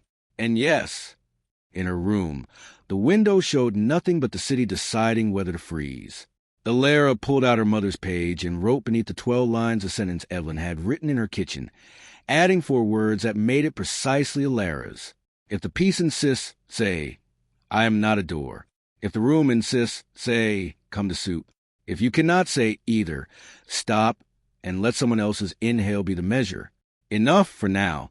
She put the paper away and allowed herself the stupid mercy of washing the cup with too much care. The water ran hot, and then warm, and then truthfully not warm. She dried the cup and set upside down. The room behaved. Her phone buzzed with a message from Margarita. I found another photograph at the back of a drawer. You look like your mother when you breathe. Also, do you want her mixing bowls? They are ugly and faithful. Elara replied, yes. Faithful is the only requirement. Night set its cheek against the window. The old hall below did not press. It waited like a tool on a peg, a chisel, or a bow, ready when called, content when not. Elara lay down and let the day collect itself into sleep. In the minute between waking and the full dark, a word rose, not from glass, not from corridors, not from grief. It rose from soup and stairs and breath, and rest with crowns. Begin, it said, so softly she almost mistook it for the sound of her own blood. Then, again. Chapter 19. Weather for Rooms. Snow arrived as a sentence that had been practicing its clauses for weeks.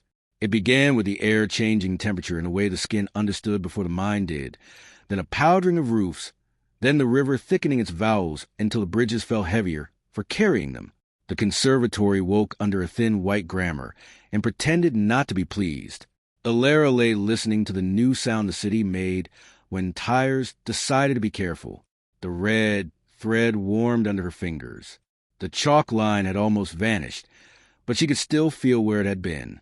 On the desk, the B, 12 tag did what it had always done and nothing else. She dressed, brewed coffee that smelled like permission, and found, outside her door, a parcel tied with string that had been tied by a person who trusts not. Margarita's handwriting in blunt competence. Inside, 2 mixing bowls, exactly as advertised, ugly and faithful. The glaze had chipped into a constellation along the rim of the larger one. The smaller sat inside it like a child asked to behave in public, trying. A note lay between them in a script that had learned to be legible for other people's sake, for finishing elsewhere. They like stew, but they will forgive soup. Helena texted before Elara could send a photograph. Snow's a critic. Soup at 5. Witness list at 3. Elara carried the bowls to the kitchen as if moving instruments. No, as if moving dishes. Instruments make rooms nervous. Dishes make them civilized. She set them on the counter where light from the window made their imperfections honest. She thought of Evelyn's page speaking from Calder's kitchen, of the line that had altered the floor of her chest. I am not a door. She said it once to the bowls to hear its edges. The bowls did not argue. They had never known doors. They knew mouse and heat and leftovers in mornings. The librarian opened the drawer with a hand that contained weather. She had a scarf that looked like it had learned patience from a cat. She slid the baton toward Elara with 2 fingers the way a person passes a candle to someone who remembers how not to drip. Bored man canceled his morning complaint, she said. The snow offended his calendar. Good, Elara said, and turned the keyhole cleft toward a window, because habit is parcraft. In harmony, Calder asked for nothing human beings couldn't give. Suspensions, care, the small bravery of withholding resolution until it meant something. He didn't speak about the evening, which was better than making a speech. When the class dismissed, he said, just loud enough for Elara and no one else, "Weather obeys rooms if you lead with kitchens." He did not stop for her answer. At noon, Haldenova taped a notice to the chamber hall door by hand. Witness practicum. Participants: Voss, Resnick, Vesely, Yannick, Simkova, librarian. Observers admitted by permission. Doors remain open. Tea after. The last line made a promise the building could respect. Mira Simkova appeared with snow in the fur hood. the particular posture of a first year who expects someone to hand her back to herself if she drops. She hovered in the threshold of the kitchen, as if thresholds should be catalogued. Helena waved her in with a ladle. "Errand." Helena said, "Carry cups. You'll do it perfectly." Mira nodded with seriousness and moved like a person who had watched others move before and chose an unlikely grace. At 2, the snow thickened enough to put a different accent on steps. Elara took the larger bowl to her room, sat on the desk beside the B12 tag, and laughed at the sight of the two side by side, token and basin. She wrote a line beneath the 12 bars again, her hand steady, her ink not ostentatious. Finish elsewhere. She added a smaller sentence she didn't yet know if she believed. A room can learn to want less. The corridor outside carried a frequency that had not visited for days, a hum with the pitch of question. Yannick's walk had that frequency. He knocked his watchman's rhythm, 2, then 1, then a breath, which meant, "Come, but don't panic at the word come." "Simkova," he said when Elara opened the door. Someone saw her by practice west, and then not. The ventilation in that corridor changed its mind twice. I prefer my vents faithful. Helena arrived at Elara's shoulder with her hair pulled back, and her boots tied like a declaration. She didn't wait for worry to gather into a speech. "Where?" she asked. "The bend by the well," Yannick said, "where rooms listen without hearing." They moved. Snow tried to redraft the world outside the windows, but inside the building everything had the crispness of a pencil held at the right angle. Practice west smelt like rosin rubbed into it too urgently, and the tinfoil edge of panic, left behind by someone who pretended not to cry. They reached the ventilation well, and the pitch there stood just below, audible like a man holding a cough in a pew. Elara called, not to the room that liked to be called, to the space that had not yet decided to be a room. The air answered with nothing, polite and wrong. Yannick pressed his palm to the seam that remembered being a door when it forgot. It thought. The seam appeared. The panel tried not to give. Elara lifted her hand. 6 rests. The pressure pushed back, a weight that had learned civil tricks. She held until the press changed color. The slur drew itself between her and Helena and Yannick, a line that would not feed a corridor. Yannick tried the seam again. It conceded, like a person who has been shown a better argument for now. Mira stood just on the other side, feet planted, hands obediently at her sides, eyes wide as if the walls had proposed marriage. The panel had pulled itself into the act of being persuasive without moving. The air wanted to turn into a hall, and hadn't yet. It asked, Mira said, not moving her mouth much. It said I could help finish. "You can," Helena said mildly, "by leaving with us." "Now," Elara said softly, "I am not a door." The sentence changed the room's temperature. It took a degree away from the sense of insistence and added it to the humans as heat. Yannick stepped an inch closer and made the kind of small, practical sound that rooms learn faster than Latin. He put his hand palm out. Mira placed her palm against his. Less a rescue, more transaction. They stepped back through the seam, which closed like a good book when someone remembers to mark a page rather than break a spine. Mira trembled once, animal, not dramatic, and stopped.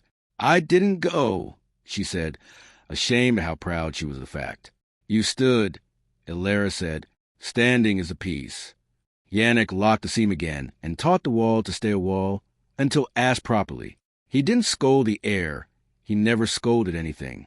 "Rooms get lonely in weather," he said instead. "They try to make people into company. We answer by being people together elsewhere." They took Mira to the kitchen and put hot water into her hands and bread into her mouth with more efficiency than comfort. Comfort followed as a consequence. The bowl sat on the counter, hearing everything and promising nothing. Vesely said, "Snow makes organs proud," and Mira laughed at the wrongness of it until it righted itself. The afternoon shortened itself in the way winter afternoons do, not by becoming less, by gathering their light where people are. The chamber hall learned again where its edges were. Yannick oiled a hinge with the particular patience of a man who refuses to let a small refusal become a large one. The librarian tucked a blanket over the radiator, not to warm it, to make it behave. Haldanova put a kettle in the back and laid a dish rag beside it the way generals lay maps. Anticipation, not drama. At 4:45, the snow came harder. Calder stepped into the kitchen with his coat, carrying cold like a guest. He could not disinvite and set Evelyn's page on the table. It thought about being a reliquary and decided not to. Mira looked at the handwriting and did what honest people do, backed away a half step so that reverence wouldn't turn into theft. Don't ask for it to save you, Calder said to no one, and to Elara. Ask it to tell the truth. It already did, Elara said. It told me to bring the finished self down. Good, he said. Then now you will finish where there is soup. They walked to the chamber hall in pairs, because the building liked pairs. Helena with Mira, Yannick with the librarian, Vesely alone with Breath, which is never alone, Calder and Haldanova in a distance that refused to decide whether they were colleagues or conspirators, Elara with Batten under a wool scarf as if smuggling mercy. The room had chosen to behave. The chandelier resigned itself to dim. The back door stayed unlatched, and a draft entered like an honest thought. Witnesses took their places. Observers observed politely and learned that politeness is not nothing. Reinhard was not there. The snow had offended him into missing, and an excellent photographer stood at the door and chose not to record faces because she recognized her job as not making myths. Elara turned the keyhole sign toward the open door, as always, and held the 6 rests while the kettle clicked. The radiator remembered D, and chairs agreed not to squeak. On the last rest, she tasted onions, invisible now but present in the air of the building. It steadied the room as if someone had hung a weight at the bottom of a word until it agreed to pronounce itself. She started with 1. She played to 2. It felt like carrying something fragile that was not precious, only necessary. At 3, she stopped to breathe because a kitchen would not forgive her if she forgot. At 4 and 5, the rumor of old glass above their heads adjusted its shoulders and did not demand to be a protagonist. At 6, the floor under the back row agreed to support more weight than it liked. 7 and 9 felt like walkways shoveled clean by hands, not machines.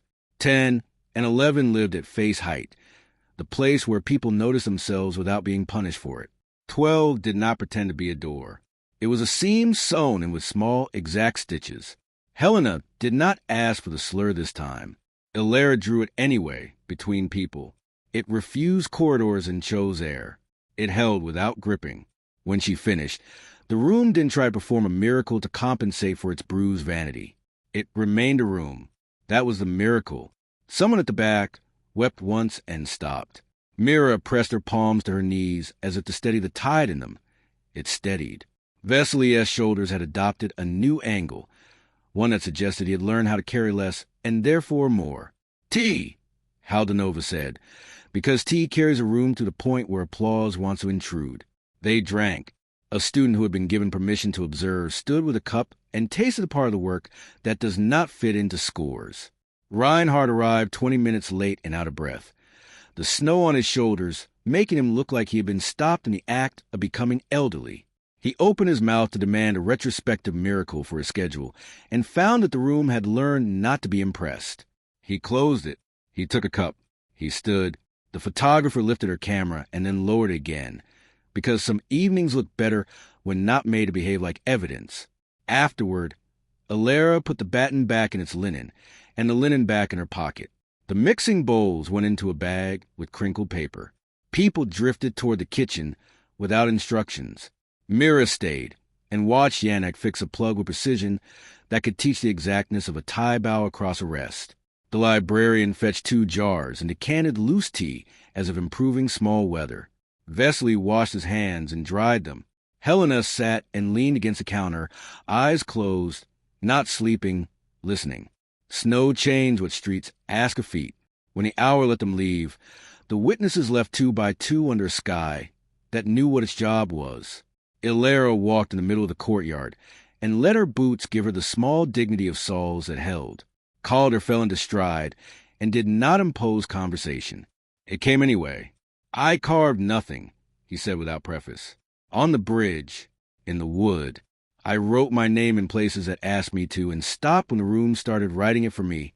I have spent 20 years trying to teach doors to remain doors. I failed enough times to qualify as a man. I know, Elara said, and was startled to discover that she did. Your mother, he said, and the snow made his breath visible like speech in a comic strip. "Would have loved to see you not finish in a hall." "She told me to," Elara said, and said it as lightly as a person tells a weather fact. He exhaled. "Then I am finally obeying her." They stopped where the snow flattened the steps into an argument, and then into agreement. Calder lifted a small object from his pocket and held it out on his palm. A bridge, old, the wood bruised dark, a tiny crack at the heart. The words for C had once been there and now were not. The surface carried a smoothed-over scar where somebody's care had decided to remove an initial without damaging a note. This was on the floor of the lab the day after she. He didn't finish. He didn't have to.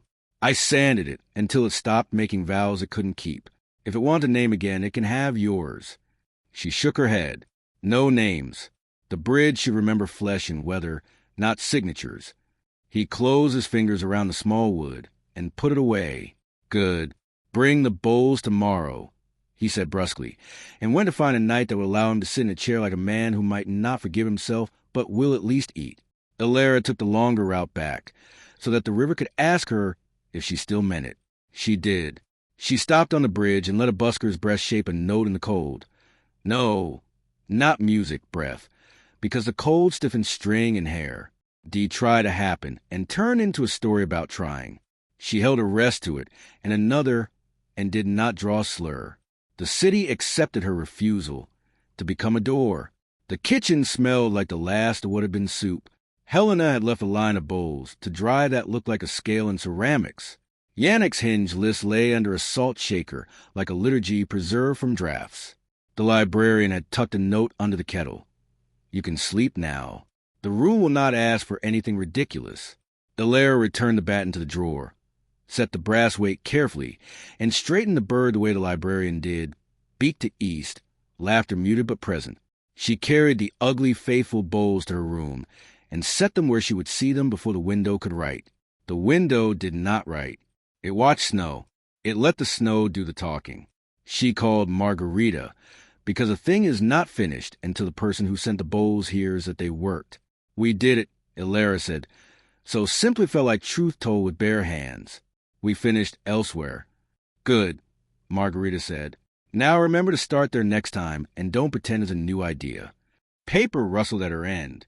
"I'm sending you 2 aprons and a photograph of a countertop. It's hideous. It's family." They hung up with the competence of 2 people who had work in the morning. She lay down. The lamp, on once, off once, on once. Her last thought was not a sentence, and not a note.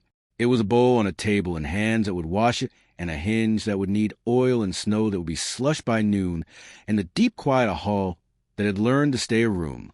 In the dark somewhere between sleep and language, whether combed through the building and found no door to open without a person's consent. And under that, quieter, the sentence that lived at the bottom of the rests, in ink and wood and breath. Begin. Chapter 20. What follows enough. Morning arrived with the sound of brushes on stone, the groundskeeper sweeping yesterday's snow into the idea of paths. Elara listened to the scrape and pause, as if it were a metronome someone had taught to be merciful. The red thread lay warm against her wrist. The chalk line had faded almost entirely, a pale ghost still capable of work. On the desk the B12 tag held a sliver of gray light, and did not audition for meaning. In the library, under brass weight and loyal wood, the baton waited where it always waited, which had become part of how she could stand up and begin. A parcel had come from Margarita, brown paper tied with honest string. 2 aprons inside, both ugly and faithful, the kind with a shoulder seam that refused to lie perfectly flat. A note, for finishing elsewhere and starting there too. Coffee hissed and forgave the way it always did. Helena texted. Board rescheduled their winter circus to the 19th, as foretold by petty saints. Soup later? Elara. Soup always. Also, Mira survived a corridor and brought it tea. They met at the drawer first. The librarian had the brass bird already turned east, beaked to whatever light December had to spare. She slid the drawer open and watched Elara lift the linen-wrapped baton, the way a person watches someone else take a vow they didn't bully them into. "There's a headline," she said. tapping a folded paper. Legacy leverage for future relevance. The picture is of a chandelier. Your director will be insufferable with delight. Because they spelled relevance correctly? Helena asked, shouldering through with a bag of onions like contraband. Because they picked the chandelier, the librarian said. Objects are less litigious than people. Harmony gave them suspensions and the unshowy salvation of delayed cadences. Calder looked like a man who had slept in a chair and chosen to pretend he meant to. He spoke about responsibility in sideline, the way one voice carries tension, so the others can be exact without drawing blood. When the class dissolved, he caught Elara with a nod toward the corridor rather than a word. Reinhardt will try to turn the 19th into a premiere, he said. Refuse the word. Offer lesson and insist on tea. We'll bring bowls, Elara said. Plural, he said, as if the grammar would matter. Good. By noon, the courtyard wore the kind of cold that clarifies decisions. Haldenova pinned a new notice beneath the old. Witness Practicum, December 19th. Location, Community Kitchen, Ujezu. Participants, Voss, Resnick, Vesely, Yanek. Library Representative, Simkova. Observers, welcome, standing room only. No photographs. Tea provided. She did this with visible satisfaction, like a chess player sliding a piece into a square that turns an opponent's queen into furniture. Community kitchen, Helena said, delighted. We're committing sacrilege. We're obeying Evelyn's recipe, the director replied. Finish where soup is. Mira Simkova arrived in boots that had lost their argument with slush and carried a notebook whose corners had absorbed weather. She hovered with her hands half raised, as if the day might require surrender or applause, and she wanted to rehearse both. 2 errands, Elara said, handing her the aprons. Stitch our names inside these with a cheap blue thread you can find in the library's Lost and Found. Then write lesson on the back of every poster you see that says, Showcase. Spelling counts. Mira nodded and took the cloth as if entrusted with instruments. She was learning the grammar of rooms. Begin with errands. They rehearsed nothing you could sell. Chairs that didn't squeak. Kettles that clicked and apologized. A carpet rolled out in Chamber Hall for the last indoor run. Not to soften sound. To teach shoes a humble gait. Yanek tapped a baseboard and listened to the building remember. Vesely tuned his breath. The librarian wrote a list of the library's people to bring on the 19th. None of them important, all of them faithful. Calder stood in the back like a rumor that had agreed to be a person for an afternoon. When the last rehearsal ended, Elara found herself with an hour unassigned. She took it to the bridge. The river had that winter color glass with envy, if it were capable of envy. A busker tried D and made of it a story about stiff fingers. People gave coins to the honesty. Elara held a rest to the city, another to the water, and the air consented to carry both without trying to turn them into anything they weren't. Back at the conservatory, the corridor outside the lab hummed like a well-fed pipe rather than a hungry one. Yanek walked with her, as if attending a hinge. We're not going down, he said, which was announcement, not prohibition. The room has accepted enough for 2 days. Let us not insult it with greed. They went to the kitchen instead. Helena had colonized the corner with knives and an onion like a small planet.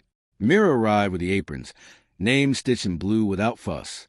She had written lesson in a tidy hand on 5 posters in 3 hallways and had not been caught. The librarian steeped tea as if coaxing secrets from leaves. Vesely sat and unscrewed the face of his antique pocket watch, wiped the glass with the hem of his sweater, and screwed it back without lecture. Haldenova leaned in the doorway and didn't direct anything. On the 19th, we'll do it like this, Elara said. 2 rest to teach the room to breathe. Then we feed people and hold the other 4 while we wash bowls. We play only as far as 9. We leave 12 for the tram. Spoken like a union rep for music, Helena said. Spoken like someone who wants us alive on the 20th, the librarian murmured. Reinhardt sent a message to the director's office that arrived like a fly trapped between window and pane. We must consider scalable models of engagement, metrics, deliverables, press. Haldenova printed it, drew a spoon in the margin, and slid it into a file labeled Winter. She wrote, in a tidy hand on real paper, a single-word reply, T. That evening, with the city making particular hush-only Snow can choreograph, Calder invited them to his kitchen. It was smaller than Elara had imagined and warmer, as if the room had accepted that a man had tried to turn himself into a mechanism for too long and needed a place where cups lived without performance. He set Evelyn's page on the table with the casual reverence of a photograph placed among plates. "I once told a room to believe," he said. "It obeyed, and that was my catastrophe. I'm telling this one to trust. It hears me about half the time." "Half is human," Helena said. He gave them bread with the humility of a host who has learned not to apologize for good crust. They talked about the meaningless parts of the coming days, timelines and trams, and how many cups a community kitchen owns, and left unspoken the parts that can only be prepared by sleep. Alone later, Elara stood at her window and watched a pair of students cross the courtyard with careful steps that made of the night a score notating balance. The pane wrote nothing. She was grateful. The baton lay under brass weight. The bowls waited, patient as stone. Morning returned with a small noise, a letter sliding under the door. Not Reinhardt's hand, Margarita's. A photograph. The countertop in the old flat where Elara had been 6 and Evelyn had taught her how to dry bowls with the corners of the cloth. The picture was not nostalgic. It was inventory. A dent, a stain that had refused 2 cleansings, a line in the wood from a forgotten knife. On the back, begin where there are dents. The days narrowed toward the 19th. Word spread with the peculiar efficiency of institutions. Everyone knew. No one could say how. Mira grew into her errands and into a question. She asked it in the stairwell, where questions stay polite. When does a room become a person? When it asks you to finish yourself to feed it. Elara said, "Don't let it." Mira nodded. The solemn assent of someone making a doctrine out of warnings. On the eve, the lab whispered nothing, and the chapel tried to sulk, but remembered bread. The chamber hall pretended indifference and failed. The director signed forms designed to be a trap, and left them blank where signatures would have made a story useful to people who preferred stories to work. The librarian polished a brass weight with a square of linen, as if to keep it from forgetting its vocation. Yannick oiled 3 hinges no one will ever notice, except the day one of them insists and is obeyed. The 19th began like an understatement. Cole put his hand softly on the door and didn't push. Elara took the baton from the drawer and turned the keyhole cleft toward the light and said, just to herself, "I am not a door." She put the bowls in a canvas bag. Helena wore the stitched apron over a black sweater that insisted on being sensible. Mira carried cups. Vesely carried breath. Yannick carried the building on his shoulders, which is to say, he walked. The community kitchen at Ujezu had a floor that forgave shoes and a smell that had learned to be welcome without being cloying. A woman with arms like caretaking met them at the door. "You're the music," she said, skeptical in a friendly way. "Fine, but don't make anyone cry before they've eaten." "We don't make them cry at all," Helena said. "We make them bowls." They did. Rest first, while water came to boil, while carrots told her orange to be useful, while the radiator tried D and landed on something close enough to permit company. Elara held the silences where people could step around them and not trip. The room learned the crowns quickly. Kitchens always did. At 9, when the first bowls went out, she stopped. People ate. People did the thing eating does to the face, a softening that is almost music. When the bowls returned with their honest rings, Elara held the other rests while water ran, while hands washed, while towels warmed someone else's hands. There were observers, students and faculty, and 2 women who always knew when a free cup of tea could be improved by gossip. Reinhardt arrived late and tried to take a seat. There were no seats. He stood, which improved him. A photographer he'd hired took one picture of a hand on a bowl and put the camera down, because some jobs you do better by leaving the rest untaken. Only at the end did Elara raise the violin. She played to 7, to 8, to 9. The slur drew itself across breath. The room refused to be a corridor and succeeded. Enough lived at face height, and everyone recognized it without language. "You're finished?" the caretaker asked after, not sure whether to make it a compliment. "For now," Elara said. "We have to get to the tram on time." They walked to stop together, A strange procession with bowls under arms and a baton and linen in a canvas bag, and witnesses moving like a choir trained to be inconspicuous. The tram came with its neat timetable and its willingness to conduct. On board, the air did what moving rooms do. It held silence better than still ones. Elara stood by the door and gave the city one rest, then another, then another. No slur. The curb belonged elsewhere. The doors opened. People got off and on, and did not notice they'd been given a measure to stand inside without being made into a story. Back at the conservatory, the file labeled Winter acquired 2 new papers. A list of bowls washed, a hinge list revised. Nova signed neither. She wrote T on a sticky note and stuck it to Reinhardt's unanswered email. The librarian put the baton back where it belonged and set the brass weight with a little extra affection. Mira practiced scales in the stairwell. Slow, shameless. Yannick walked the corridor to the old hall and listened. Nothing insisted. Good. That night, Elara sat at her desk with a photograph of the dinner counter and Evelyn's page and wrote in the margin, very small, because the work was almost done in size as a moral choice. Begin where there are dents. Finish where there is soup. Refuse when asked to be a door. If you cannot, stop. Let someone else's inhale be the measure. Enough for now, begin again. She washed the cup with silly care and turned out the lamp once, then left it off. The window declined to write. The building turned in its sleep and decided to remain a building. In the silence, under all the silences, a sentence rose, unremarkable, imperative, ordinary as a list. Tomorrow, scales, soup, hinges, breath. And the city agreed. Chapter 21. The Long Rest. Morning stepped in with the soft authority of snow that had turned to a quiet crust. The courtyard's gravel wore a thin shell. Shoes announced themselves with chime instead of a crunch. Elara lay a moment and listened to the building not call her. The red thread warmed under thumb. The chalk line had gone from pale to nearly imagined, which is when marks do their best work. On the desk, the B. 12 tag waited with the patience of metal.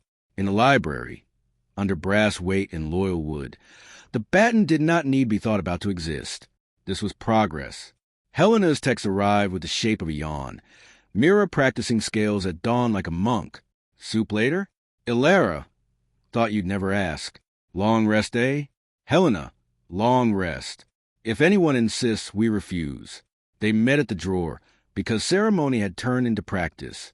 The librarian's scarf carried the faint scent of tea leaves that had already given their best. She slid the drawer open 2 inches, which in this building counted as generosity. Elara took the baton and pointed the keyhole cleft toward the window, then hesitated. Then she surprised herself, laid the linen back in the drawer, and closed it gently. Today it stays, she said aloud. Long rest. The librarian agreed, approving a choice that made a room less necessary. Harmony offered arithmetic for souls. 2 measures unresolved, 1 resolved, repeat until the body remembers decency. Called to look like sleep, had finally found him and negotiated a truce. He wrote 3 chords on the board and asked the class not to finish them.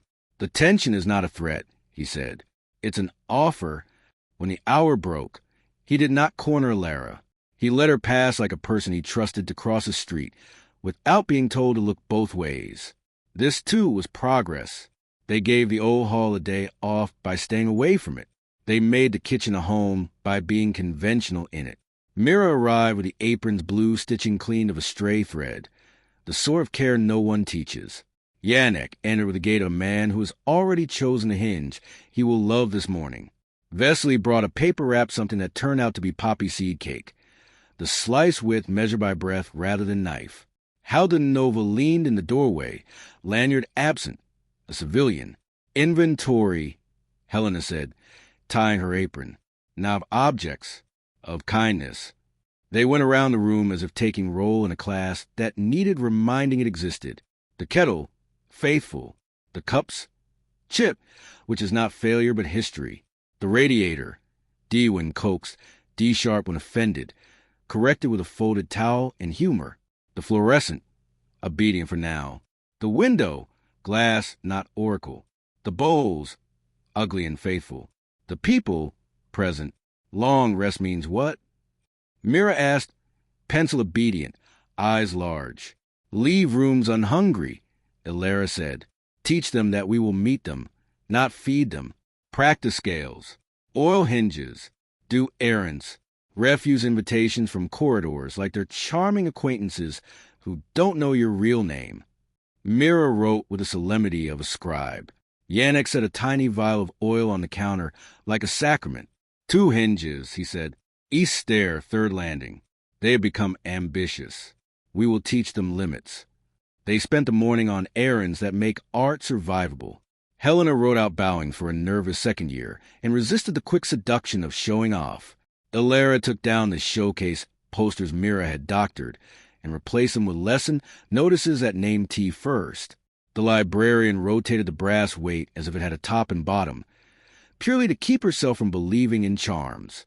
Vesely tuned the chapel's silence to a human key and left Brett on the side shelf, as agreed. Haldenova filed a letter under Winter and refused to sign anything that used the word leverage on human breath. At noon, Margarita called because she had learned the rhythm of Elara's days. "Do you have a minute for domesticity?" she asked. "I am in a shop that sells nothing I need and everything I miss. Do you want a timer shaped like a carrot? It is obscene, therefore good." "Yes," Elara said, grinning into the phone. "We're practicing the long rest." "In music? In living?" "Same," Margarita said, and hung up before the moment could become picturesque. After lunch, the river wore a gray that invigorated boats and punished light. Elara walked to the tram stop without Violin, without Batten, without the need to prove anything except that feet still count. The tram arrived precisely late. She stood by the door and held one rest of the city, short, courteous, sufficient, and felt no pressure completed with miracle. People entered and left and lived. That was a slur today, a curve that existed between strangers, too common to dramatize, too vital to ignore. Back at the conservatory, a small note waited on Elara's door in a hand that had practiced being neat. "Mr. Vesely requests 5 minutes when convenient." "It is convenient now, but will be inconvenient later." Librarian. She found him in the chapel loft with a bench pushed back from the manuals and his hands folded as if to ask them to behave. He didn't speak until she sat on the step below, the distance of confession in reverse. "Those initials," he said, "in the ledger, J.V. "I guessed," Elara said gently. "I kept hoping it was a different J," he admitted, and half smiled at his own superstition. "I was 19. Calder was terrifying in a useful way. Your mother was a metronome for my shame. Kept me honest about being afraid. I signed because I thought signing made a thing real. It did. It also made it public. Publicness is a whether or not all music survives." He ran a thumb over the bench's edge until the wood glossed. "I've spent my life being the room's atheist so others could pray safely. It is an honorable job. It doesn't absolve me. I wanted to say it aloud before the year turns, and everyone drinks, and we pretend drinking is absolution. That's all." Elara thought of Evelyn's line, "If the room insists, refuse," and of his pocket watch wound with the tenderness of a ritual. "You've taught the stones to be less proud," she said. "It counts." "Not enough," he said. "Enough for now," she replied, and watched something unclench in his shoulders like a stop sliding out. They drank hot water, because sometimes tea is too flavor for truth. He told her one story about Evelyn she hadn't heard. A small one, not the legend kind. The kind that fits inside a kitchen. How Evelyn once returned a borrowed mug to the wrong person, and then left a note with the right mug that said, "It was warm in my hands. Thank you for being the reason." They laughed at the impudence of gratitude. On the way back, Elara took the east stair and found Yannick on his knees, oil in one hand, rag in the other, coaxing a hinge out of ambitions it had no business entertaining. "You see," he said without looking up, "long rests are maintenance. Art lives because hinges behave." "May I?" Elara asked, and took the rag when he offered it. She wiped the second hinge, feeling the old grit give. The small clean made the stair more honest. By late afternoon the sky had begun to steal the day's color. Mira appeared in the kitchen with a steno pad and a confession. I went near practice west, she said, and the ventilation had the pitch of suggestion. I did not go. I said, I am not a door. And then, because that felt rude, I said, come to soup. Then I went away and made soup, because it would be impolite to invite without a pot. Helena applauded once, non-theatrically. You're learning the grammar, she said. Second person singular imperative, softened by onions. They cooked because long rest prefer simmer. The bowls took heat without cracking. The carrot timer arrived by messenger, and its ticking was ridiculous enough to make the knife work better. The librarian labeled a jar of bay leaves as not laurel, so the room wouldn't get ideas. Vesely sat and peeled potatoes with the competence of a man who has done it in winter a long time. Haldenova brought bread and didn't pretend she had baked it. Reinhard, Helena asked, because a day cannot be purely without column and complaint, wrote to the dean. The director said, copied the mayor, asked about value capture from a unique heritage asset. I replied with 3 words, hinges, soup, students. If they pass it upstairs to someone who speaks our language, I'll consider the day modern. Do we need to put locks on anything? Elara asked. Just on our attention, the librarian said. He thrives on being fed with it. They ate. They washed. They refused to talk about the old hall. They talked about hand cream in winter and ways to keep a violin from sulking. Mira asked how to choose a bow and received 5 answers that did not contradict each other, which is how you know you're with the right people. Night fell with the soft finality of a page finished at the right sentence. Elara walked her long rest into the practice room, where the mirror didn't perform. She played Corelli slowly enough to teach her jaw she wasn't prey. She played 1 line of Bach and stopped in the middle of a phrase on purpose to assure herself she could without being punished by fear. She put the violin away because long rests include that, too. On her desk, Evelyn's page waited under a paperweight Yannick had polished until it believed in light. Elara added, in small letters beneath the do not be a door line, a humble addition. When you can, be a wall that holds someone else's picture. She didn't know what she meant and loved the sentence anyway for promising to mean something later. Her phone buzzed. Called her. The board wishes to stage a legacy moment at the New Year's Gala. I suggested a plaque for the hinge closet. He did not include sarcasm. The words carried it anyway. Haldenova, ignore, will design a mourning for the city instead. Mourning for the city. Elara tasted the phrase. It felt like a thing that had already happened once and wanted a second life. Trams, kitchens, the bridge, a map of rest anyone could walk. She texted Helena, New Year's Day. The city learns to breathe. Helena, we make stations. People hold 1 rest each and pass it along like a bowl. She fell asleep to logistics and woke within the hour to weather. Not glass writing. Just the sound of wind changing its mind about which street to adore. She turned the lamp on once, off once, left it off, and entered a sleep with the texture of clean linen, a little rough, very honest.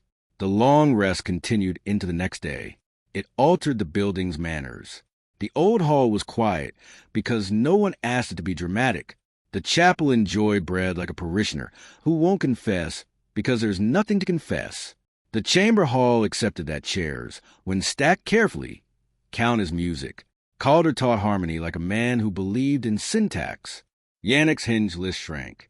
The librarian wrote finished elsewhere on a slip of paper and tucked it into the winter file, like a spell that does not pretend to be anything other than paper. Toward evening, Mira stood under the east stair and looked at the hinge, as if it were a small animal you want to pet and mustn't. I think, she said, eyes on metal, that rooms can learn. They can learn manners, Elara said. We can teach them. But they will not learn mercy. That is not their job. Whose job is it? Ours, Helena said, coming up behind her with a towel. And soups. Snow held to the 3rd day of the long rest, then considered rain and chose discipline. The city did its work of embracing people into itself. Elara found herself laughing at small inconveniences. A faucet that refused hot, a tram that arrived in perfect defiance of the timetable, a pen that leaked and left on her thumb a blue half-moon. It felt like being alive without a subtitle. The break ended not with an interruption but with a knock. The librarian's, precise as a quarter note. She held a small envelope between two fingers. "For you," she said, "from a man who knows how to fold paper properly. Do not open if you are tired." Elara read it seated and with water at hand. Reinhard's letter surprised her by being almost decent. It said, "I saw the kitchen. I saw the tram. I don't understand your metrics.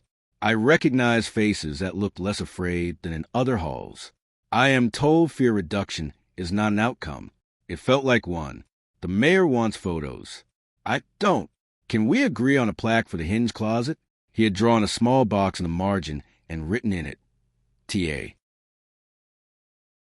She brought the letter to the kitchen, as one brings a questionable mushroom to someone who knows.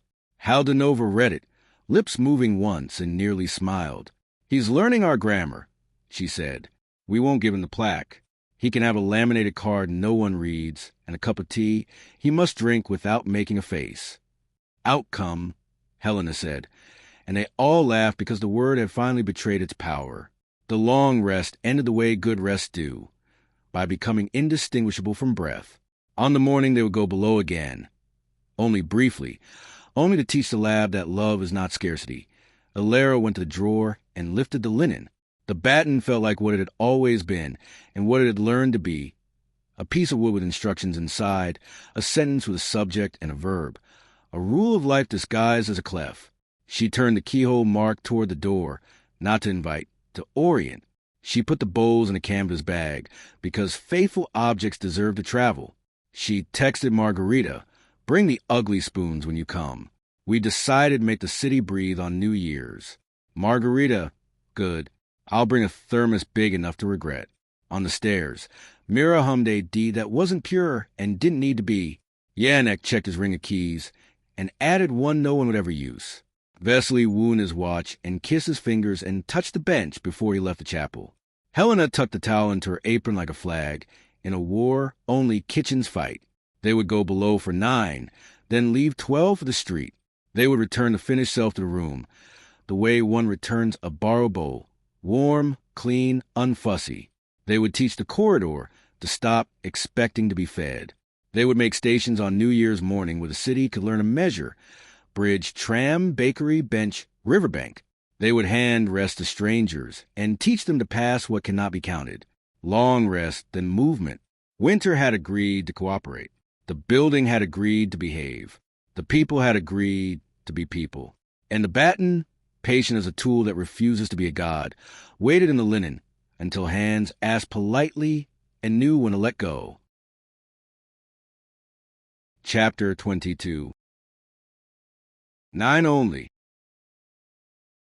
They took the short way down because the building had earned that trust, and because long rests make short routes possible. The batten stayed wrapped until the last landing. Elara carried the bowls in a canvas bag that thumped her thigh with domestic insistence. Helena walked beside Mira, who wore the blue-stitched apron like a plain medal. Yannick went ahead, keys a quiet consolation. Vesely followed with breath. The librarian and Haldenova came last, anchors and proof. At the panel, Elara didn't ask the room to behave. She told her how this would go. 6 rests. The pressure changed color, without darkening.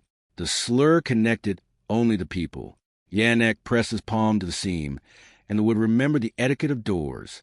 It opened as a room opens for caretakers, not as corridors open for legends. The lab had been tidied by absence. Cabinets gleamed with their practical pride.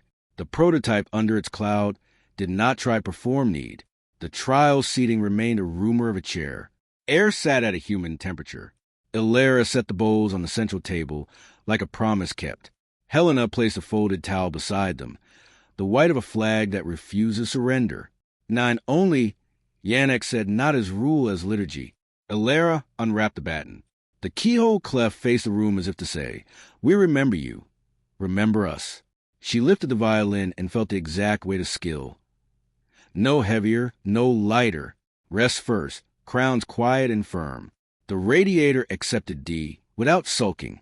The glass in the cabinet doors decided to be transparent instead of helpful. On the 6th rest her chest loosened enough to let the line enter and not own her. 1. The room learned that one could be modest. 2. The floor under Helena's feet found the compromise between resilience and give. 3 and 4. A tape box on the shelf shifted its dust without volunteering a story. 5. The panel behind them remembered its job and didn't audition. 6. The air carried, not amplified. 7. The nick on the batten's clef winked in the lamplight without omen. 8. Breath arranged itself among witnesses like chairs at a table. 9. She stopped because 9 is a profession. The silence that gathered afterward felt like a held bowl, the kind you carry with 2 hands because you like not to spill what someone has made for you. Something moved then, not in the air, in memory. A reel on the shelf trembled minutely, as if relearning circularity. It didn't play. It decided not to. The closet across from the prototype hummed once, electricity remembering to be shy, and fell quiet. The room had wanted 12. It accepted 9. Helena released a single open string and cut it with a breath. Vesely exhaled, as if persuaded to trust a ladder. The librarian touched the table's edge, not a knock, presence. Haldanovia's hands opened and stayed open, a director's most difficult gesture. Mira kept still with the discipline of someone who has recently been given back to herself and wants to honor the giver by staying. Enough, Elara said, before the room could decide for them. The word carried no magic, only edge. They wrapped the batten. The bowls went back to the canvas bag. The panel closed on a slur, so delicate it might have been a sound a spoon makes when someone sets it down because conversation has improved. The corridor behaved like a corridor again. The stair counted correctly, 13 and 13, pleased with its superstition. Snow in the courtyard gleamed with the humility of swept paths. Back in the kitchen, they finished what 9 had begun. Soup reheated without drama. The carrot timer ticked its silly consent.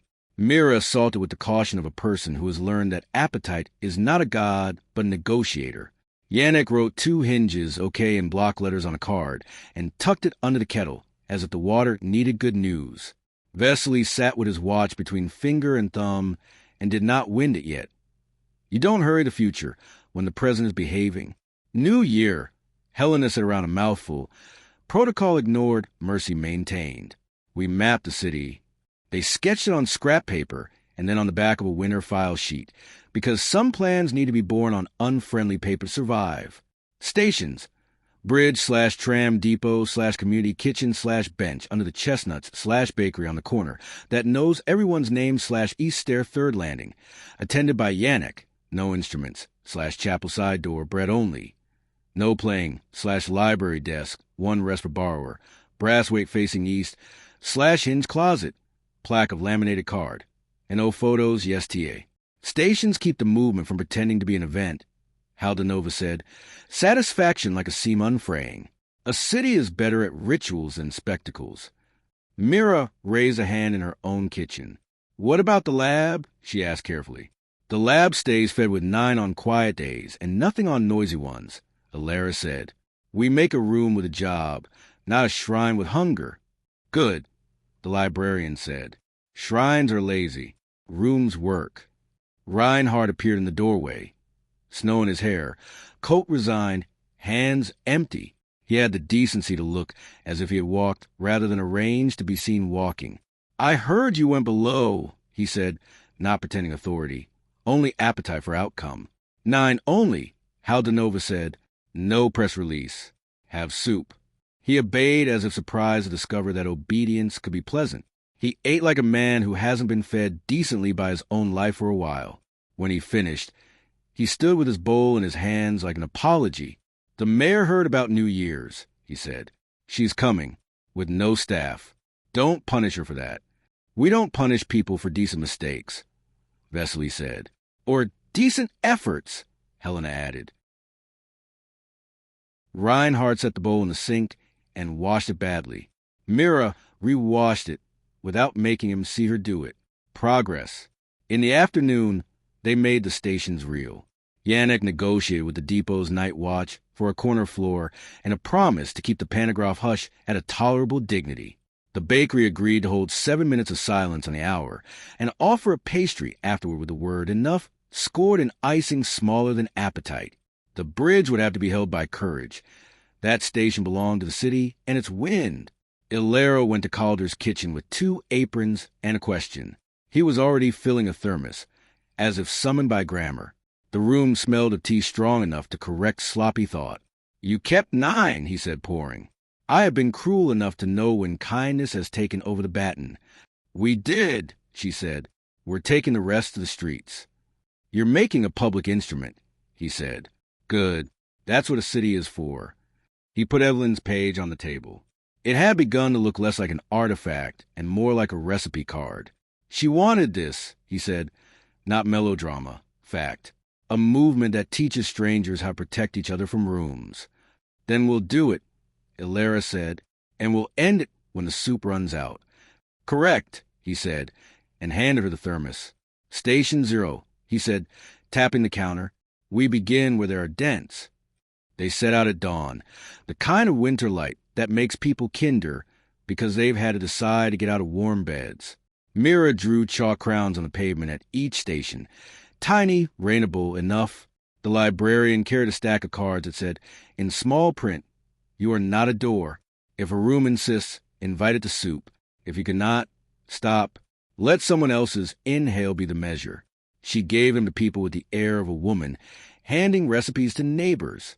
At the bridge, a busker arrived without instrument and looked scared of his own empty hands. Elara stood beside him and gave the city the first rest. He took the second and held it like a taut thing that could become tender if allowed. A woman pushing a pram took the third without breaking stride. A boy with a backpack took the fourth and stared at the river like it had finally said something he could tolerate. The fifth went to an old man who wept as if the air had remembered a name, then laughed because he liked being alive in front of teenagers. The 6 belonged to the wind. 7 came back to Elara like a cup. 8 moved down the walkway with the small, efficient gossip of kindness. 9 belonged to a man who had read 3 wars and survived 2. They left 12 for the street, as promised. At the depot, the night watch stood guard over a flock of silences that waited their turn. A driver who had misjudged his breakfast held one and didn't notice his banana was exactly ripe today. At the bakery, the owner put down a tray and tilted her head at the clock, and 7 minutes happened in a room that smelled like human solvency. At the east stair, Yannick stood with a hand on a hinge and said nothing at exactly the right tempo, and the landing learned to be generous. In the chapel's side door, bread went stale and then didn't because people carried slices away in pockets like liturgy that later becomes lunch. The mayor arrived without staff, as promised, and held a rest in the community kitchen with both hands, eyes closed, as if being a person could still surprise her. Reinhard held one on the bench under the chestnuts and looked guiltier for how good it felt. The photographer put her camera down and walked the route filling a pocket notebook with adjectives that could have been photos and weren't. At noon, back at the conservatory, the old hall stayed quiet because no one asked a single thing. The lab listened through its skin and behaved. The chamber hall stacked its chairs with dignity. The hinge closet existed. The winter file acquired a sheet with the words bowls wash/cups loans/hinges quiet written in a hand that had learned to be legible for the sake of other people. By evening, the map of rest had become a room of the city like to repeat. Strangers nodded at one another as if they shared a harmless crime. The river wore the look of a thing that had been asked to do too many grand gestures and had been given leave to be river instead. They ate together because finishing elsewhere requires washing elsewhere. The carrot timer ticked and forgave. The bowls proved faithful again. They went around the table and said one thing the day had taught them that wasn't a boast. "Motion carries silence better than stillness," Vesely said. "Bakeries change pitch when people are decent to one another," Helena said. "Hinges do not crave attention," Yannick said. "People do. Teach both their limits." "Libraries are kitchens that learn to alphabetize," the librarian said. "Officials are improved by standing," Haldenova said, and didn't smile because it was too easy. Mira looked at her hands. "I am not a door," she said, "but I can be a wall for someone else's picture." Elara nodded, a seam tight and clean. 9 only, she said to herself, to the room, to the city, to the peace, to the ghost of her mother's page. 12 belongs to the street. When she returned the baton to the drawer that night, the librarian didn't set the brass weight immediately. She held it, polishing, then placed it with a soft click that sounded like an agreement between eras. "Tomorrow," she said. "Scales," Elara said. "Hinges," Yannick said from the corridor. "Soup," Helena called from the kitchen. "Breath," Vesely murmured from the loft. "Lesson," Haldanova added. Filing nothing. Signing nothing. Holding the building in her shoulders without letting it become a god. Elara stood in her room and looked at the bowls. Ugly and faithful. She washed her cup with silly care. The window did not write. The city practiced a long rest. The building slept like a thing that had learned a boundary. The page on her desk read enough, and meant it as an edge, not an ending. The batten lay under loyal wood. The red thread warmed at her pulse. And somewhere deep and accurate, a movement continued to believe her because she had taught it trust. Chapter 23. Station Zero. Snow hardened into a surface the city could sign its name on. Buses wrote their slow cursive, boots underlined. The conservatory stretched in the cold and didn't complain. Elara woke to a building that remembered the map of rest they'd given it and was trying, clumsily, to breathe on its own. The batten slept under brass and loyal wood. The bowls waited on the shelf like instruments that never needed tuning. On the desk, the B, 12 tag held a strip of winter light. The red thread warmed at her pulse. The chalk line was nearly memory, useful, invisible. A thin envelope lay under the door. The seal belonged to a city office. But the hand was human. The mayor, "I did what you did at the kitchen. One rest, eyes closed, before a budget meeting. It did not fix anyone. It made me decide slower. Thank you. P.S. If Reinhardt asks for a photo, tell him my staff confiscated all cameras for soup." Helena's text. Depot guard brought us pastries. In thanks of silence. Soup later? Elara, Station Zero first. Calder's. Calder's kitchen smelled like tea and honest heat. The room had changed since they first stepped into it. Object had learned to be useful without auditioning. Evelyn's page lived on the fridge, now under a chipped magnet, no longer relic. Simply instruction. Calder poured water and set down 2 mugs away that admitted care without demanding credit. "Station Zero," he said, tapping the counter scar where a knife had once misjudged ambition. "Begin where there are dents." Mira arrived with a notebook and the posture of someone who has learned that errands are how you enter a piece. Calder nodded at her like a teacher who has finally learned to be a witness. "We write recipes today," he said, "for emergencies." They drafted a 1-page sheet in ordinary language. If power fails, light 1 candle for hands, not for drama. Doors on wedges. Hinges oiled. Radiators taught D again 0.6 rest before decisions 0.9, only below if anyone insists. Preferably none. Finish where soup can be heated by something older than electricity. If a room insists, refuse politely. If a person insists, hand them a bowl. If you cannot, stop. Someone else's inhale is the measure. Mira copied it twice in block letters. Tongue between teeth. The way children copy from a board when the board is worth copying. She wrote for the hinge closet at the bottom of one and for the depot on the other. The first flinch of trouble arrived as a brownout. Lights dimming, pausing, choosing. Somewhere in the building, a relay stuttered. The chapel swallowed its breath and held it too long. Down the corridor, a fluorescent buzz like a superstitious bee. Yannick appeared with his ring of keys and a small lamp that belonged in basements. "Power flirting," he said. "We teach manners." They split without hurry. Vesely went to the loft to keep the organ of body at rest. Helena collected kettles, as if heat could be stored in metal and then handed back. The librarian retrieved wedge blocks from under the desk that had never been cataloged because cataloging them would have tempted fate. Haldanova took the stairwells, a director supervising gravity.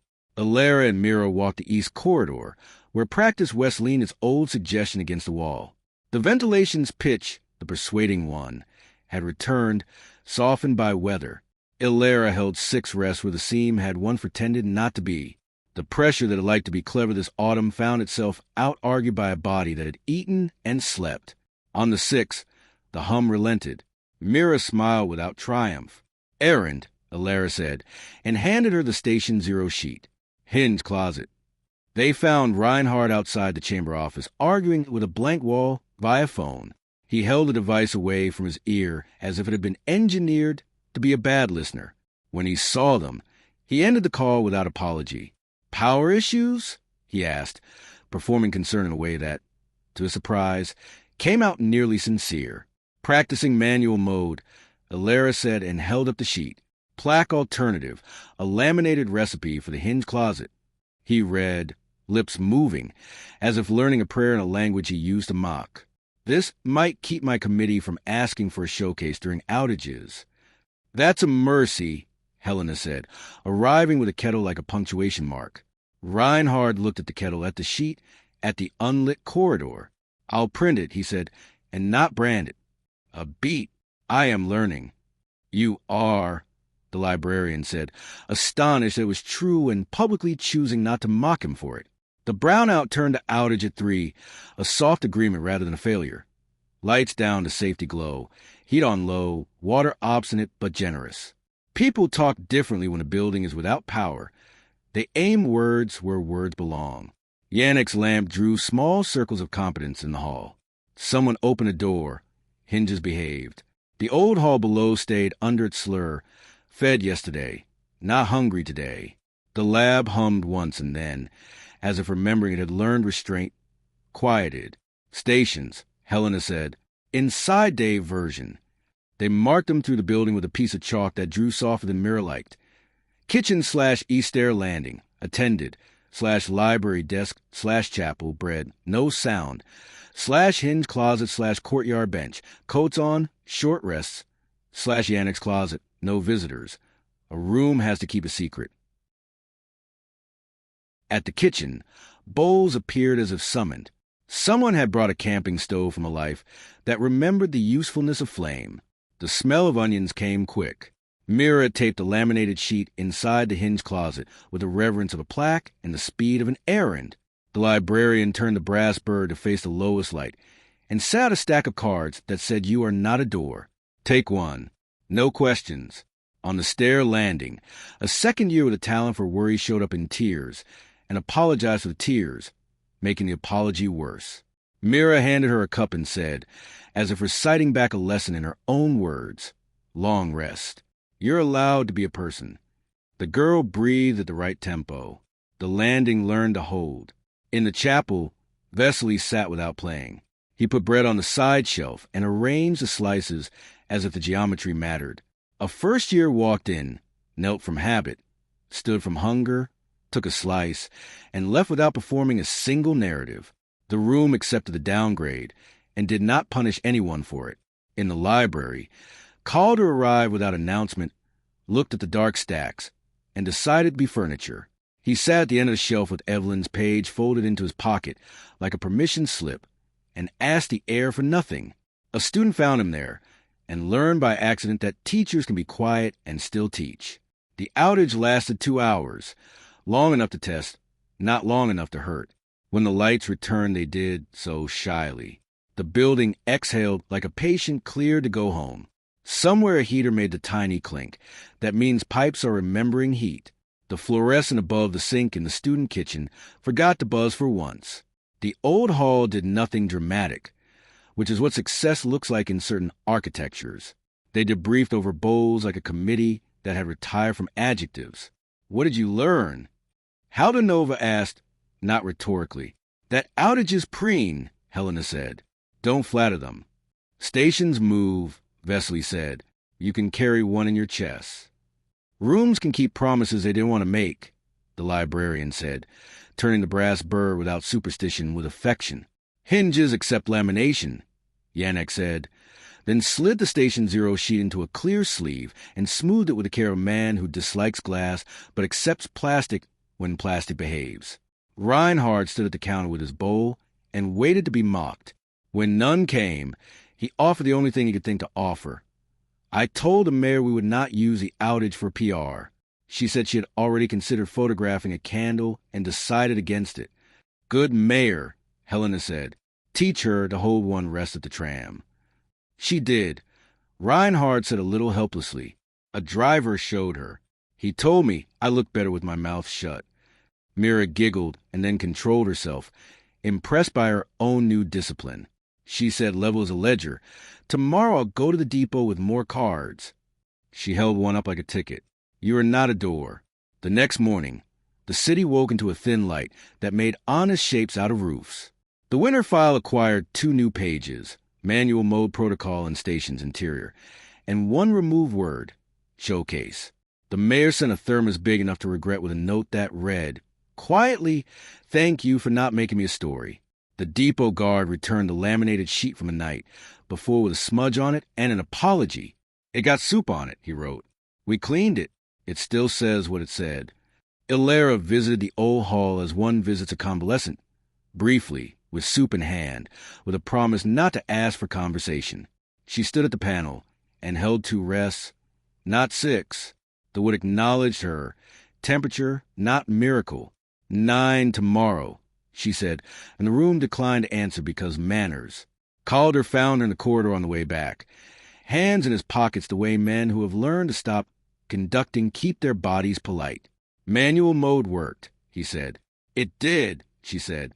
"You've written a new piece," he said. "You've put it where rooms cannot collect it. It belongs to bowls," she said. "And hinges. And people," he said. "Against my instincts, that pleases me." They walked to the library together like colleagues who had survived a semester and still liked the institution. The librarian opened the drawer at their approach without being asked.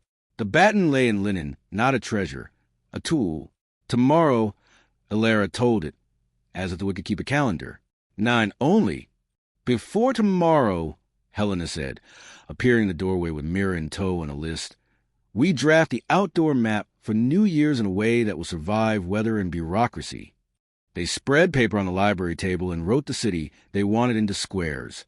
Bridge rests #1, #9, depot, bakery, chapel door, hinge closet, open for tea only, stair landing, bench, library desk, brass bird facing east, Calder's kitchen, station 0, community kitchen, finish/begin, tram line, number 12 belongs to the street. Mira drew crowns in small circles where rests would be handed off. She wrote "You are not a door" at the corner and added, in tiny script, "unless you choose to be a wall." "That's her sentence," the librarian said. "Frame it." "This isn't a book," Helena said. "Everything worth not forgetting," the librarian replied, "eventually becomes one." The days settled into littles, oil cups, napkins folded into triangles because squares are phantom tables, a hinge that hadn't asked for attention and got it anyway, a scale played so cleanly by a first year that the stairwell remembered generosity. The city outside practiced not performing. At dusk, Elara took the baton to the kitchen and tuned it to kettles, then returned it to the drawer, because tomorrow would ask and she wanted to come to it without rail inertia. On her desk, Evelyn's page lay beneath a modest paperweight. She added a line below the manual. If the city insists on spectacle, give it stations. If the room insists on miracle, give it bowls. If a person insists on being saved, stand with them until they remember breath. 9 for rooms, 12 for streets, the rest for each other. She washed a cup with absurd attention and set it upside down. The window watched without writing. The building did not ask for anything ridiculous. The red thread warmed. The chalk line, even mostly gone, told the skin what it needed to know. Tomorrow, 9 below. After, the street. Then, ordinary days taught to hold silence without breaking. Station 0 would wait at a dented counter. The baton would behave. The city would learn again and then forget and then learn again. That was the work. That was enough, for now. Chapter 24. 9 below, open above. The morning arrived like a sleeve pulled neatly over the arm of the building. Elara awoke to a quiet that felt earned rather than imposed. She touched the red thread and felt the pulse answer with a steadiness that no longer startled her. On the desk, the B12 tag kept it small packed with light. In the library, under brass and loyal wood, the baton waited as if it had learned patience from furniture.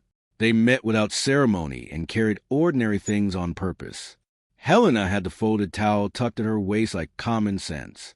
Mira brought a small box of matches she would not need, but liked the sound they made when shaken. Yannick walked ahead, keys a murmur grammar. Vesely had put his watch in his pocket, for once instead of in his hand. The librarian wore a scarf that made the corridor look civilized. Haldanova kept step, as if she had promised the building she would not ask more of it than it could give. At the panel, Elara did not negotiate. She held the 6 rests at the pace soup teaches, and drew the slur only across the people. Yannick pressed his palm to the seam. They would remember the etiquette of doors. The lab received them with the calm of a room that had been spoken to kindly yesterday. The cabinets shone their honest glass. The prototype breathed the way objects breathe when they've been spared from being symbols. The chair marked for trial was present and untempting. 9 only, Yannick said, and even his voice refused grandeur. Elara unwrapped the baton and angled the keyhole cleft toward the table, as if reminding the room that what does not make gods. Rest first, quiet crowns. The radiator agreed to D like a worker nodding to a foreman he respects. The floor found its give. On the last, Rester's shoulders let go of a fight she was no longer having. She began. 1 did not announce itself. 2 moved like a person through a door that is only a door. 3 and 4 landed at face height where attention lives. 5 lent the cabinet glass the decency of being simply clear. 6 placed breath among them with the accuracy of practiced kindness. 7 arrived and refused to sharpen into urgency. 8 held long enough to honor yesterday. 9 stopped where Myra's hands could hold it. The silence that followed felt like a seam smooth with the flat of a palm. Nothing in the room reached for 12. The corridor did not present itself like an argument. Air remained air.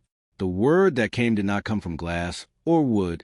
It came from inside the 9, and it said enough in a way that made sense to bodies. They stood there another minute because shortening grace is rude. Then Elara lowered the bow and returned the baton to linen. Mira exhaled and gave the room back to itself with a small nod, the kind of gesture you make to a stranger who has remembered not to be a problem on the tram. On the way up, they met Calder at the turn of the stair. He had the expression he wears when relief has surprised him and is trying not to be seen. 9, he said. 9, Elara answered. He stepped aside with the old courtesy that belongs to men who were trained to be dangerous and decided to try something else. Tomorrow the street, he said. Remember that moving air will carry more than you intend. Err on mercy. Always, Helena said, because she had decided to spend her irony on other problems. They left the lab to its ordinary and returned the morning to work. The kitchen wanted chopping. The library wanted chairs pulled out and pushed in quietly. The chapel wanted bread slid onto the side shelf as if generosity needed disguises. The hinge closet wanted to be opened and shut to keep its manners limber. The city wanted nothing and therefore everything. After lunch, Elara walked the outdoor route alone with a map in her head and the weather on her face. The bridge looked ready to teach. Ice had drawn a white edge along the stone that made footsteps precise. The bakery's window fogged in soft ovals wherever people leaned to choose. The bench under the chestnuts had become an anvil of coal that would force rest to be short and honest. The depot's guard raised 2 fingers and showed her the thermos they had been given by a passenger who did not want thanks. Only witnesses. At the tram stop, a little girl hopped from tile to tile, inventing a private game that resembled counterpoint. Elara held the rest of the time it took the child to choose a different rhythm. The air carried it without introducing her to anyone or selling the moment to the sky. This, too, counted. Back at the conservatory, Margarita waited in the courtyard with a bag that had been mended 3 times and a smile that apologized for nothing. She kissed Elara once and handed over 2 ugly spoons with handles worn satin smooth by other kitchens. For the stations, she said, as if this were the sort of sentence families had always said to one another. And a thermos that makes poor coffee but carries it like a saint. They stood for a moment with no urgent need to narrate.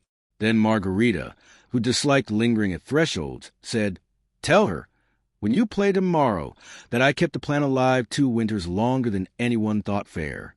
She meant Evelyn without making tragedy out of it. Elara promised. That was enough. Evening gathered early. They set the last practicalities in place without tempting fate by naming them. Yannick walked the perimeter one more time and listened for arrogance. He heard none. The librarian straightened the brass bird on the desk by a millimeter and then laughed at herself and left it crooked as evidence of improvement. Vesely tuned his shoulders and decided not to carry more than breath. Helena wrote a single word on the inside of her wrist in pencil and showed it to no one. Mira tied on the blue-stitched apron and practiced saying welcome without shrinking. The night before a thing is best spent doing unremarkable tasks. Elara cleaned the rosin from the strings with the gravity of a person feeding a stove. She checked the seam on the case and dabbed it with glue. She rolled a scarf and set it by the door. She looked at Evelyn's page and did not add a line. Restraint has its own ink. When she turned out the lamp once, then left it off, the window behaved and kept its counsel. Morning gave them a sky the color of paper that has been handled by careful hands. They met at Station Zero because they had promised themselves they would. Calder's kitchen was warm with the particular heat kettles make. Evelyn's page hung under the chipped magnet, like a recipe that has stained everything with its usefulness. They ate bread because you should never start public kindness hungry. They wiped the counter because beginnings should respect dents. They packed the thermoses, bowls, spoons, the cards that said you are not a door, the towel that had learned to be both flag and napkin. The baton stayed in its linen, because streets prefer the sound of carried silence to the sting of hair on string. On the bridge, the wind had decided to be companionable. People arrived as people arrive at markets, curious and shy. Elara stepped into a square Mira had chalked at dawn, a little crown like a quiet joke on the pavement. She raised her hand the smallest distance, and let the first rest sit in the throat of the city. It held. A man in a cap took the second as if taking over a heavy bag from a stranger because the stranger looked tired. A woman with a dog took the third, and the dog stayed still without understanding why. The fourth slid along the rail and into the tram lines where metal carries anything it likes without complaint. The fifth found a schoolboy who hated being told he was tender and held it anyway. The sixth belonged to air. The seventh returned like a borrowed bowl. The eighth moved toward the bakery with a scent of yeast, doing its good work. The ninth landed in the chest. They left 12 to the street, as agreed, and walked to the depot. The night watch, who was turn-day watch for this, lifted a hand and said nothing because she had learned that words bruise certain hours. People held rest in the corners between rails and did not look at each other, except to make space. The depot hummed like a cathedral that had fired all its incense and kept only the shape of its lungs. No one asked for a photograph. The city learned faster than committees. They moved along the map with the rhythm of errands. At the bakery, the owner held a rest and nearly burned a tray, then did not, then laughed, then fed them anyway. At the bench under the chestnuts, the mayor arrived without entourage and stood the right number of minutes and left before gratitude tried to become theater. At the chapel door, bread was accepted and not hoarded. At the east stair landing, Yannick watched a hinge do nothing with the proud relief of a coach whose team had finally understood defense. Midday returned them to the community kitchen, where Finish and Begin had elected to share a table. Bowls moved from hand to hand. Not zeal, not charity, function. People ate. People washed. People stayed long enough to become less interesting to themselves, and then went about their day, which is the secret hope of all real ritual. Near the end, an old man stood in the doorway holding a violin he had not removed from its case in years. He did not offer it as an emblem. He asked if there was a place he could open it where the air would not make him feel ridiculous. Elara led him to the corner by the radiator. He tuned to the kettle's quiet and played 3 notes, all lower than he remembered, all truer than he feared. Then he closed the case and said thank you like a man thanking a bus driver who waited a second longer than the timetable condoned. This, too, counted. When the light thinned toward evening, the route folded itself away. Chalk crowns blurred under traffic. The bakery window cleared and fogged and cleared again.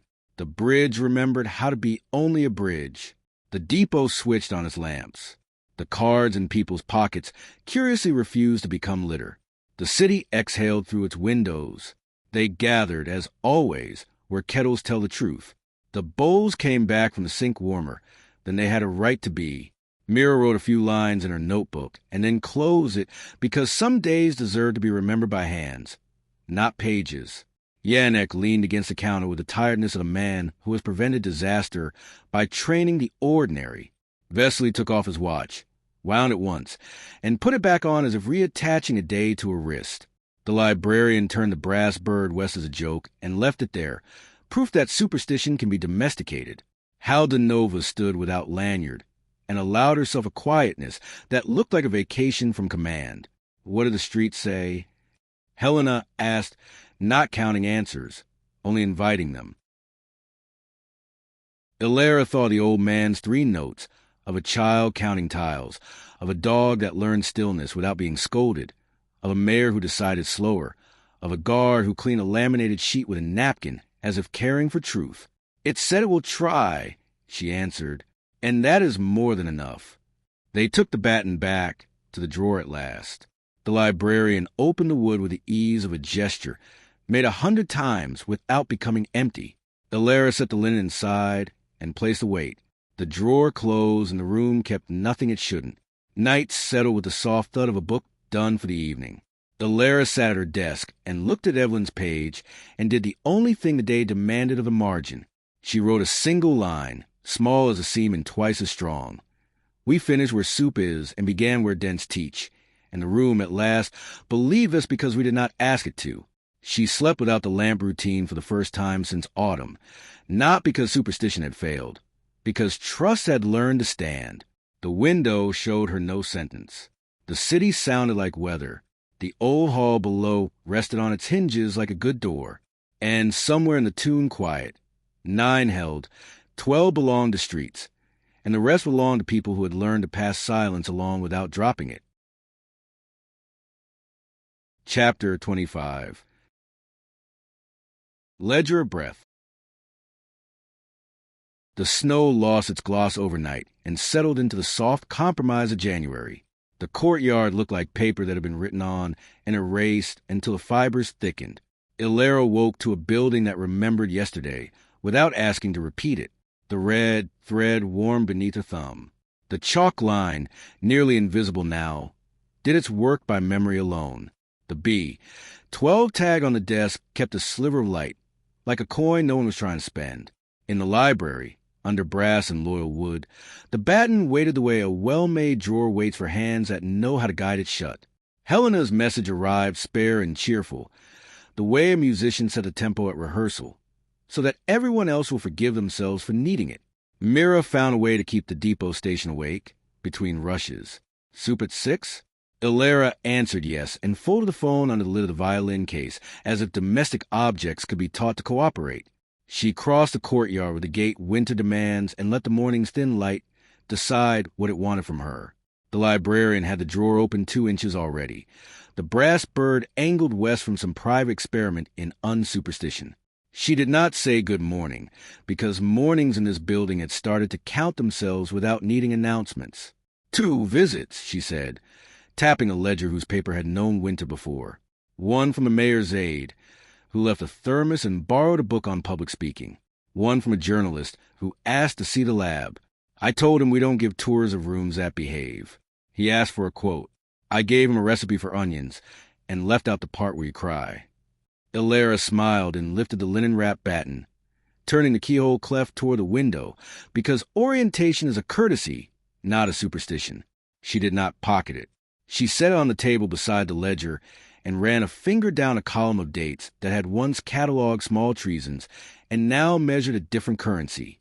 The librarian had begun a new section in her tidy hand.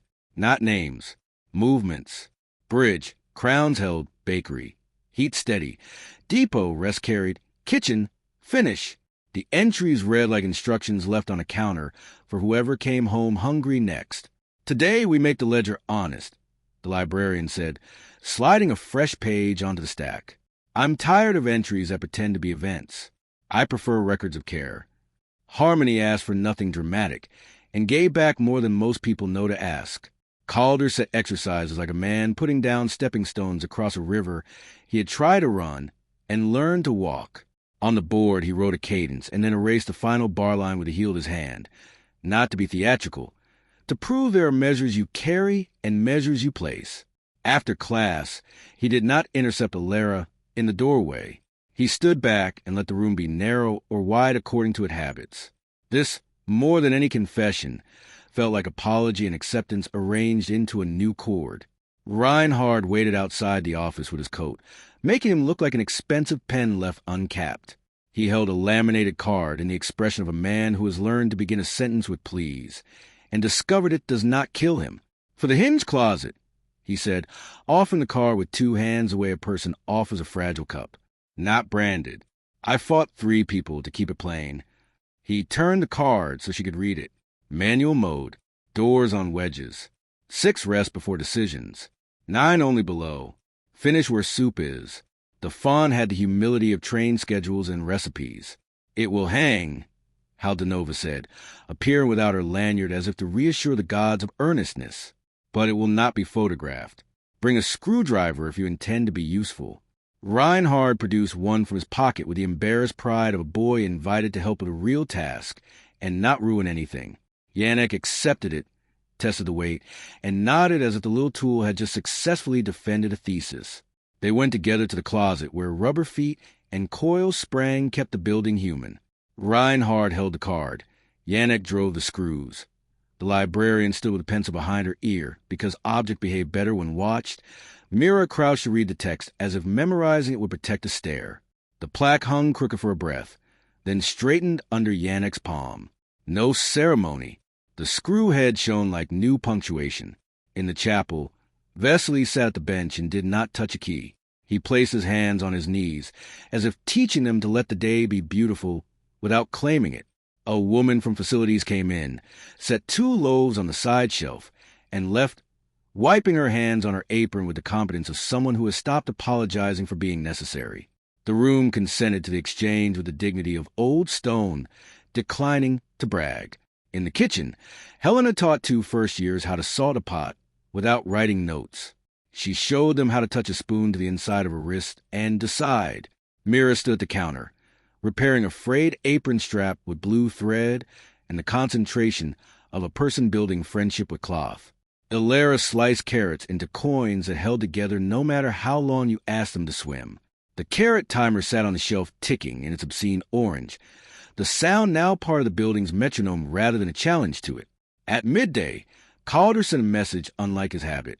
He asked Elara to come to the office that used to frighten her, and now merely concentrated her manners.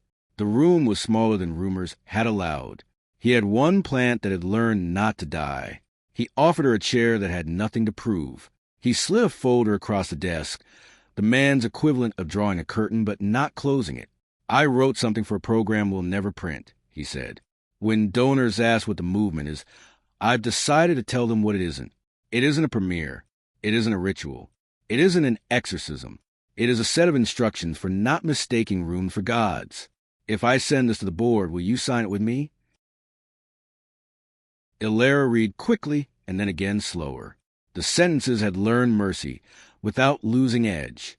He had put into paper what the city had learned on foot. She signed beneath his name in a hand steadier than the one that had copied 12 bars months ago. Under her signature, she added a word he had not written: witness. He looked at that word and closed his eyes as if a tight band under his ribs had decided to stop work for the day. There were small accidents. A second year decided to court the lab alone, not wickedness, only hunger with poor judgment. He slipped toward the panel at an hour, when the corridor likes to pretend it is more interesting than a stair. He found the seam with his fingers like a thief. Elara was coming back from the depot with her hands smelling like metal and quiet. She saw him. She did not raise her voice. She put her palm on the plaster beside the seam and held her rest. So steady the boy's intention dissolved without shame, the way sugar melts when you do not stir it, and it knows what it is for. He stepped back, blinking, and confessed being human. She sent him to the kitchen to ask Helena for a boring task. He returned an hour later with onion on his cuffs and humility in his shoulders. This is how rooms learn. The ledger grew in the librarian's precise hand. She wrote 2 lines for incidents avoided, for breath counted, for decisions delayed until they could be kind. She left space after each entry, as if making room for the day to continue. Mira asked whether she might write in it. The librarian handed her the fountain pen and did not hover. Mira printed in capitals that looked like childhood promising not to abandon itself. East Landing, long rest kept. Practice west, refused politely. Depot, guard taught a man to hold silence without acting like a saint. In the late afternoon, Margarita appeared again, not because anything dramatic awaited, because the tram schedule had lined up with the city's belief in luck. She brought a cake you cannot pretend to deserve and set it on the counter like a joke you never tell aloud. She pointed at the carrot timer and pronounced it villainous in a way that made it family. She stood in the library and watched Elara return the baton to the drawer between small tasks and said nothing because speech would have been glass. On the back of a receipt, she began to write Evelyn's recipe for the one stew that forgives mistakes, and then stopped because the body remembers more than paper. Evening invented a kind of light that gave brass edges a job. They gathered in the kitchen because they had learned not to make theaters of rooms that had not asked to audition. Bowls traveled hand to hand with the clean efficiency of people who had practiced ritual until it no longer required worship. The talk stayed near the ground, where it belongs. Yannick told a story about a hinge that had changed his mind and been corrected without humiliation. Helena recited a fragment of gossip from the bakery that made everyone kinder toward whoever had been the butt of the original joke. The librarian confessed that she had turned the brass bird west and forgotten to turn it back, and nothing bad had happened. Vesley admitted to liking the carrot timer, not for its use, for its obstinacy. Mira reported that the depot guard had begun to list the kinds of shoes that respect metal and the kinds that lie. Reinhard came last and stood just inside the door like a person who has learned the difference between being invited and being entitled. He waited until everyone had taken a bowl before he accepted one. He washed his when he was finished and missed a corner, and watched Mira wash it properly without rebuke, and thanked her without trying to be funny. When he left, he did not pretend to have been converted to anything. He put his hands in his pockets and walked like a man thinking about hinges and budgets and how to talk to people who wait at trams. Before sleep, Elara wrote one more line in the margin beneath Evelyn's page. It was small, and it made a promise that tomorrow, without bossing it, when the ledger of breath grows thick, bring it to the street and let strangers sign it with their shoulders. She slept with the lamp off and did not count. The window behaved. The building earned an ordinary night. Somewhere below would remembered not to press, and air remembered not to sell itself as wonder. Somewhere above, a ceiling accepted that its job was to keep weather out and let breath gather. On the stair between, a hinge practiced silence and passed. Morning would bring errands and scales and a request from a teacher in composition to design a class called Practice of After. There would be a boy who needed to be told that failure is a tempo, not a verdict. There would be a mayor who wanted to stand at the bench and hold a rest before she read a report about traffic. There would be snow deciding whether to become rain. There would be a page in a ledger that could take weight without buckling. There would be the baton, under brass and loyal wood, exactly where it belonged until a hand asked for it with the right word. Enough for now, then more. Chapter 26. Practice of After. The city woke in the key of January and stayed there. Pavements were honest, the sky a clean gray plate. In the corridor outside Harmony, a handwritten notice had been taped at shoulder height in Halanova's neat hand, and then underlined once, decisively, Practice of After, Seminario Perdo, Docent, Voss. All of 3 or 16. Elara read it twice and felt the old panic reach for the back of her neck, then loosen. Practice of After sounded like the only class left to invent. She went to the library because beginnings still belonged to drawers. The librarian had the brass bird turned the wrong way on purpose. She slid the drawer 2 fingers width and watched Elara lift the baton without needing it. It was a ceremony that had learned to keep its own modesty. You'll teach them to continue, the librarian said, not to finish. I'll teach them onions, Elara said. Same, the librarian said, and returned to writing the ledger. Bridge. Crowns held even in wind. Depot. Night guard now policing silence with humor. Kitchen. Finish/begin. East Landing. Long rest respected by a boy who cried and then salted. In Harmony. Calder wrote a cadence and left it hanging like a coat on a peg where anyone could claim it. Resolution is a negotiation, he said, not an ending. He did not look at Elara, and she did not need him to. At 4, all of 3 filled with the traffic of hesitant chairs. Students came who had never set foot in the lab and intended never to. Others came who had seen too much and needed to be told that seeing was not a profession.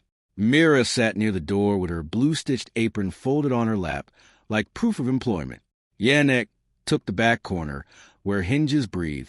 Vesely claimed the last desk and set his watch face down on the wood, as if telling time to listen for once. Helena leaned in the doorway and refused to be a center of attention in a way that made her one. Elara did not bring the violin. She brought a pot and a carrot timer and a stack of cards that said you are not a door. She wrote 6 small crowns on the board without explaining them. Then she began at the only place that had not betrayed her. In this class, she said, we'll practice what to do after music, after rooms, after fear. We'll practice the things that make the after not need rescuing. A boy with fine hands and bad nerves asks the question people ask when they want permission to remain frightened. What if a room insists? Then refuse politely, Elara said, and if it insists again, bring bread. She set the carrot timer on the desk.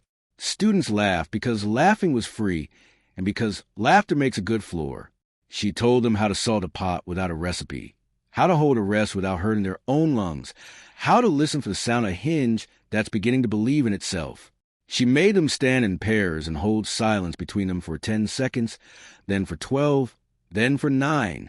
Someone cried and then recovered. The room liked being asked to do work, without being praised for doing it. A journalist arrived halfway through with the calm entitlement of a man who has been given too many doors. He began a sentence with legacy and ended it with access. Hal de Nova, who did not often attend classes but had a sense of the weather that can ruin one, stood from the back row and said, "Stay, if you are a student. Leave if you are a story." He left, to his credit, almost sheepish. Reinhard, 2 doors down, intercepted him with a cup of tea and a laminated card and sent him to read it somewhere less drafty. They practiced manual mode with the lights off for a minute. Then 2. They practiced a phrase enough in several registers, none of them grand. They wrote 3 rules on the board and then erased 2 so they wouldn't become scripture. The one that remained said, "Finish where soup is."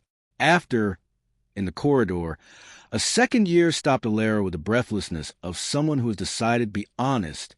"When I was little," she said, "I thought chapels were where you went to be told what you were. I like kitchens better. They let you decide slower." She blushed, as if she had said too much. Elara gave her a card and said, "Put that in your case. Read it when a room starts auditioning for God." The lab behaved that week, as if relishing the obscurity. 9 only on quiet mornings with the loyal witnesses. The prototype clouded and clear like weather, not omen. The tape boxes, stilled at last, no longer pretended to have utility beyond being boxes. Someone left flowers on the stair, and no one asked who. Margarita claimed the hinge closet as a place to stash ugly spoons, in case of ceremony. No one objected. The hinge closet had acquired a reputation for decency. On Friday, the mayor returned without notice and stood at the bench under the chestnuts until her ears went red with cold. She held her rest, and then she signed the ledger with a neat municipal hand. Reinhard, who had come along with her and stood 3 paces back, did not ask for a photograph. He held her rest when she finished and looked surprised to feel better at the end than at the beginning. "Have you written the city a manual?" he asked Elara later, not snide, genuinely curious. "She's writing her own," Elara said, nodding at the bench in the tram line and the bakery's door. "We're supplying pencils." There was a wobble. They always come, polite as weather. A student, Ernest overeager, left the practice room door ajar and played the 12 alone, believing privacy would keep her safe. The corridor heard. The old panel remembered its seam. Pressure changed color. Elara found her at the 3rd bar, cheeks hot with effort, muscle bargaining with myth. She did not shout. Shouting is a slur in the wrong room. She stepped in front of the sound and held the rest point blank. The air relearned manners. The girl lowered her bow, mortified. In the kitchen, Helena did what kitchens are for. She handed over work. The girl chopped onions until the sting rinsed the mistake out the honest way. Mira kept her company. Yannick, who had seen worse and believed in better, taught the hinge on that practice room how to behave as a penance for having been present at folly. The ledger took a new line. Error corrected by onion. The building slept that night, without grinding its teeth. The following week carried the crisp concentration of a bow hair newly rehaired. Calder gathered the faculty in a meeting where everyone expected embarrassment and got candor. I carved nothing, he said in front of those who had gossiped otherwise. I asked too much of a room and of a person. We are now asking the right amount. Keep it that way. The room let out the kind of communal breath that reconciles without requiring forgiveness to be theatrical. Practice of after grew into a small congregation of competence. People came to learn how to continue. They learned to anchor a slur at face height and to play silence so the room doesn't panic and fill it with superstition. Elara set them assignments that involved benches and bread and holding one rest in a queue without making eye contact with strangers. They did them in return with the kind of joy that does not require applause.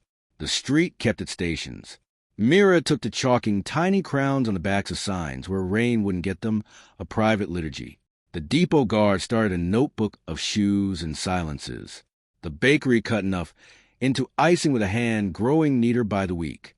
The mayor began sending thermoses anonymously, and everyone pretended not to know.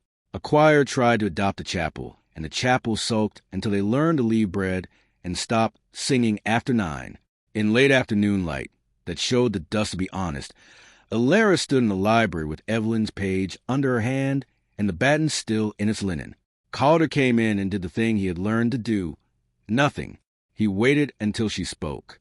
I want to place it, she said, not looking at the drawer at the page at him, not as relic, as tool, with a rule. What rule? He asked, though he already knew. 9 below only and never alone. 12 belongs to streets. If someone brings out to be adored, it goes back in the drawer until the building has learned its manners again. The librarian, hovering in a region between silence and stewardship, nodded once, as a witness. Haldanova came to the threshold with a key she had ceased to love and now respected. We'll write it into the catalog as if it were a recipe, she said. Conditions. Witnesses soup refusal. Access common. Ownership none. They signed not a document but a ledger line. The baton went to its shelf.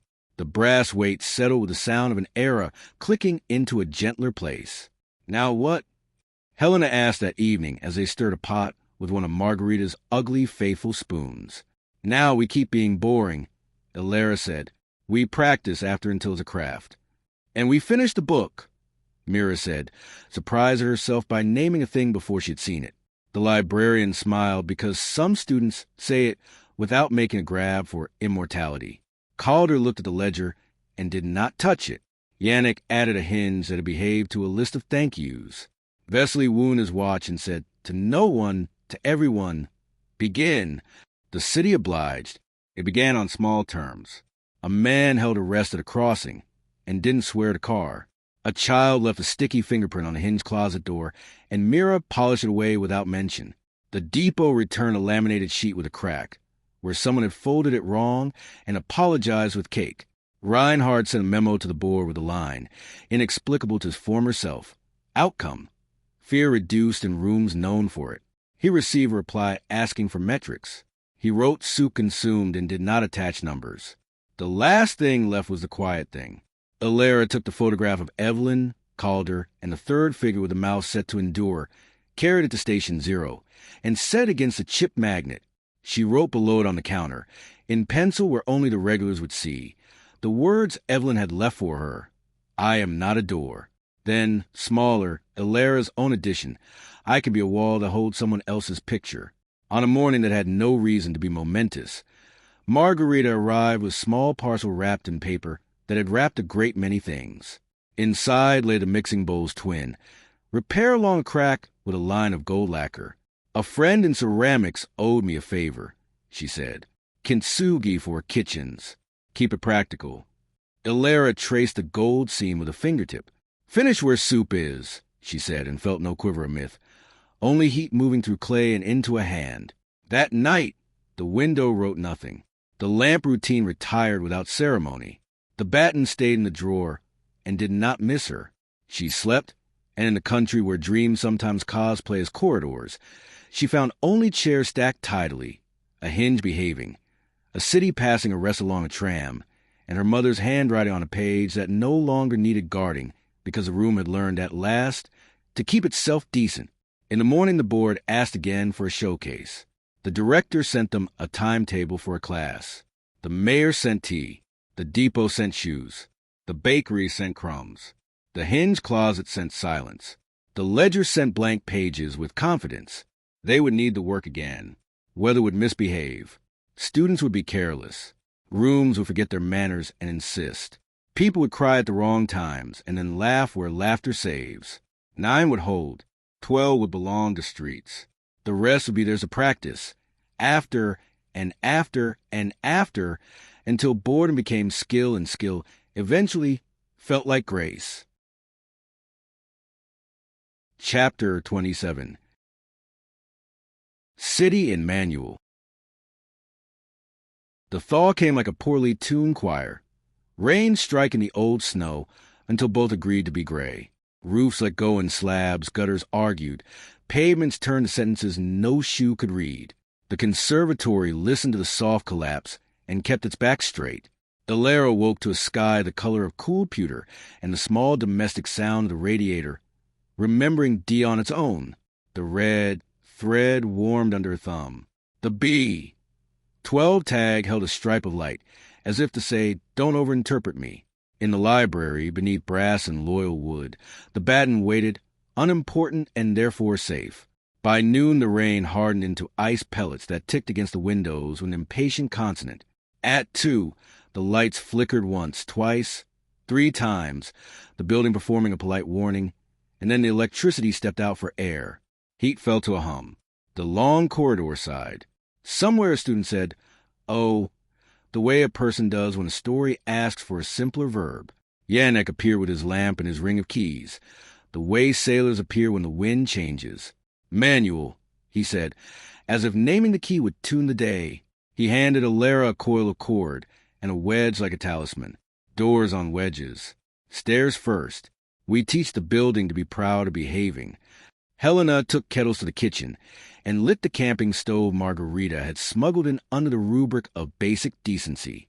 Mira collected cups and those small cards that had learned to be effective without drama. The librarian lifted the brass bird and, after a second of honest superstition, set it down in a direction that pleased her with no intention of making it a rule. Vesely moved to the chapel loft like breath-correcting posture. No stops pulled, no keys touched. Haldenova walked the stairwells, the gait of a woman willing to be elevator, lighting each landing with the patience of a match. The board had chosen that evening for something called Legacy Night, a phrase that had always sounded like a chandelier giving a press conference. Reinhardt materialized with a folder that had been printed on expensive paper and now looked like a towel at a flood. "We might have to cancel," he said, both hopeful and terrified. "We will not cancel," the director replied, kinder than it sounded. "We will translate. The city is in Manual, so are we. What will we show?" Reinhardt asked. "Nothing," Helena said, already measuring onions. "We will teach." At 4, donors began to arrive in coats that did not like weather. They found the foyer warmer than their faces, and the building holding itself to a standard that did not include spectacle. The chandelier in the chamber hall hung dim and obedient. The piano in the corner closed its mouth like a person who has learned that their most generous act is to stop being interesting. The notice on the door read Witness Practicum, open session, tea after. Reinhardt stood beside it, not as bouncer, not as host, something like usher to a room that prefers not to audition. Elara left the baton in the drawer. She carried bowls instead, 2 at a time, the way a person carries facts. She stepped into the hall with her hair damp at the edges and her shoes honest. Mira had chalked small crowns at the back doors, which were unlatched as Calder had taught them. The draft entered with its hat in its hands. "We begin where there are dents," Elara said, not loudly, to no one in particular, which is often the right scale. Station 0 was a kitchen. Tonight the kitchen is here. There was a murmur. The sound donors make when they've been handed an unexpected noun and must swallow it. The mayor arrived without staff and stood at the wall like a citizen who had left her office in her other coat. Calder took a chair at the back and made his shoulders smaller than habit. 6 rests, Helena whispered, and the room obeyed. First the chairs agreed not to squeak. Then the radiator found D and stayed there. The chandelier let go of its nervous tapping. Bodies learned to be present without auditioning for miracle. The draft, given a job, kept to its lane. A cluster of students in the aisle shivered with the excitement of an event misbehaving toward honesty. A man from a bank stood with his hands correctly in his pockets and looked at the floor as if it might tell him something he could use at a meeting. The librarian handed out cards to people who looked like they had never been handed anything that wasn't a receipt. You are not a door. Take one. No questions. The building tilted, not physically, morally, toward usefulness. Then the siren started. Not in the hall. On the street. 2, maybe 3. The city asking for adults. Someone's power line had decided to behave like a story. Someone's ground floor had learned the wrong kind of water. A student near the back turned her head too fast. Panic sniffed the air and fancied a meal. Manual, Yannick said, from the doors, palms out. We stay, we hold, we do our jobs. Let the sirens be sirens, Vesley added. We are not that kind of music. Elara looked at the faces in front of her, the expensive coats, the student cheeks, the mayor's ordinary stance, the bank man's accurate pockets. The old instinct rose, the corridor under the panel, the urge to do something large enough to match sirens. She let it rise. She let it fail to find purchase. She counted 1 rest, then another, and the urge dissolved the way sugar does when you stop stirring. 9 only, she said, for herself more than anyone. Here, and then we finish elsewhere. She lifted her hand the smallest distance. She did not play. She did not need to.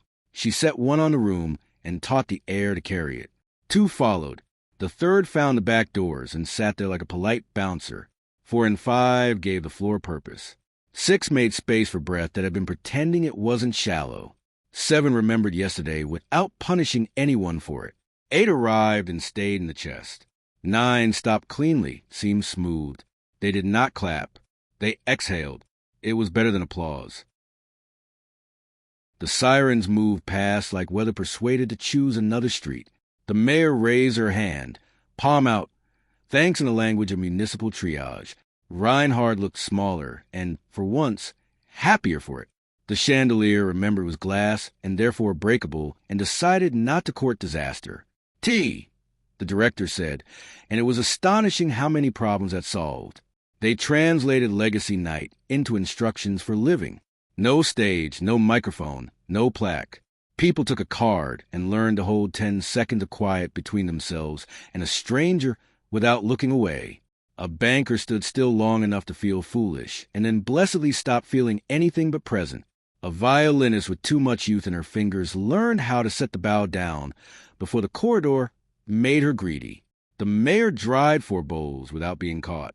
Mira sewed up a donor's loose button with blue thread and refused to be thanked as if she'd saved a life.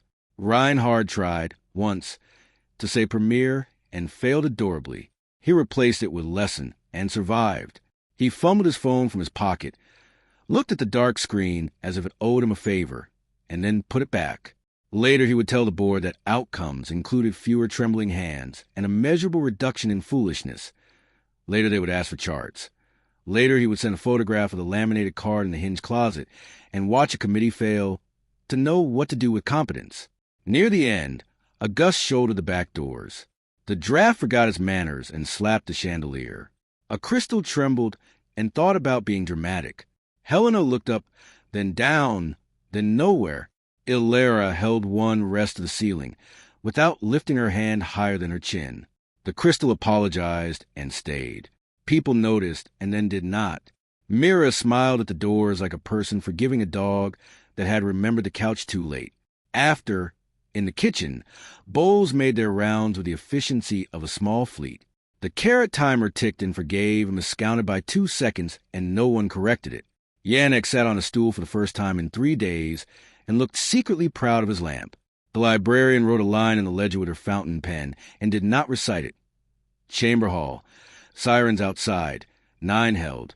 Fear reduced. T effective. Vesely wound his watch with the gravity of a man recalibrating a century. Calder found Elara by the sink where hot water was a parable. He leaned his shoulder against the cabinet and regarded the bowl in her hands like a page he did not need to mark. "You felt it," he said. "The pull." "I did," she said. "It wanted 12 so badly it called it mercy. And I let it ask," she said, "and then I told it I had soup." He laughed once, not with triumph, with relief old enough to count as dignity. "I have an apology that won't improve if I spend longer cooking it," he said, looking at the window and not at her. "I kept the page too long. I kept more than the page. I asked her to be a room. I'm trying to stop asking anyone to be more than a person." "You're doing it," she said. "Manual." He held up his hands, 10 fingers, the inventory of a man who had once pretended to be a conductor and had returned them to their first uses. "Teach the class again next week," he said. "Practice of after. I'll sit in the back and learn to be furniture." "You're a chair with good posture," she said, which was as much blessing as he deserved and more than he expected. The mayor slipped in for a second bowl and left a note folded twice. When the power failed, no one shouted. "That may be the only metric I can defend. Thank you for the card. P.S. The bus drivers are passing rests between routes like contraband. I am looking the other way." By midnight, the lights returned with the sheepishness of a prodigal extension cord. The building settled on its haunches like a dog rewarded for not jumping. The old hall below the panel did not try to impersonate a mouth. The chapel was a room with bread, and has always been more moving than a miracle when it keeps to that. The hinged closet, modest and laminated, went on being the most important museum in the city. Elara took the baton back to the drawer, because rituals deserve their beds. The librarian set the brass weight with a care she used for nothing else, which is how she refused to make it magic. "Will you sleep?" she asked, not perfunctory. "Yes," Elara said, surprised to hear herself tell the truth. In her room, the window reflected only the corridor's soft glow, and, behind that, a square of night that had stopped wanting to be interesting. She lay down and felt the day take its hands off her shoulders. In the small country, before sleep, there was no corridor and no glass, and no ledger clamoring for her. There were chairs stacked tidily and a bowl on a counter, and a word enough written in icing smaller than appetite. Morning came with water in the pipes and a young violinist in the stairwell playing 3 notes and stopping on purpose. Mira chalked a small crown at the tram stop, and no one slipped. Yannick replaced a bulb in a corridor no one enters and smiled to himself because maintenance is a form of prayer. Vesely wrote nothing in the chapel ledger and left bread. Helena sharpened a knife and refused to explain why that made her happier than a new sonata. Reinhardt sent a short email with no attachments. The city behaved. We behaved back. Practice of after fulfilled again. They turned off the lights for 2 minutes and breathed until someone laughed, and then no one did. They held 9 in a room and left 12 to the street, and let the rest belong to each other. And in the ledger, where events had been demoted and care promoted, the librarian wrote, in a hand that forgave itself for flourishing the tail of an F, City in Manual. Outcome, continuation. Elara closed the book gently and thought, not with drama, with gratitude steady as wash water. Almost there. A movement knows when it has spent its appetite and learned to cook. The city, like a student, would forget and remember and forget again. There would be more weather. There would be a day when someone tried to sell the rests. There would be a night when a hinge lied. There would be bowls and cards and breaths. There would be 9, and there would be streets. There would be after, practice until it held. She turned out the lamp once and left it off. The window did not write. The building slept decent. And far below, where wood and air had once attempted divinity, a room that had learned its job waited for tomorrow like a tool on a peg, ready when asked, happy when not. Chapter 28. A book that isn't for sale. The thaw finished its argument with winter and left behind the sober shine of streets that had learned their lesson. The conservatory woke with the modest authority of a building that had survived being necessary. Elara crossed the courtyard early, carrying nothing theatrical. A pencil, a folded dish towel, the ordinary courage of someone who had slept. In the library, the brass bird faced whichever way it wanted. The drawer slid 2 fingers' width. The batten waited in linen, unoffended by being overlooked. On the big table the librarian had arranged a small republic of paper, covers in a gray that refused to be elegant, pages thick enough to accept ink. A title stamped plainly, not in gold, in the color of lead, Manuel per la Cita in Modalita Manuel. Under it, smaller, Libreria del Conservatorio, non in vendita. We're making a book that behaves, the librarian said, smoothing a sheet that did not need smoothing. It will explain itself to hands and decline to perform for cameras. Elara touched the cover, as if it might have a pulse. Inside, the pages had been set the way recipes are set when the cook refuses to lie. What to do when power leaves. How to keep a room from mistaking itself for a purpose.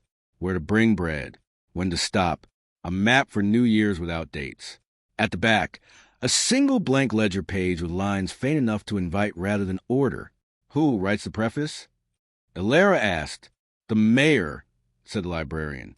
3 sentences. No adjectives. The mayor provided them by noon and brought them herself, wearing a coat with salt on the hem like any commuter. She read them aloud without ceremony. I learned to decide slower. My office learned to leave doors on wedges. When the city breathes well, budgets embarrass themselves less. She added a thank you that refused to be public relations and left a thermos that smelled like tea that had been allowed to be strong. Reinhardt arrived later with a box cutter and a look of a man trying not to be useful while being useful. He slit the bundles and set stacks on the counter with a care that implied apology. He had added, against orders but correctly, a small colophon on the last page.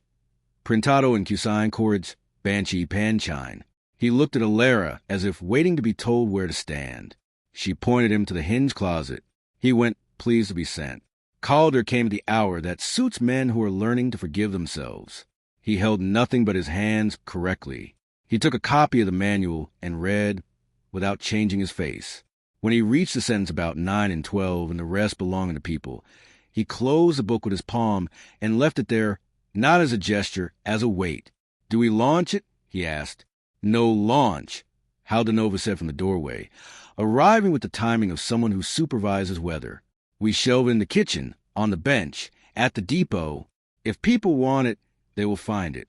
If they don't, the rooms will remind them. Mira volunteered to deliver the first stack to the bakery. She tucked 3 copies under her arm and went out into a city that had stopped pretending to be picturesque. The baker glanced at the cover, read 2 lines, and slid the manuals beside the tray of loaves as if they belonged to the day's bread. A boy took one with a croissant and walked away reading like a person who had been hungry for a sentence and didn't know it. After lunch, Margarita arrived carrying a small wrapped parcel and the stance of a woman who intends to stay only long enough to be impossible to forget. She kissed Elara once and set the parcel on the table and waited.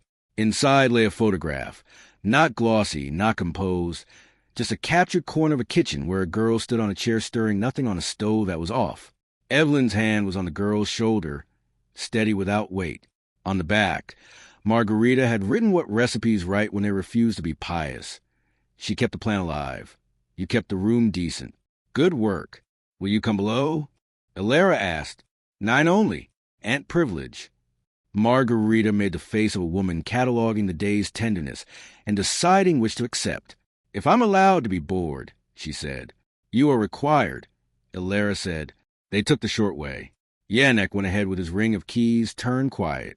Helena walked with Mira, who had flower on her sleeve as if goodness had marked her. The librarian and Calder came behind Margarita, witnesses experienced in refusing to narrate. Vesely carried breath. The director locked nothing and supervised everything. At the panel, Elara held the rest without pride and drew the slur only across people. The seam agreed because it had been taught politeness. The lab received them without aspirational myth. Cabinets reflected faces and did not distort them. The prototype's cloud stayed put and minded its own temperature. The chair for trials behaved like furniture. 9 only, Yannick said, almost tender. Elara unwrapped the batten and turned the keyhole cleft toward the table with a mixing bowl, repaired in gold, weighted like a joke about broken things that prefer usefulness to metaphor. She lifted the violin and let the hand that had copied 12 bars learn to love 9. 1 did not flare. 2 fit where ribs like to be. 3 and 4 moved at face height and stayed. 5 made glass honest. 6 placed breath among them like tools, not trophies. 7 belonged to the floor, without pretending to support a legend. 8 was long enough to be kind. 9 stopped exactly where a person can carry it back up the stairs without spilling. Margarita did not cry. She watched the air the way doctors watch patients who have made a good decision and must be praised with silence. The word that came did not arrive in glass or wood. It arrived under the sternum in the language kitchens know. Enough. Edge. Good. They stood in the seam for a minute, because rushing grace is rude. Then they wrapped what needed wrapping. Mira picked up the bowl and tilted it, so the gold seam caught the lab's uncaring light, and turned it into something that was neither spectacle nor omen, only evidence of repair. They closed the panel without congratulating themselves, and climbed the stairs like people who had more errands than stories. In the kitchen, they placed a copy of the manual on the shelf where aprons learn their manners. The carrot timer ticked an honest rhythm. Helena salted and then didn't, which was a lesson. The librarian opened the ledger and wrote a line about 9 holding and an N in attendance, and a bowl with a seam like a sentence. She left space under for the day to continue. By evening, the manuals had found their shelves. 1 at the depot beside a stack of lost gloves. 1 at the bakery between sugar and flour. 1 on the bench under the chestnuts in a plastic sleeve as indecorous as it was necessary. 1 at the hinge closet, taped inside the door with a piece of blue thread. 1 in the chapel as a bookmark for the ledger that liked to pretend it wasn't a book. Reinhard took 2 in his coat and left 1 on the mayor's desk and 1 on his own kitchen table, which surprised him more than anyone. Practice of after met at 4 and did not need to be named. They stood in pairs and practiced refusing politely. They learned to hold a rest when someone else's hand shook. They discovered that passing a silence along a corridor is easier than passing a secret and more effective. Elara gave them an assignment that looked like nothing. Bring soup to one person who doesn't know they need it and don't explain why. Calder sat in the back as promised and did an excellent impression of furniture. He asked a single question when the hour ended, the kind that invites a semester. What music do you play now so the rooms don't get ideas? Corelli, Elara said. Bach. Scales. Children's songs. Things that remember being small. And when a donor asked for a premiere, we give them a lesson, Helena said, not looking up from the spoon she was drying. The days leaned toward spring without deciding too publicly. The river changed vowel. Shoes forgot salt. Windows discovered the spore of opening again. The building, rid of crisis, did its better work. Maintenance made visible. Yannick held a door and felt it hold itself for once. Vesely tuned silence and did not resent it. The librarian taught 2 first-years to cut paper with a knife they did not deserve and made them deserve it. Mira began to wear chalk on her knuckles like a calling. There was one last temptation. Invitations arrived in envelopes that had been paid too much for. A festival in another city requested the final movement. A foundation wrote of legacy and premiere and camera crews. The pay would solve problems that had not yet learned to knock. Hal DeNova put the letters in a file and wrote in the margin in a hand that was hard to misread. No. T. Kitchen. 9. Streets. She brought the file to Elara anyway, because refusing for someone is a theft dressed as care. We could go, the director said, not because she wanted to, because truth improves when allowed more than one verb. We could, Elara said, and we could return with a better budget and rooms that think they were right to believe in themselves. Or we could teach the depot to hold silence in June. Depot in June, Helena said from the sink. Sweat is a better instrument than press. Reinhard surprised them by siding with refusal. Festivals eat what they invite, he said. If we must sell something, sell cardamom buns. They are more resistant to misinterpretation. They did not send a piece. They sent a pamphlet. They wrote to the festival with the courtesy of people who had decided to keep their lives. Thank you. We are teaching our city manual mode. If you visit, we will hand you a bowl. The festival wrote back with a proper offense.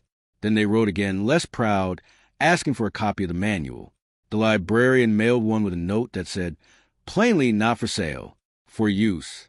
Spring reached the hinged closet last, but it arrived. The plaque had gathered fingerprints. Mira buffed them out without turning the act into devotion. The laminated card had curled at one corner. Yannick smoothed it and resealed the edge. Someone had tucked a recipe for bean stew behind the manual. The director left it there because rules improve when they admit appetite. On an afternoon that belonged to no calendar, Elara carried the baton to the drawer and felt, for the first time, no metal behind the act. The linen took the wood. The brass weight made its small, decisive sound. The drawer slid with the humility of furniture that has won an argument by refusing to argue. Do we end it? Helena asked later, hand on the spoon, eyes on the room. We don't, Elara said. We let it become ordinary. So we write the last pages like we put away bowls. Mira said, not like we kill gods. They went to the bridge because nothing closes better than a place that keeps opening. The busker stood where he always stood and didn't play. People walked. The water said its unremarkable syllables. Elara held one rest of the city and left it there, not as benediction, as habit. Back in the kitchen, the carrot timer clicked and aired and was forgiven. The ledger grew a line about a day with no incident except continuations. The librarian wrote it larger than usual and then crossed half of it out because vanity is a hinge that squeaks. Calder lifted a bowl, looked at its gold seam, and said nothing you would regret later. Reinhard washed dishes badly and was corrected gently. The mayor sent a photo of the manual on a tram seat, face down, being read by no one and somehow working. When Elara turned out the lamp that night, the window reflected her face and nothing else. The room behaved. The building held. The city kept practicing. Somewhere below, air and would rehearse the craft of not trying to be holy. Somewhere above, a ledger waited for ink that had learned patience. At the center, a baton slept under brass and loyal wood, a sentence with a subject and a verb, ready when asked, content when not. Chapter 29. Common Time. Spring rehearsed the city before it chose a tempo. The sky practiced grays that remembered winter without promising it back. Gutters learned to speak in present tense. The conservatory kept its shoulders level the way a person does when they've stopped waiting to be tested. In the library, the brass bird faced whatever direction pleased it and did not apologize. The drawer slid 2 fingers width and offered linen without theatrics. The baton lay where it belonged, which meant Elara could pass it by without feeling faithless. The manual sat open on the table like a cookbook that had already fed a family and was now just resting. The day did not ask for anything spectacular. It asked for chairs to be carried without squeak, for the kettle to admit when it boiled, for a hinge to behave after a winter of opinions. Practice of after filled at 4 with the unremarkable courage of people who had decided to learn maintenance. They stood in pairs and timed silence with their own breathing. They learned to pass a rest along a row without dropping it and without praising themselves for managing. It made nobody famous. It made the room decent. At dusk, the river reconsidered itself and crowded the arches. The first siren went somewhere far enough away to be story, not emergency. The second came close enough to sit on the windowsill and clear its throat. The third shaped itself to the bridges. Rain thickened and, as rain does when it becomes weather, made a claim on everything. Yannick found Elara halfway down the east corridor with his lamp already lit, as if lamps understood ambition. Levels up, he said. Not past the steps. Not yet. We'll teach it respect. Manual mode, rain edition. Helena tied the blue-stitched apron at her waist, tucked a towel through the string, and picked up the carrot timer as if it had been waiting for this job all its silly life. Mira pocketed cards that said you are not a door and a stub of chalk that could write a crown even when wet. The librarian lifted the manual with the unceremonious care of someone transporting a sleeping cat. Vesely wound his watch and set it to the kind of time you use when minutes matter but panic doesn't help. They split the way crews do when a building becomes a boat. Yannick and 2 students went to the drains with rakes and gravity. The director walked stairwells counting aloud. 13 down, 13 up, proof against superstition. The mayor arrived with a rolled map and the air of a woman who has recently acquired boots and intends to justify them. Reinhard came late with thermos and no folder and had the sense to ask where rather than why. Stations and rain, Helena said, already assigning. Kitchen, hinge closet, east landing. Chamber hall, back doors unlatched. Depot if it holds. Bridge only if the guard says so. And the lab? Mira asked, not afraid, exactly respectful. 9 if it insists, Elara said, preferably nothing. Prototype stays clouded. Chair stays furniture. Water found the building the way music finds air. The basement corridor remembered a river it had once been. The old hall below the panel listened to the pressure, like a patient listening to a weather report. That doesn't apply to them anymore. The lab, that former evangelist, behaved. They made the kitchen a harbor first. Bowls migrated to the counter. The camping stove hissed into usefulness. The smell of onions rose like a civic argument, and then resolved politely. Mira chalked a crown in the corner where rain gathered, and the mop could find it. The librarian taped a plastic sleeve to the cupboard and slid the manual behind it. The page opening by itself to the paragraph about doors on wedges and decisions counted by breaths. The carrot timer ticked with the obstinate accuracy of plastic. Upstairs, the chamber hall kept its chandelier dim and allowed the draft to become helpful. People came in damp and left less frightened. The mayor stood at rest near the back doors with the competence of a woman whose job had taught her the geography of her own lungs. Reinhard carried cups, washed badly, rewired his hands around humility, and washed again better. When the drains lost an argument with silt, the water made a tactical withdrawal into Yannick's buckets. He balanced one on each hip and marched like a saint only plumbers recognize. He grinned when a hinge didn't complain under the new humidity and wrote its name on a list in his head where gratitude is kept. On the hour, a student tried to make ceremony out of the storm and raise her bow. Elara shook her head, and the bow went down. Common time, she said. The piece is manual now. The student nodded, grateful to be rescued from a dramatics she hadn't meant to start. At the depot, the guard had already made a barricade of sandbags and practiced sternness on the unhelpful. She let Mira chalk a crown on dry concrete where wheels said yes. One driver, shivering not from cold, held a rest at chest height and learned he could do it without biting his lip. A boy watched and copied without asking permission, because some permissions you don't request, you accept. By the bridge the river spat its shoes, and then reached for ankles and then changed its mind.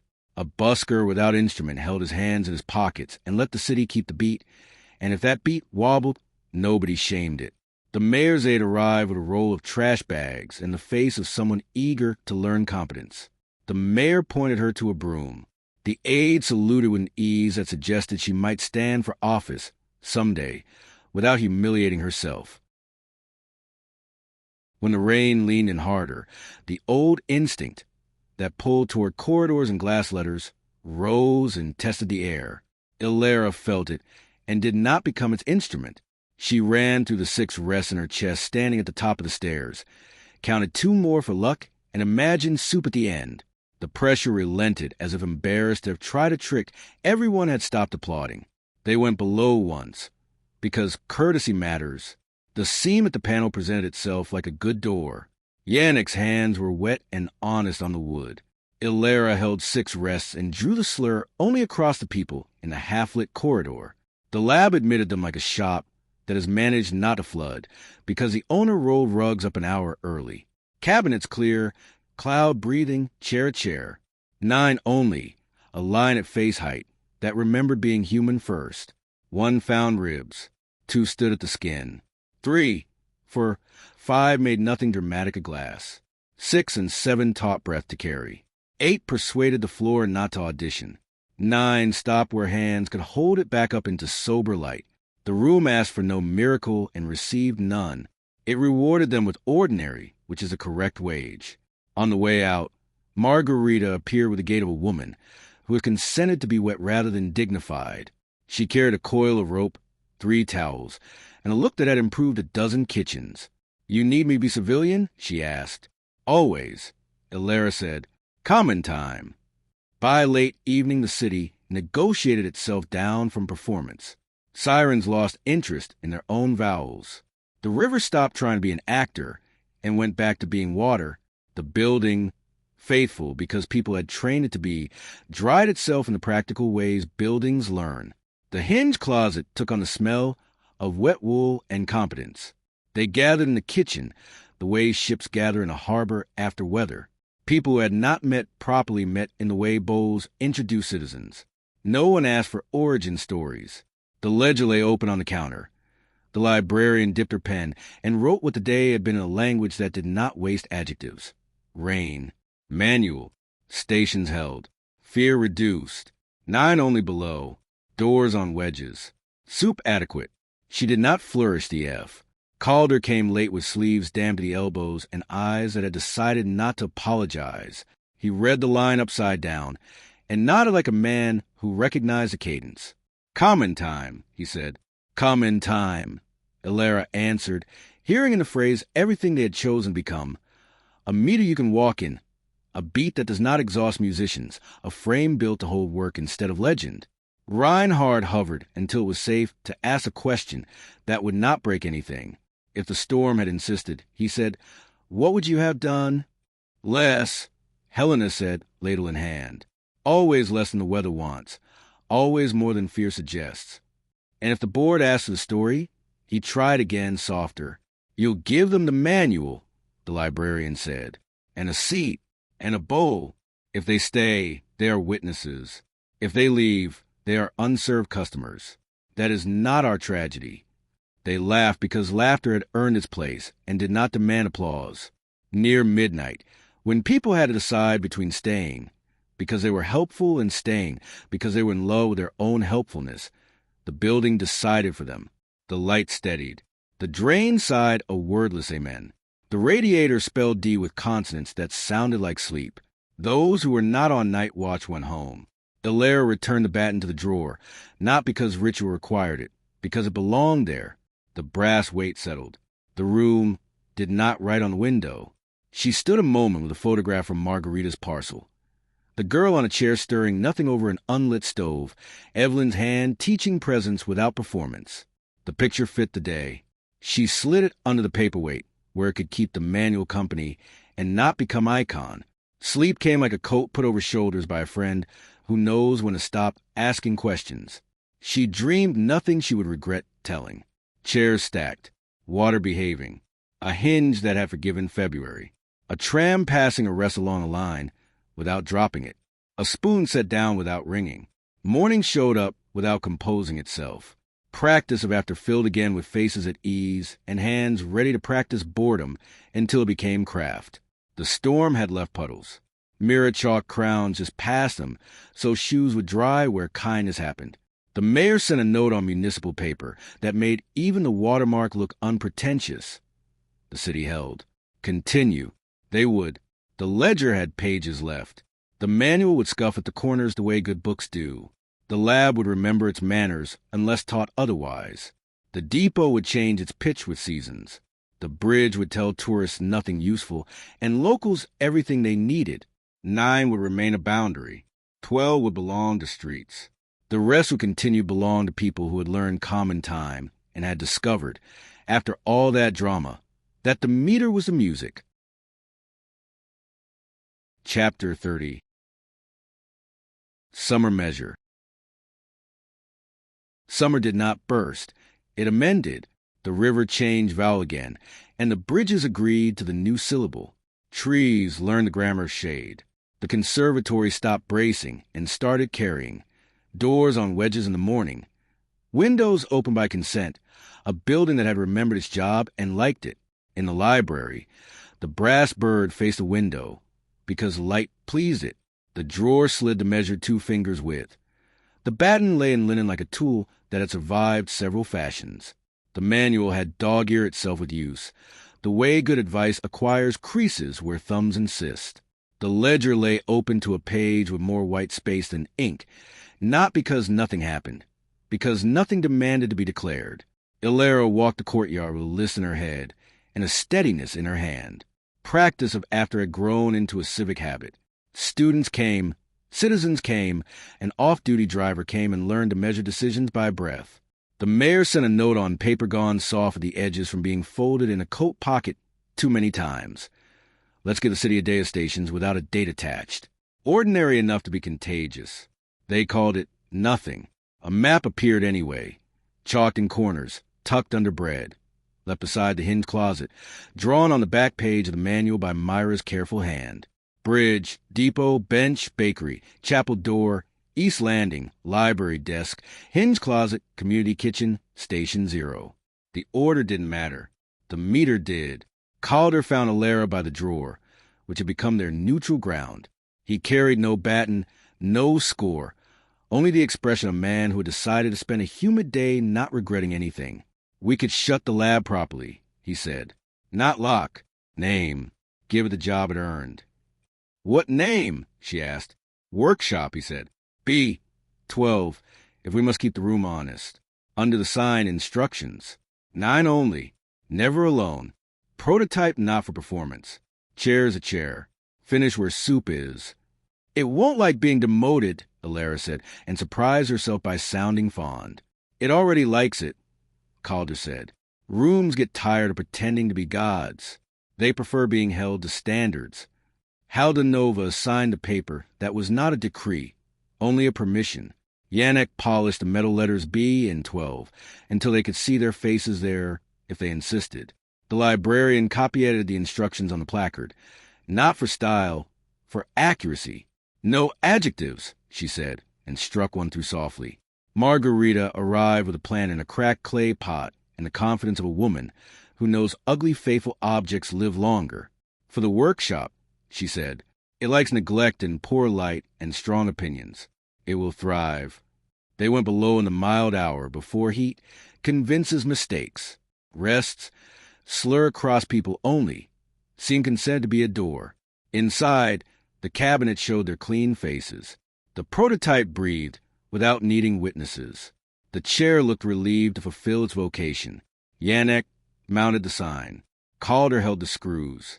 The librarian tore a thin strip of tape with her teeth and said appropriate as she handed it over.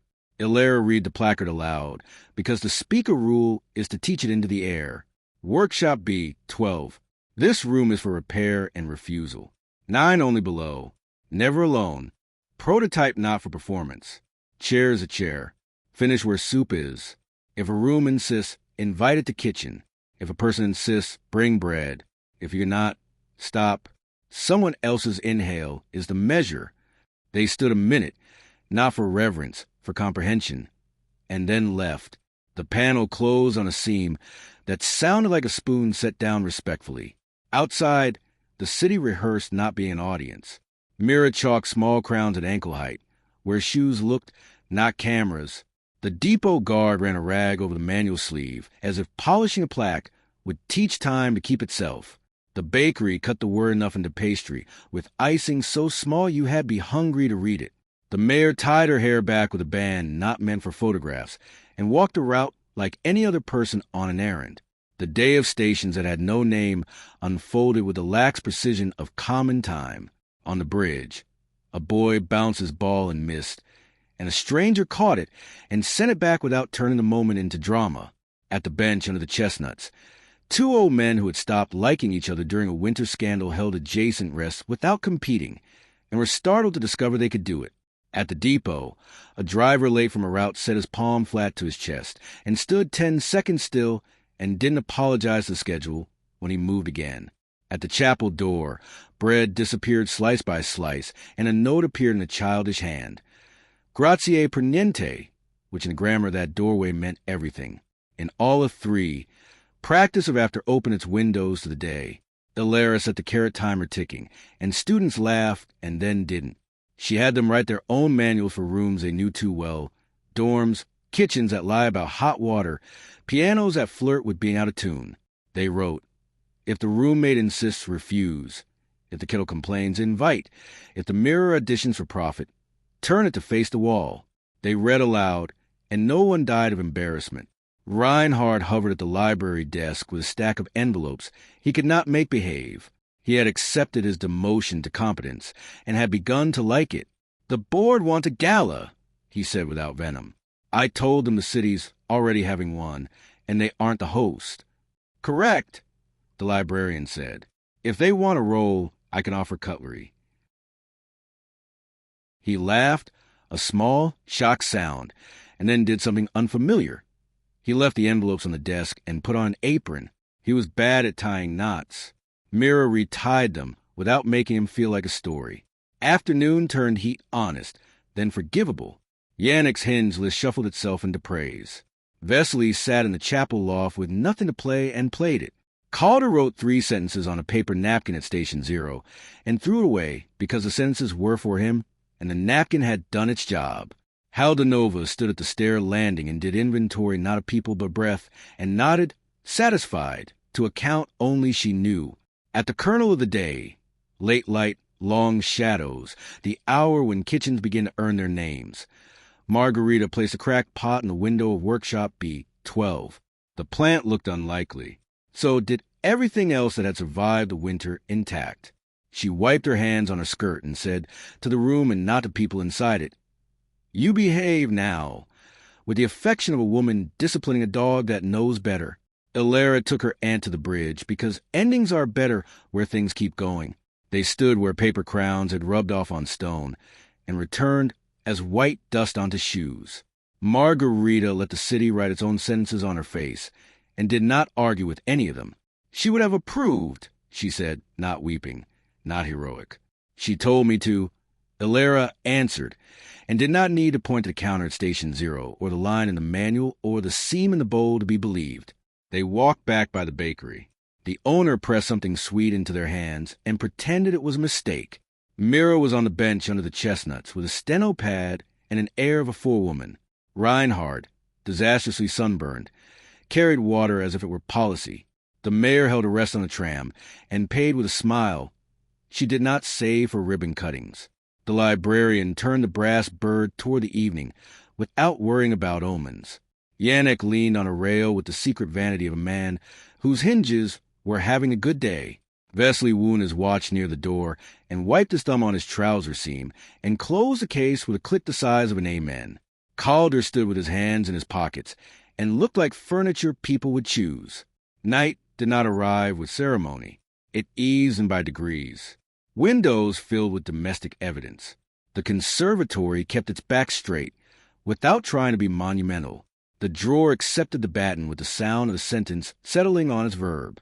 The manual sighed as the fan pushed a page over, not to a new rule, to the blank ledger line at the back. Elara sat at her desk with Evelyn's page under the modest weight. The photograph of the girl on the chair and the hand on the shoulder had faded further and improved for it. She took out her pen. She considered whether another sentence would be an indulgence. Then she wrote, small and close of paper, a line she would not need to read twice. "When the day behaves, do not fix it." She went to the kitchen because that was what days like this require. Bowls, spoons, kettles, the rest of the work. Mira tallied nothing and remembered everything. Helena salted once and stopped. The carrot timer lied by 3 seconds and was forgiven. The ledger took a line that looked like negligence and was the opposite. City breathed. No incident. Manual in people's pockets. Enough held at face height. She left white space under it with intention. Some days you must let the page breathe. 2. Later, after the last cup was dried and the last hinge pretended not to enjoy being noticed, and the last rest had been passed to a stranger leaning against a lamppost counting down to something ordinary, Elara returned to workshop B. 12 alone because alone was allowed here now, when not asked to carry anything it shouldn't. She stood just inside the seam, as you do when you mean to leave quickly if the room starts posturing. It didn't. It wore its new name like a good shirt, buttons aligned, collar tidy. The plan in the window looked like an argument that had decided to be evidence. "Thank you," she said to no one in the room.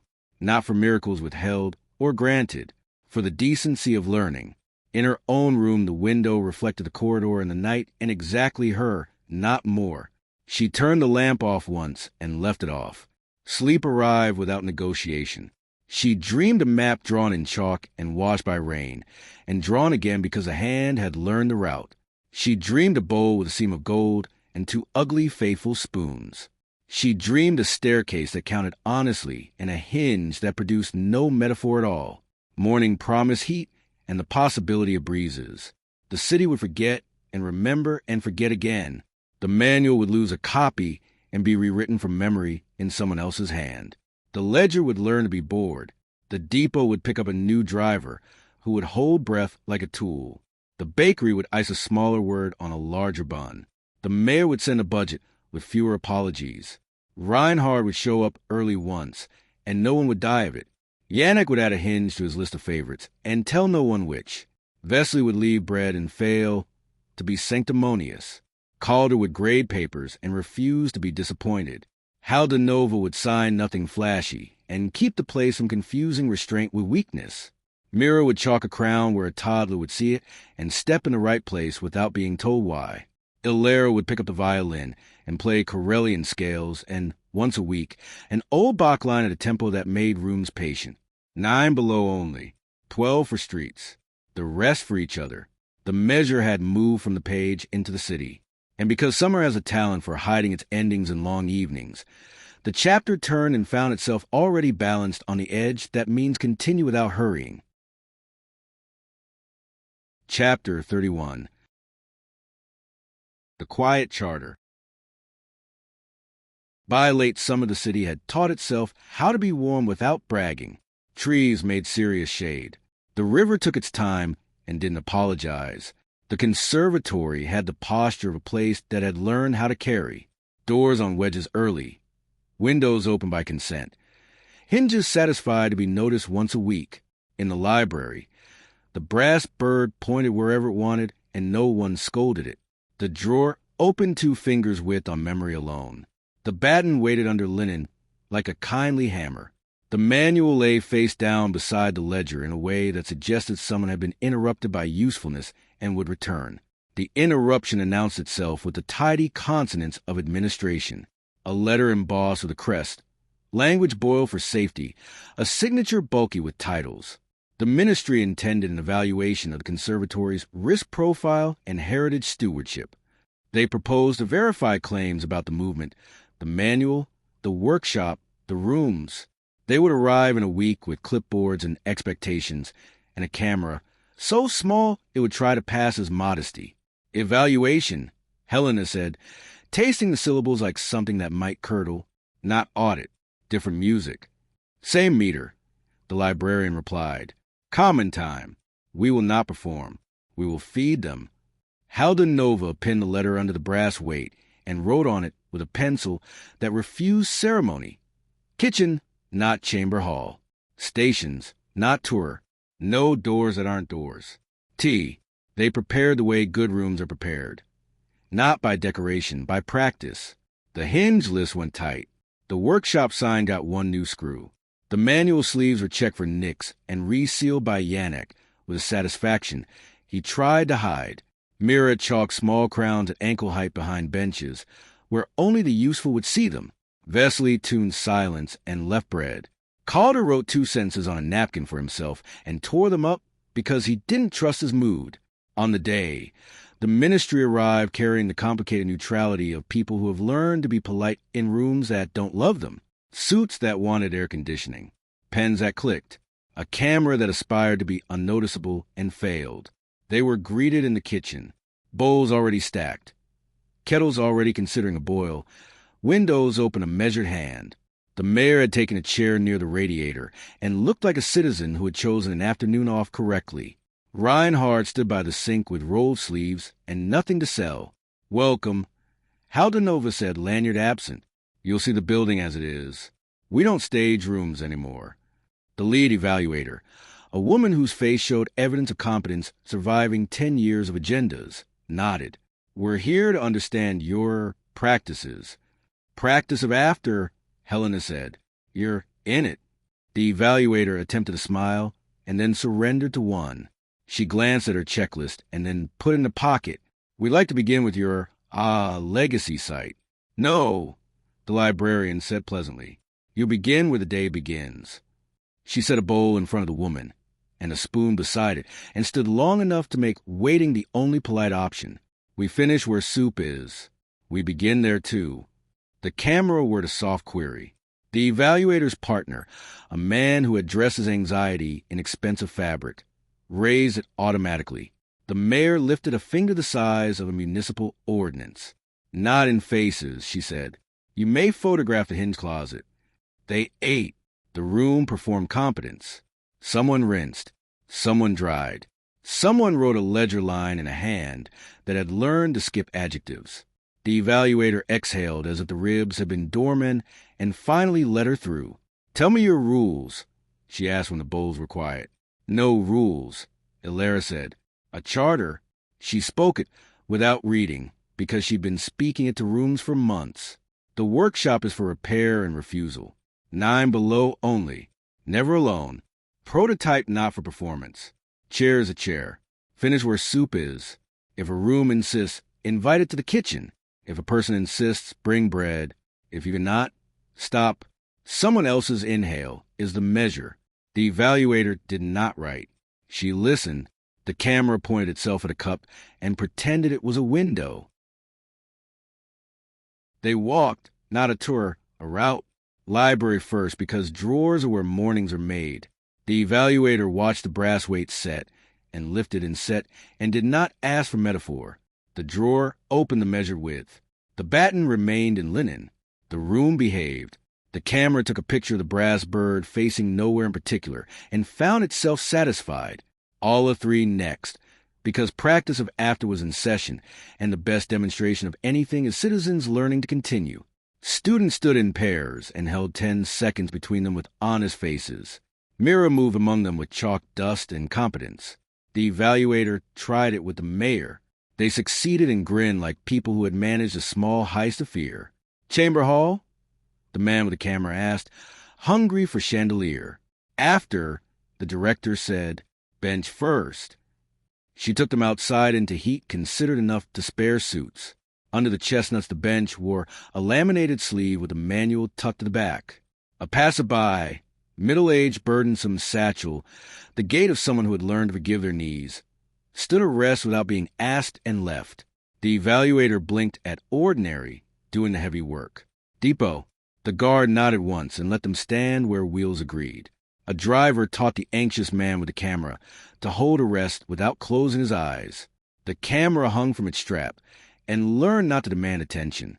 The evaluator's suit resigned itself to air. "Bakery." The owner cut the word enough into a bun smaller than the word and handed it over without ceremony. "Kitchen" again. "Chapel door." East landing where the hinge had learned to take compliments. Only then workshop B, 12. At the panel, Elara stood with hands at her sides. She counted 6 rests where soup teaches, drew the slur only across the people present, and let the seam remember how to be a door. The evaluator stepped back without being told. The man with the camera stayed on the safe side of usefulness. Yannick's lamp did nothing theatrical. The room on the other side greeted them as a workshop. Clean glass, quiet cloud, chair, sign on the wall with words a person could live with. 9 only, Yannick reminded the air, out of habit and affection. "Or none," Helena added. "None today," Elara decided, because refusal had learned to be a gift. She turned to the evaluator. "It misbehaves less when we starve a spectacle." "You starve it," the man repeated. "Try and make a headline shape." "We feed elsewhere," the librarian corrected. The evaluator read the placard slowly. She touched the repaired mixing bowl and smiled at the gold seam as if kitchens had always been her church. "And if a visitor insists?" she asked. "On what?" Elara said. "On seeing the famous door." The woman tried, humor testing the floor. Yannick spread his hands in a gesture that contained history and janitors. "There's no famous door. There's a hinge closet. I can show you that." They laughed. A sweet, short sound that improved the corridor. The camera did not film inside. It recorded the sign, the bowl, the hand staying where hands should. Back in the kitchen, the evaluator returned her empty cup to the counter and stood with her back to the room for a breath to write 2 lines on her form where her superiors would expect paragraphs. She turned it over and signed. "I can't certify that you've eliminated risk," she said. "You haven't. You've taught people to carry it without turning it into a myth. That's better than what I was sent to look for." She folded the paper and tucked it away. "Do you have a copy of the manual I can read on a train?" The librarian handed one over with a courtesy reserved for neighbors. "Not for sale," she said. "For use." When the ministry left, the building did what relieved bodies do. It stretched quietly. The chandelier kept its dignity. The drains remembered their vocation. The ledger took a line. Evaluation by kitchen. Charter spoken. Workshop behaved. Camera learned a job, and left a clean inch under it because days deserve room to breathe. In the late light, Elara went alone to bridge, because endings must be practiced even on days that won't need them. The city carried itself with a particular modesty of heat almost over. A boy with a backpack hopped the seams between stones. A woman in a blue dress held a rest without knowing she'd been taught. A bus driver passed a silence to a conductor at the turn, and both looked younger for the exchange. Back in the library, the drawer waited. She lifted the linen and felt the familiar weight of wood and intention. She did not take the baton. She closed the drawer gently and set the brass weight with 2 fingers. She looked at Evelyn's page under the small paperweight, and the photograph of a girl stirring nothing over a cold burn with a hand on her shoulder, not asking for a miracle.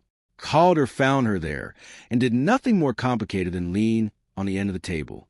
"Your class has a waiting list," he said. "The mayor wants to take it, and refuses to do it privately." "Good," Elara said. "Let her stand in a row and fail the first 10-second try like anyone else." He smiled and nodded toward the window where the courtyard was turning gold the way cities do when they are almost forgiven.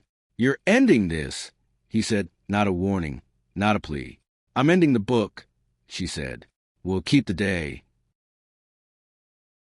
He accepted that with the humility of a man whose best apology had been to learn how to be furniture. "When you write the last ledger line," he said, "leave space." "Always," she answered. Evening closed like careful hands around a cool bowl. The kitchen settled into the comforting arithmetic of washing and drying. Mira stitched a frayed strap with blue thread and the patience of a person putting off no tenderness.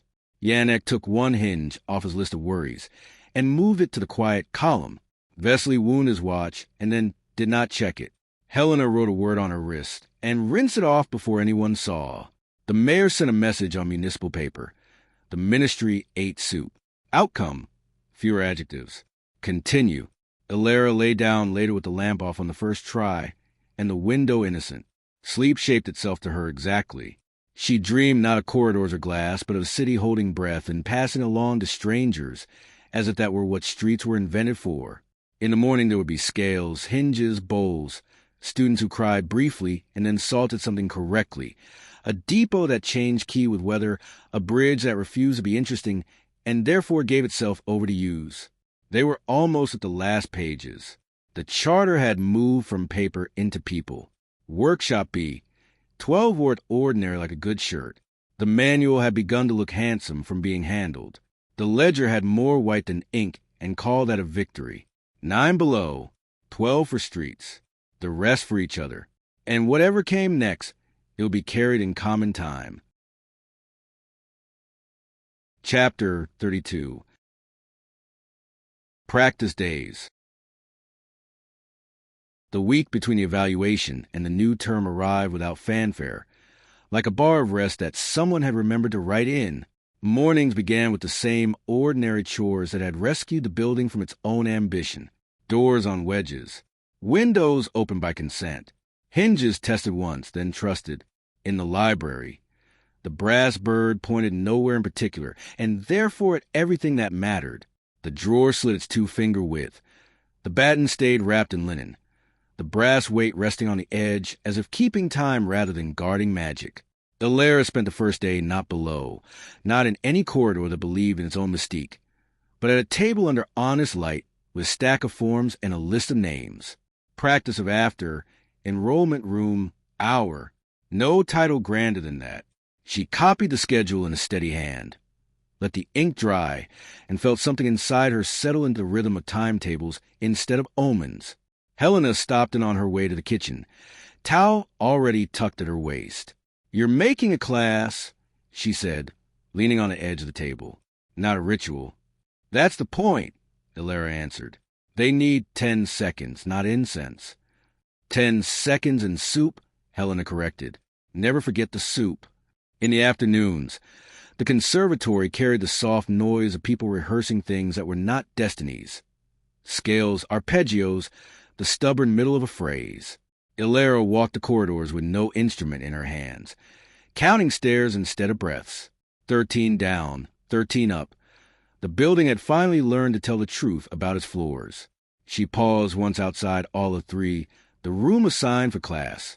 Someone had washed the blackboard until it looked like river stone. The windows opened without protest.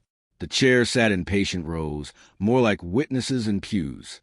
She stepped inside and stood at the front. 3 steps to the left of center, where a soloist would not stand. 10 seconds, she said softly to the empty desks. "That's all you get. That's all you need." The room did not answer. It behaved, which was better. On the second day, the letter from the ministry arrived, short, almost shy in its official language. The evaluation committee thanked the conservatory for transparent procedures and demonstrated mitigation of anomalous risk. They recommended continued documentation of practice of after as a civic instrument. They did not ask for exclusive rights. They did not mention miracles. Halda Nova read the letter in the kitchen with her glasses low on her nose. "We have been declared boring," she said. "This is the highest praise they are structurally capable of. Do we frame it?" Mira asked, stirring a pot with her usual careful impatience. "We file it," the director decided, "between fire inspection and sewage. Same shelf, same dignity." The librarian took the letter in both hands and slid it into a folder labeled administration, then wrote a small note on the inside cover. "Ministry learned to eat soup. Outcome, survivable." She closed the folder with the small, satisfied thump of paper that has found the right drawer. That evening, Elara sat at her desk with Evelyn's page and the photograph of the girl over the coal burner. She did not ask the picture for permission. She had stopped doing that weeks ago. Instead, she opened the blank notebook she used for lesson plans and wrote a single heading at the top of the page. After. Underneath, in smaller letters, she listed what the class would actually do. 10 seconds in pairs. Passing a rest along a row. Ending with thanks and a sync. She looked at the list and smiled despite herself. It was not much. It was enough. The third day belonged to small tests that had nothing to do with corridors or glass. In the kitchen, the carrot timer lied by 3 seconds and was forgiven. Bowls were washed and dried without anyone looking over their shoulder for omens. Margarita stood at the stove as if she had won a minor war and was now content to feed survivors. Vesely sat at the table winding his watch and then set it down deliberately, letting the room keep time. "Your class," he asked Elara between sips of tea. "What will you call it when they complain it is boring?" "Correct," she said. "If they leave unimpressed, we've succeeded." "Good," he replied. "Impression is for soft walls. People need practice." Mira slipped in with chalk on her fingers and a list of errands. "I've marked 1 crown on the stair landing," she reported. "Ankle height. If anyone notices it, they deserve the next lesson. If they don't, the stairs will survive." "No crowns in all of 3, Elara said. "That room has to earn every silence." "Agreed," Mira said, and left a small white fingerprint on the rim of her cup before she went back to work. By the 4th day, the city had taken the news of the ministry visit and done the sensible thing with it. Turned it into a story so dull no one could weaponize it. The mayor walked through the courtyard between meetings, holding a folder under her arm and a bun iced with the word enough in her hand. She sat on a bench, ate the bun without ceremony, and nodded to Elara as if greeting a colleague rather than a subject of reports. "I hear your class is full," she said. "There's a waiting list," Elara admitted. "Some of them want spectacle. They'll be disappointed." "Good," the mayor said. Disappointment builds character. So does soup. I've seen the ledger lines. Keep it that way.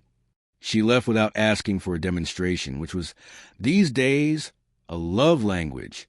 Reinhardt appeared near the hinge closet around the same time, pretending to look for a lost note. He carried no recorder, only a notebook folded in half. "You know I can't sell this to anyone," he said quietly, catching Elara in the hallway.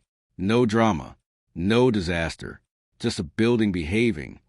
"That's the headline," she answered. "You can have it for free." He wrote nothing down. "Maybe I'll come to the class," he said instead. "As a student?" she asked. "As a bad example," he replied, almost smiling. "We'll see." He moved on, and the hinge behind him creaked once, thoughtfully, then settled. On the 5th day, Elara took the violin out purely to practice scales. No lab, no corridor, no panels would seem pretending to be choices. Just a practice room with uneven light, and a chair that had never wanted to be a throne. She tuned carefully. The instrument answered in a voice that had nothing to prove. She played Corelli with the cautious joy of someone returning to a language they had almost lost. Then a line of Bach at a tempo slow enough to keep the room honest. No letters wrote themselves in the window. The walls stayed walls. Her shoulders remembered where to rest between phrases. When she was done, she wiped the violin, returned it to its case, and felt no pressure go below and prove anything to anything. The red thread on her wrist warmed once, and then forgot about it. On her way back to the library, she passed all of 3 again. Someone, probably Yannick, had oiled the door, open without a sound. She stepped inside and set a single piece of chalk on the ledge beneath the blackboard, point sharpened, nothing written. "For tomorrow," she told the empty room, "you and them can learn each other's breathing." She closed the door. It did not audition for godhood. It clicked like a door that had learned its job. The night before the term began, they gathered without calling it a meeting. Helena dried the last bowl and hung the towel on its hook. Mira stitched a loose strap and left the end of the thread a little long, in case the future needed something to pull on. Yannick checked the list in his pocket. Hinges, drains, doors done, and folded it without reading it twice. The librarian sharpened her pencil, and then set it down on the closed ledger, as if saving the point for tomorrow. "Ready?" Helena asked Elara, not about the building, not about the rooms, about the students they would invite into this quiet charter. "As ready as we can be without pretending," Elara said. "We'll give them 10 seconds and bowls in a room that doesn't lie. The rest is theirs." "Come in time," Yannick murmured. "Come in time," the librarian echoed. They blew out the kitchen light and left only the corridor lamps, small and sufficient. The building settled away a chest settles between breaths. Outside, the city practiced being ordinary and nearly succeeded. In her room, Elara laid the notebook with the lesson plans beside Evelyn's page and a photograph of the girl over the coal burner. She did not ask for permission. She did not ask for a sign. She touched the spine of the manual once, then let her hand fall away. "Tomorrow," she said into the quiet, "we start teaching what we've already been doing." Sleep came without argument, somewhere between midnight and morning. The city passed arrest from a tram driver to a cleaner, to a baker, to a student who woke early, without knowing why. The ledger waited. The chalk waited. All of 3 waited with its washboard and quiet chairs. Term would begin with the soft clatter of pencils and shoes, trying not to be new. Practice of after would have a room and an hour. Between the charter and the last lesson, there would be these days, small, unremarkable, necessary. Practice days. Chapter 33. The last lesson. Term began with the soft clatter of pencils and shoes that were trying not to be new. The courtyard smelled faintly of chalk and damp stone. The conservatory stood with the practiced ease of a body warmed up, doors on wedges, windows part of measured hand, hinges pleased to be overlooked. In the library, the brass bird turned lazily toward the door whenever it opened, as if curious who would require paper next. The drawer slid its 2-finger width and offered linen. The batten, wrapped now in Margarita's ugly faithful cloth, felt like something that had outlived ceremony and earned function. The manual lay face down beside the ledger, spine relaxed. Evelyn's page stayed under the small weight that had learned not to pretend it was an oracle. Students poured through the building in directional tides. Some had come because rumor travels faster than curricula. Some had come because there was nothing else to do with a fear that had learned tricks. Elara crossed the hall with a tempered heartbeat and the calm of someone who had finally chosen a key. Mira walked beside her carrying nothing but a pencil and the stance of a person who knows what work looks like. All three breathed a little faster when they entered. The blackboard had been washed until it shone a dull gray like an old river stone. Helena leaned against the frame, hair tied back with a dishcloth ribbon that refused to be charming, and so was. Yannick occupied the back corner, as if he were a mild idea the room could consult. Vesely sat last row, hands folded in his lap, as if to remind time to be decent. The librarian took a chair and set the ledger on her knees without opening it. Calder hovered in the doorway, already furniture. "This class is called Practice of After," Elara said, and the phrase no longer sounded like apology. "We will practice continuing. You will learn how to be boring well."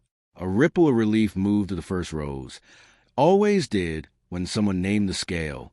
She drew 6 small crowns in the corner of the board. She did not explain them. She rarely had any more. 10 seconds between you, she said, and pairs found each other without noise.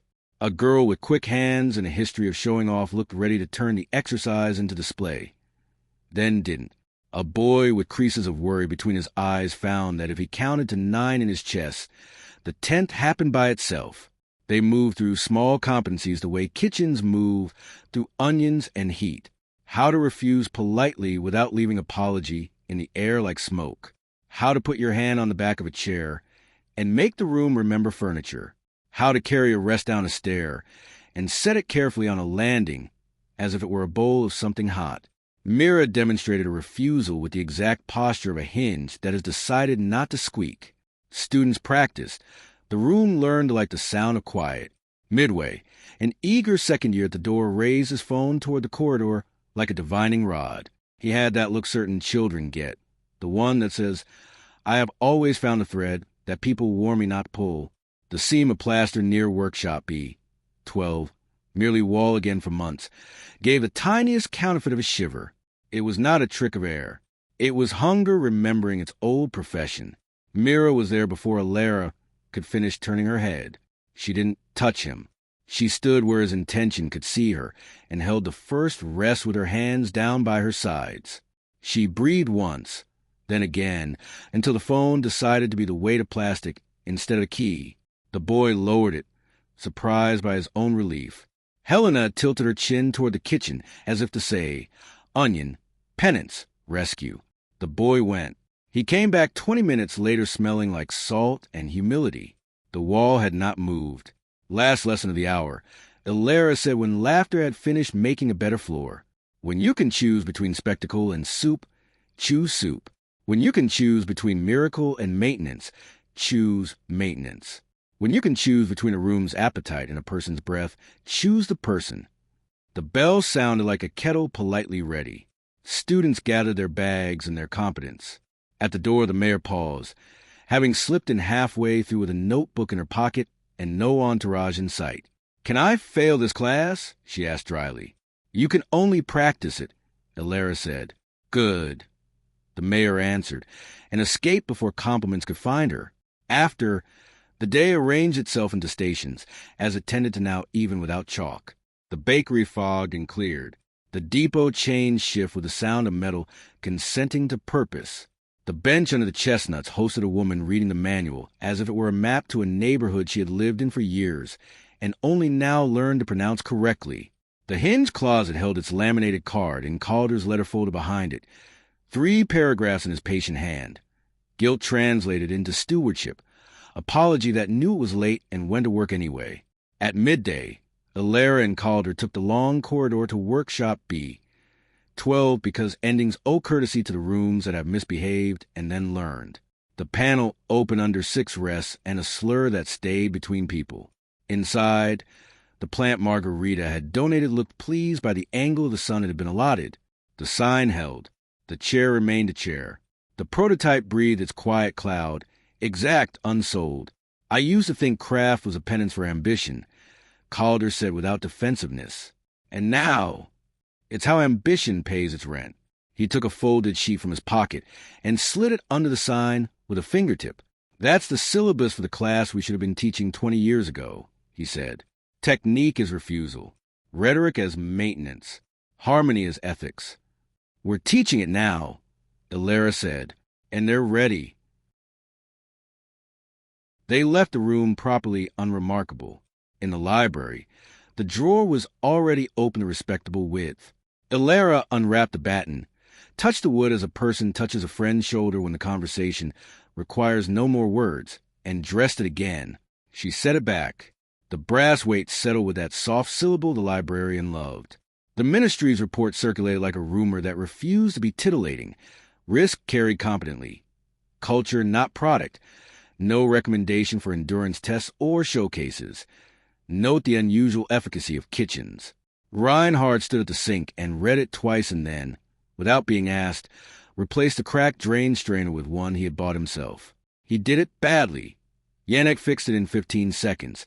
Together they laughed as if they had accomplished something larger than competence, which they had. They had made a joke that didn't belittle anyone. Toward evening, Margarita arrived with flour on her sleeve and eyes that had weathered a winter and found spring more believable for it. "You're closing the book," she said, clocking Elara's posture, the way the ledger lay open to a page that had been started and left breathing. "I am," Elara said. "Not today." "Good," Margarita replied, and pulled 2 spoons from her bag as if she were the magician who had always known what trick a room needed. They ate early, so there would be time to wash without drama. Bowls returned to hands that knew where to dry them. The carrot timer aired, and was corrected by the simple act of ignoring it. Helena wrote a single syllable on the inside of her wrist, and rinsed it away an hour later. The librarian added a line to the ledger about a student refusing a scene with courtesy and onion, about a manual dog-ear by the bench, about a report that had reduced adjectives to a tolerable number. Vesely wound his watch, and then set it down and allowed the room to keep time by itself. Mira stitched the strap, and didn't prick her finger this time. A letter came in the last mail, a festival in another city, trying one more time to tempt a premiere of the budget that would have solved problems, not grown souls. The director read it with the particular patience a person learns after a winter of saying no for the right reasons. She handed it to Elara because refusing for someone else's theft dressed as kindness. Elara read the lines that had been polished until they gleamed and left no grip for truth to hold. She thought of sirens and drains and benches and bowls and the dry click of the brass weight in a drawer that had learned good manners. She placed the letter under the weight for a minute so it would lie flat, then slid it into the file called Winter and wrote on the tab in tidy pencil, "Not for sale." Night approached with a pace that felt like a choice rather than a law. The city cooled by degrees. The bridge did its useful work of connecting without sermon. The depot hummed a key that belonged to late. The chapel's ledger stayed blank, just bread and a mouse that had learned to sneak without scandal. In her room, Elara sat with Evelyn's page and the photograph of the girl on the chair and a hand on the shoulder over a coal burner. She did not write on the page. It had enough. She turned the back leaf of the manual, the one left blank on purpose, and in a hand steadier than the one that had copied 12 bars, she wrote the last sentence she could write without lying. "When the room behaves, and with thanks and a sink." She slept without the old lamp ritual, which had become unnecessary the way scaffolding becomes unnecessary when a wall has taken its weight. Outside, the city passed a rest from a night watch to a driver to a baker to a janitor to a librarian to a student and back again, the loop closed not by climax but by practice. In the morning, the last chapter would need writing, not the one that solves anything, the one that closes a ledger with space under the final line, the one that says, "Continue." Chapter 34. The Sink in the Street. September thinned the light until edges looked honest. The river wore the color of coins that had passed through too many hands and were better for it. The conservatory held its shoulders low and useful. Doors on wedges first thing. Windows open by consent. Hinges content to be accused of silence. In the library, The brass bird pointed at nothing in particular, and therefore at everything that mattered. The drawer slid the measured 2 fingers width. The baton, wrapped now in Margarita's ugly faithful cloth, lay where hands that meant well could find it, and hands that meant spectacle could forget it. The manual, dog-eared to the page about decisions regulated by breath, slept beside the ledger. Evelyn's page kept its pulse under the little weight, ordinary as paper that had survived opinion. A rumor moved through the city without choosing a mouth. At noon, a minute, not a ceremony, a measure, no posters, chalk only where ankles noticed. If you heard about it, you could join. If you didn't, the city would survive your ignorance. The mayor had written 3 sentences to district offices that leaned on verbs instead of adjectives. The depot guard had told drivers in tones usually reserved for weather warnings. The bakery had iced a word enough on smaller buns. The bench under the chestnuts had grown a new sleeve for the manual where it would not turn a pulp if a cloud changed its mind. They started, as they had learned, with errands. Yannick walked the baseboard with a lamp not lit, listening for the pitch of arrogance. He found none and wrote the absence down in his head. Mirror chalk crowns where shoes would look. Back of the bench, foot of the landing, the inside lip of the hinge closet door, where only the faithful would see it and grin. Helena tied her hair with a dishcloth ribbon that refused charm and therefore had earned it. The librarian sharpened the pencil she liked for ledger days and put the shavings in a jar, because waste is a kind of punctuation. Vesely wound his watch and set it down, for once the room could keep its own time. Reinhard appeared with a stack of cups, a kettle, and a face learning how to be early without explaining why. Calder came to the drawer and did nothing complicated. Leaned, breathed, waited. He had a letter in his pocket, and in the other, nothing at all. They mapped the stations with feet instead of paper. Bridge, depot, bench, bakery, chapel door, east landing, library desk, hinge closet, community kitchen, station 0. The order would be decided by legs and luck. The measure would decide itself. At 11:58, the city had that sound certain rooms get when someone is about to say grace and decides not to make it theatrical. Clouds gathered language and chose not to say it. A bus hissed because buses do. The river reconsidered vowels and stuck with its own. Doors on wedges admitted air like a modest guest. At noon, Elara lifted her hand no higher than the seam of her coat and gave the bridge the first rest. It held as easily as a cup. A cyclist coasting on the downshift took the second, without knowing he had been handed anything. A woman pushing a pram considered the curb and a life and held the third, because a body says yes before a brain does. A busker with no instrument and better manners than last winter let the fourth ride his collarbone. The wind insisted and was given the fifth because that was some days fair. The sixth landed in the chest of a boy who had been told too often he was dramatic. He stood still and learned how to be precise. 7 returned like a borrowed bow. 8 moved along the rail, then across the river, then into a doorway, where a baker looking at a tray remembered not to burn it. 9 belonged, as it had learned to belong, to people. Across town, the depot kept the beat with less romance and more truth. A driver late by 2 minutes pressed his palm flat, and learned that the schedule forgave him when he did not ask it to. A guard with a notebook of shoes and silences stood 10 seconds at her own pace and felt the day give under her boots and hold. In all of 3, 2 students who had not known how to stand beside each other, without competing managed 9 seconds, without once catching each other's eye, and discovered decency looks like inattention from the outside. At the chapel door, bread left a plate with all the ceremony of oxygen departing a lung. A child on the east landing reached for the chalk crown, and was told gently by Mira, "Not that. This," and was handed a spoon. The hinge closet received its minute without fuss. The laminated card remembered its vowels. Between it and the bean stew recipe, Calder slid his letter, apology translated into maintenance. I asked the room to be a god, and then demanded witnesses. I ask it now to be furniture, and promise to wipe it down. If anyone find me performing, you may send me to the sink. He did not sign it with titles.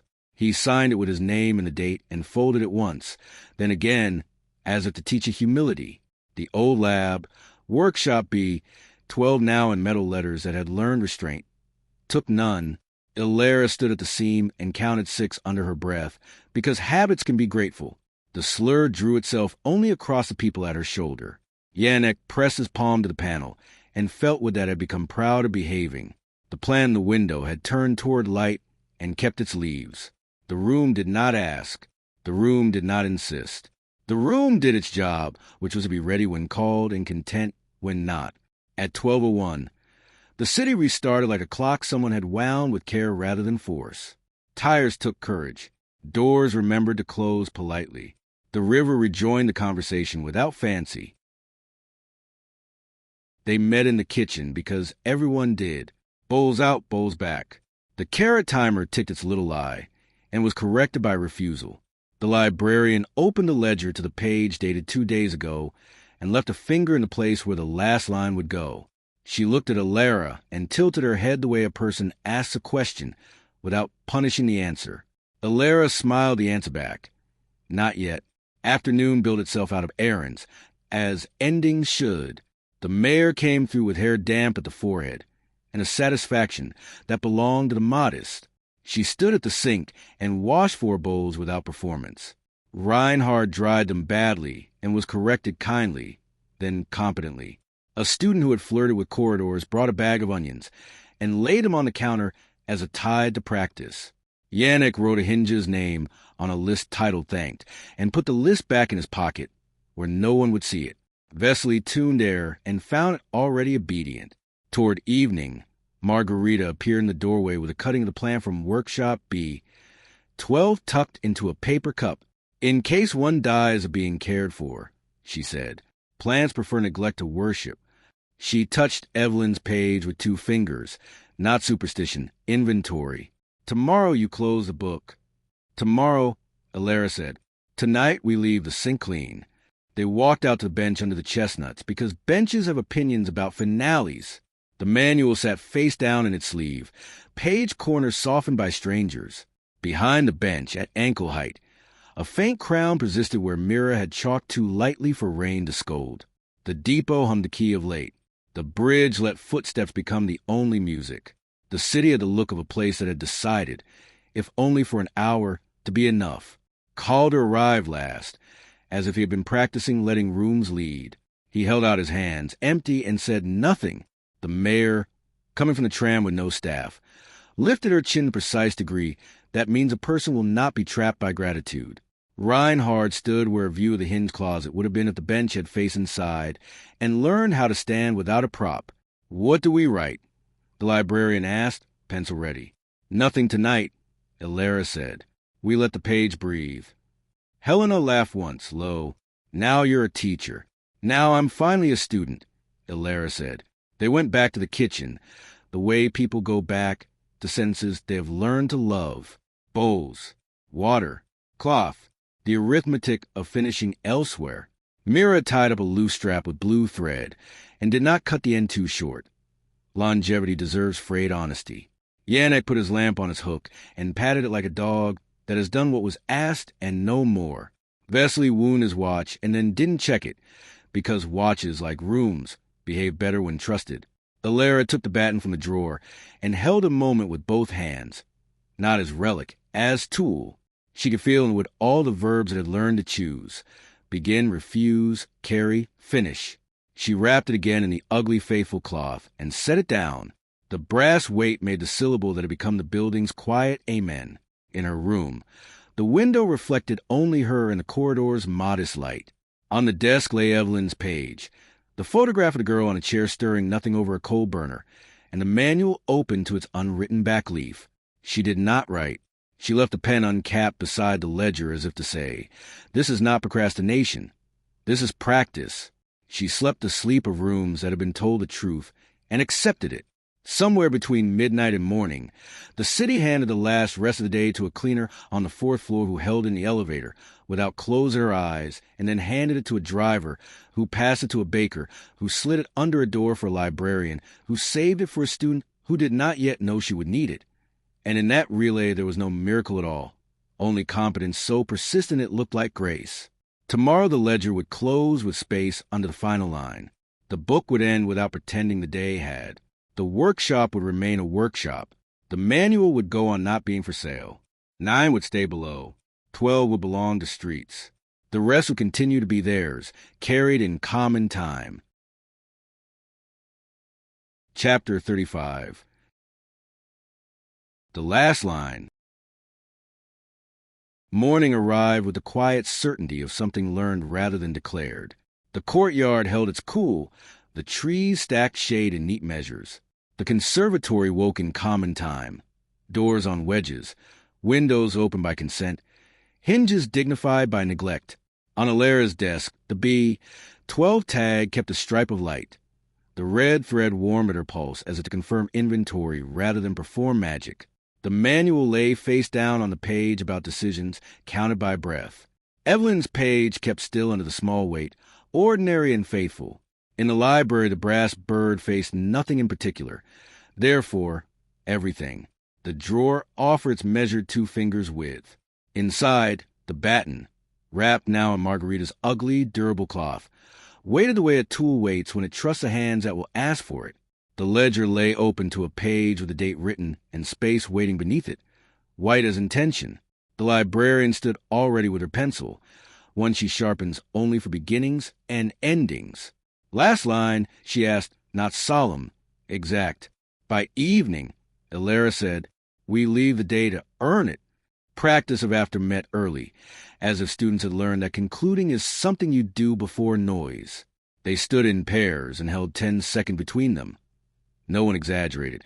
No one purchased a miracle with performance. Mira walked the aisles with chalk dust on her knuckles and the posture of a hinge that has decided to be quiet forever. Yannick took the back corner, steady as a level. Helena leaned against the frame, hair tied with a dishcloth ribbon that had accidentally become her banner. Vesely sat last row, hands folded, letting the room keep its own time. Calder practiced furniture. Elara looked at faces that would forget and remember and forget again, and knew that the work had succeeded because nothing in the room asked to be impressed. Last lesson, she said. When you are done at practice, at kindness, at fear, and with thanks and a sink. She had them pass one rest along the road without looking at each other. It moved shoulder to shoulder like a bowl that never spills. No applause, laughter in its correct voice. A door opened and did not audition for godhood. The morning filled itself with errands, as all decent endings do. The mayor came early, hair damp, and asked for an ordinary chair. She brought with her no speech, only a folded manual whose corners had become municipal. Reinhard showed up before anyone could tease him for it, and washed bowls competently the first time. The depot guard left on the library desk a list in a firm hand, drivers who now hold 10 seconds before certain turns, and refuse to be thanked with anything but bread. The bakery sent a tray of small buns iced with a word enough in letters, so modest you had to want the word to read it. They went below once because courtesy belongs in the architecture. At the panel to Workshop B, 12, Elara held 6 rests in the tempo soup teaches. The slur stayed human. The seam behaved like a door proud to be only a door. Inside, glass reflected faces without opinion. The prototype breathed its cloud like weather that had decided, for the present, to be decent. The chair held the idea of sitting and nothing else. The plant turned toward light with the entitled honesty of living things. None today, Yannick murmured, out of love for rules that have paid rent. None, Elara agreed. She smoothed the curling edge of the placard with a thumb and left it imperfect. Calder slid a folded sheet beneath the manual sleeve. Syllabus for a course that starts with maintenance and ends with refusal. He did not linger. Rooms close best when nobody writes subtitles on the air. At noon, the bench under the chestnuts hosted what it had been built for. People being people. A grandmother read the manual's back page as if it were a recipe she already knew by heart. A child put a palm on a chalk crown and was given a spoon instead. No harm done. The bridge carried feet without sermon. The depot hummed an honest key. The chapel ledger stayed blank and bread did its entire job. By mid-afternoon, the ministry's report had finished its circuit. People stopped quoting it and started doing what it praised. The hinge closet absorbed a new screwdriver labeled for manual mode only. Calder's apology sat folded, exactly unsacred, between the laminated card and the bean stew recipe. The librarian penciled a short line. Evaluation filed. Cameras learned useful shyness, and shut the ledger again because the last line deserved to be last. Margarita arrived with a second cutting in a paper cup, and the look of someone who knew where endings belong.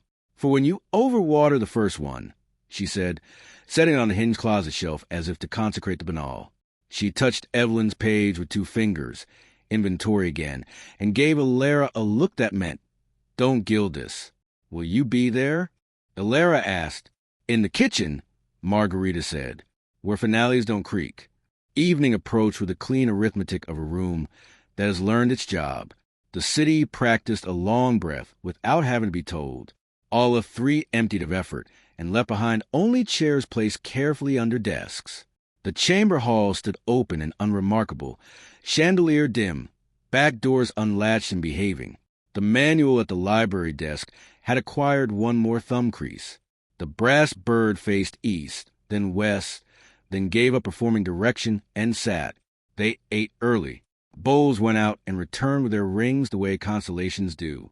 The carrot timer lied by 3 seconds and was ignored into truth. Mira stitched the last loose strap with blue thread and left a decent tail. Yannick crossed a hinge off his quiet list with private satisfaction.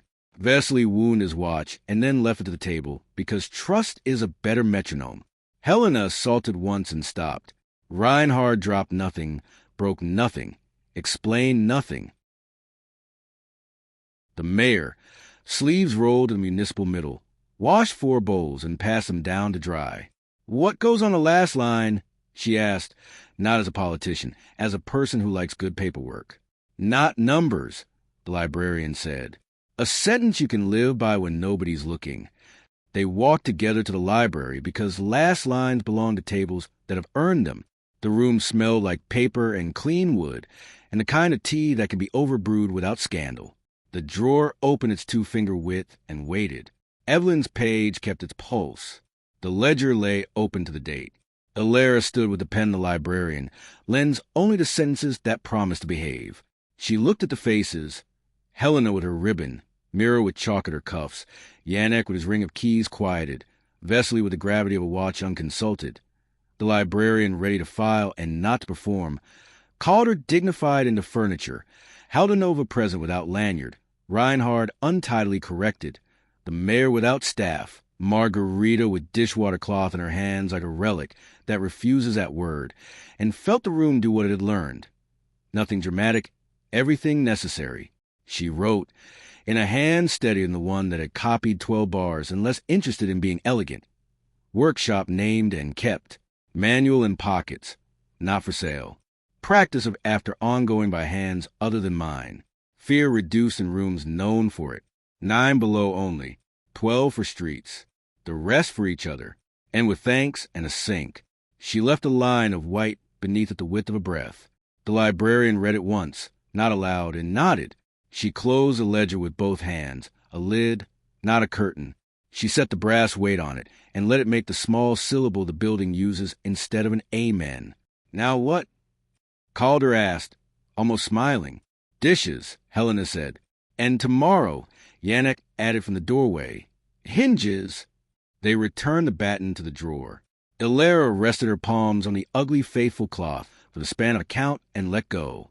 The drawer slid shut with sound that had, at last, no mythology in it. Mira turned the brass bird degree for no reason, and laughed at herself, and left it crooked as evidence of improvement. The mayor pocketed a manual like a citizen. Reinhard took the trash out unasked and came back before anyone missed him. Night came the way competence comes, without trumpet, entirely sufficient. Windows reflected only the corridor's modest light and faces that had decided to be useful. The city passed a last rest from driver to baker to janitor to librarian to student without anyone needing to narrate the act. In Workshop B, 12, the plant did its small miracle of continuing. The chair waited to be sat on. The sign held. The seam did not flirt. The room behaved. Elara lay down without counting lamps. The red thread warmed in sleep like a fact. On the desk, Evelyn's page lay where it belonged. Exactly ordinary. The manual's back leaf. with its sentence about thanks in the sink, dried in the small draft that makes paper honest. Somewhere in the building, water ran, ended, clinked, ended. Somewhere on the street, chalk wore away. Somebody would draw it again when rain forgot. Somewhere in the hinge closet, apology learned the weight of routine. And in the space under the last line, left blank on purpose, the day continued, exactly as designed. Epilogue. After. Autumn settled into the city the way a good coat finds your shoulders. Leaves made a slow grammar along the tram lines. The river kept its vowel. The conservatory moved through its day without needing to be convinced. Doors on wedges, windows open by consent, hinges satisfied to be ignored. Workshop B. 12 wore its new name like a shirt that fit. The metal letters didn't shine unless someone insisted. The sign on the wall had curled a little at one corner and stayed legible. The plant in the window carried on with the serene arrogance of things that photosynthesize. The chair remembered sitting. The prototype breathed the correct cloud and did not ask for an audience. Elara walked the length of the corridor, at a pace you'd use when carrying a bowl. She did not touch the seam. She did not need to. In the library, the drawer opened its 2-finger width and offered the batten wrapped in the ugly, faithful cloth. She lifted it, felt the balance of wood and the memory of verbs, begin, refuse, carry, finish, and set it back on a brass weight as if returning a borrowed sentence with gratitude. Practice of after met on a Tuesday at 4, and would again on a Thursday at 4, because that is how you sustain anything. Students stood in pairs and found 10 seconds together without heroics. Mira moved among them with chalk on her knuckles and the assured economy of a hinge that had chosen silence. Helena corrected a wrist, not to perfect a gesture, to spare a tendon. Yannick waited in the back corner and wrote a hinge's name on the private list. He keeps called gratitude. The librarian had the ledger closed on the shelf and a pencil tucked behind her ear for when white space deserve a line. Vesely wound his watch, set it down, and let the room keep time. Calder took a seat and discovered he liked being furniture more than he had ever liked being myth. Across town the map held at ordinary scale.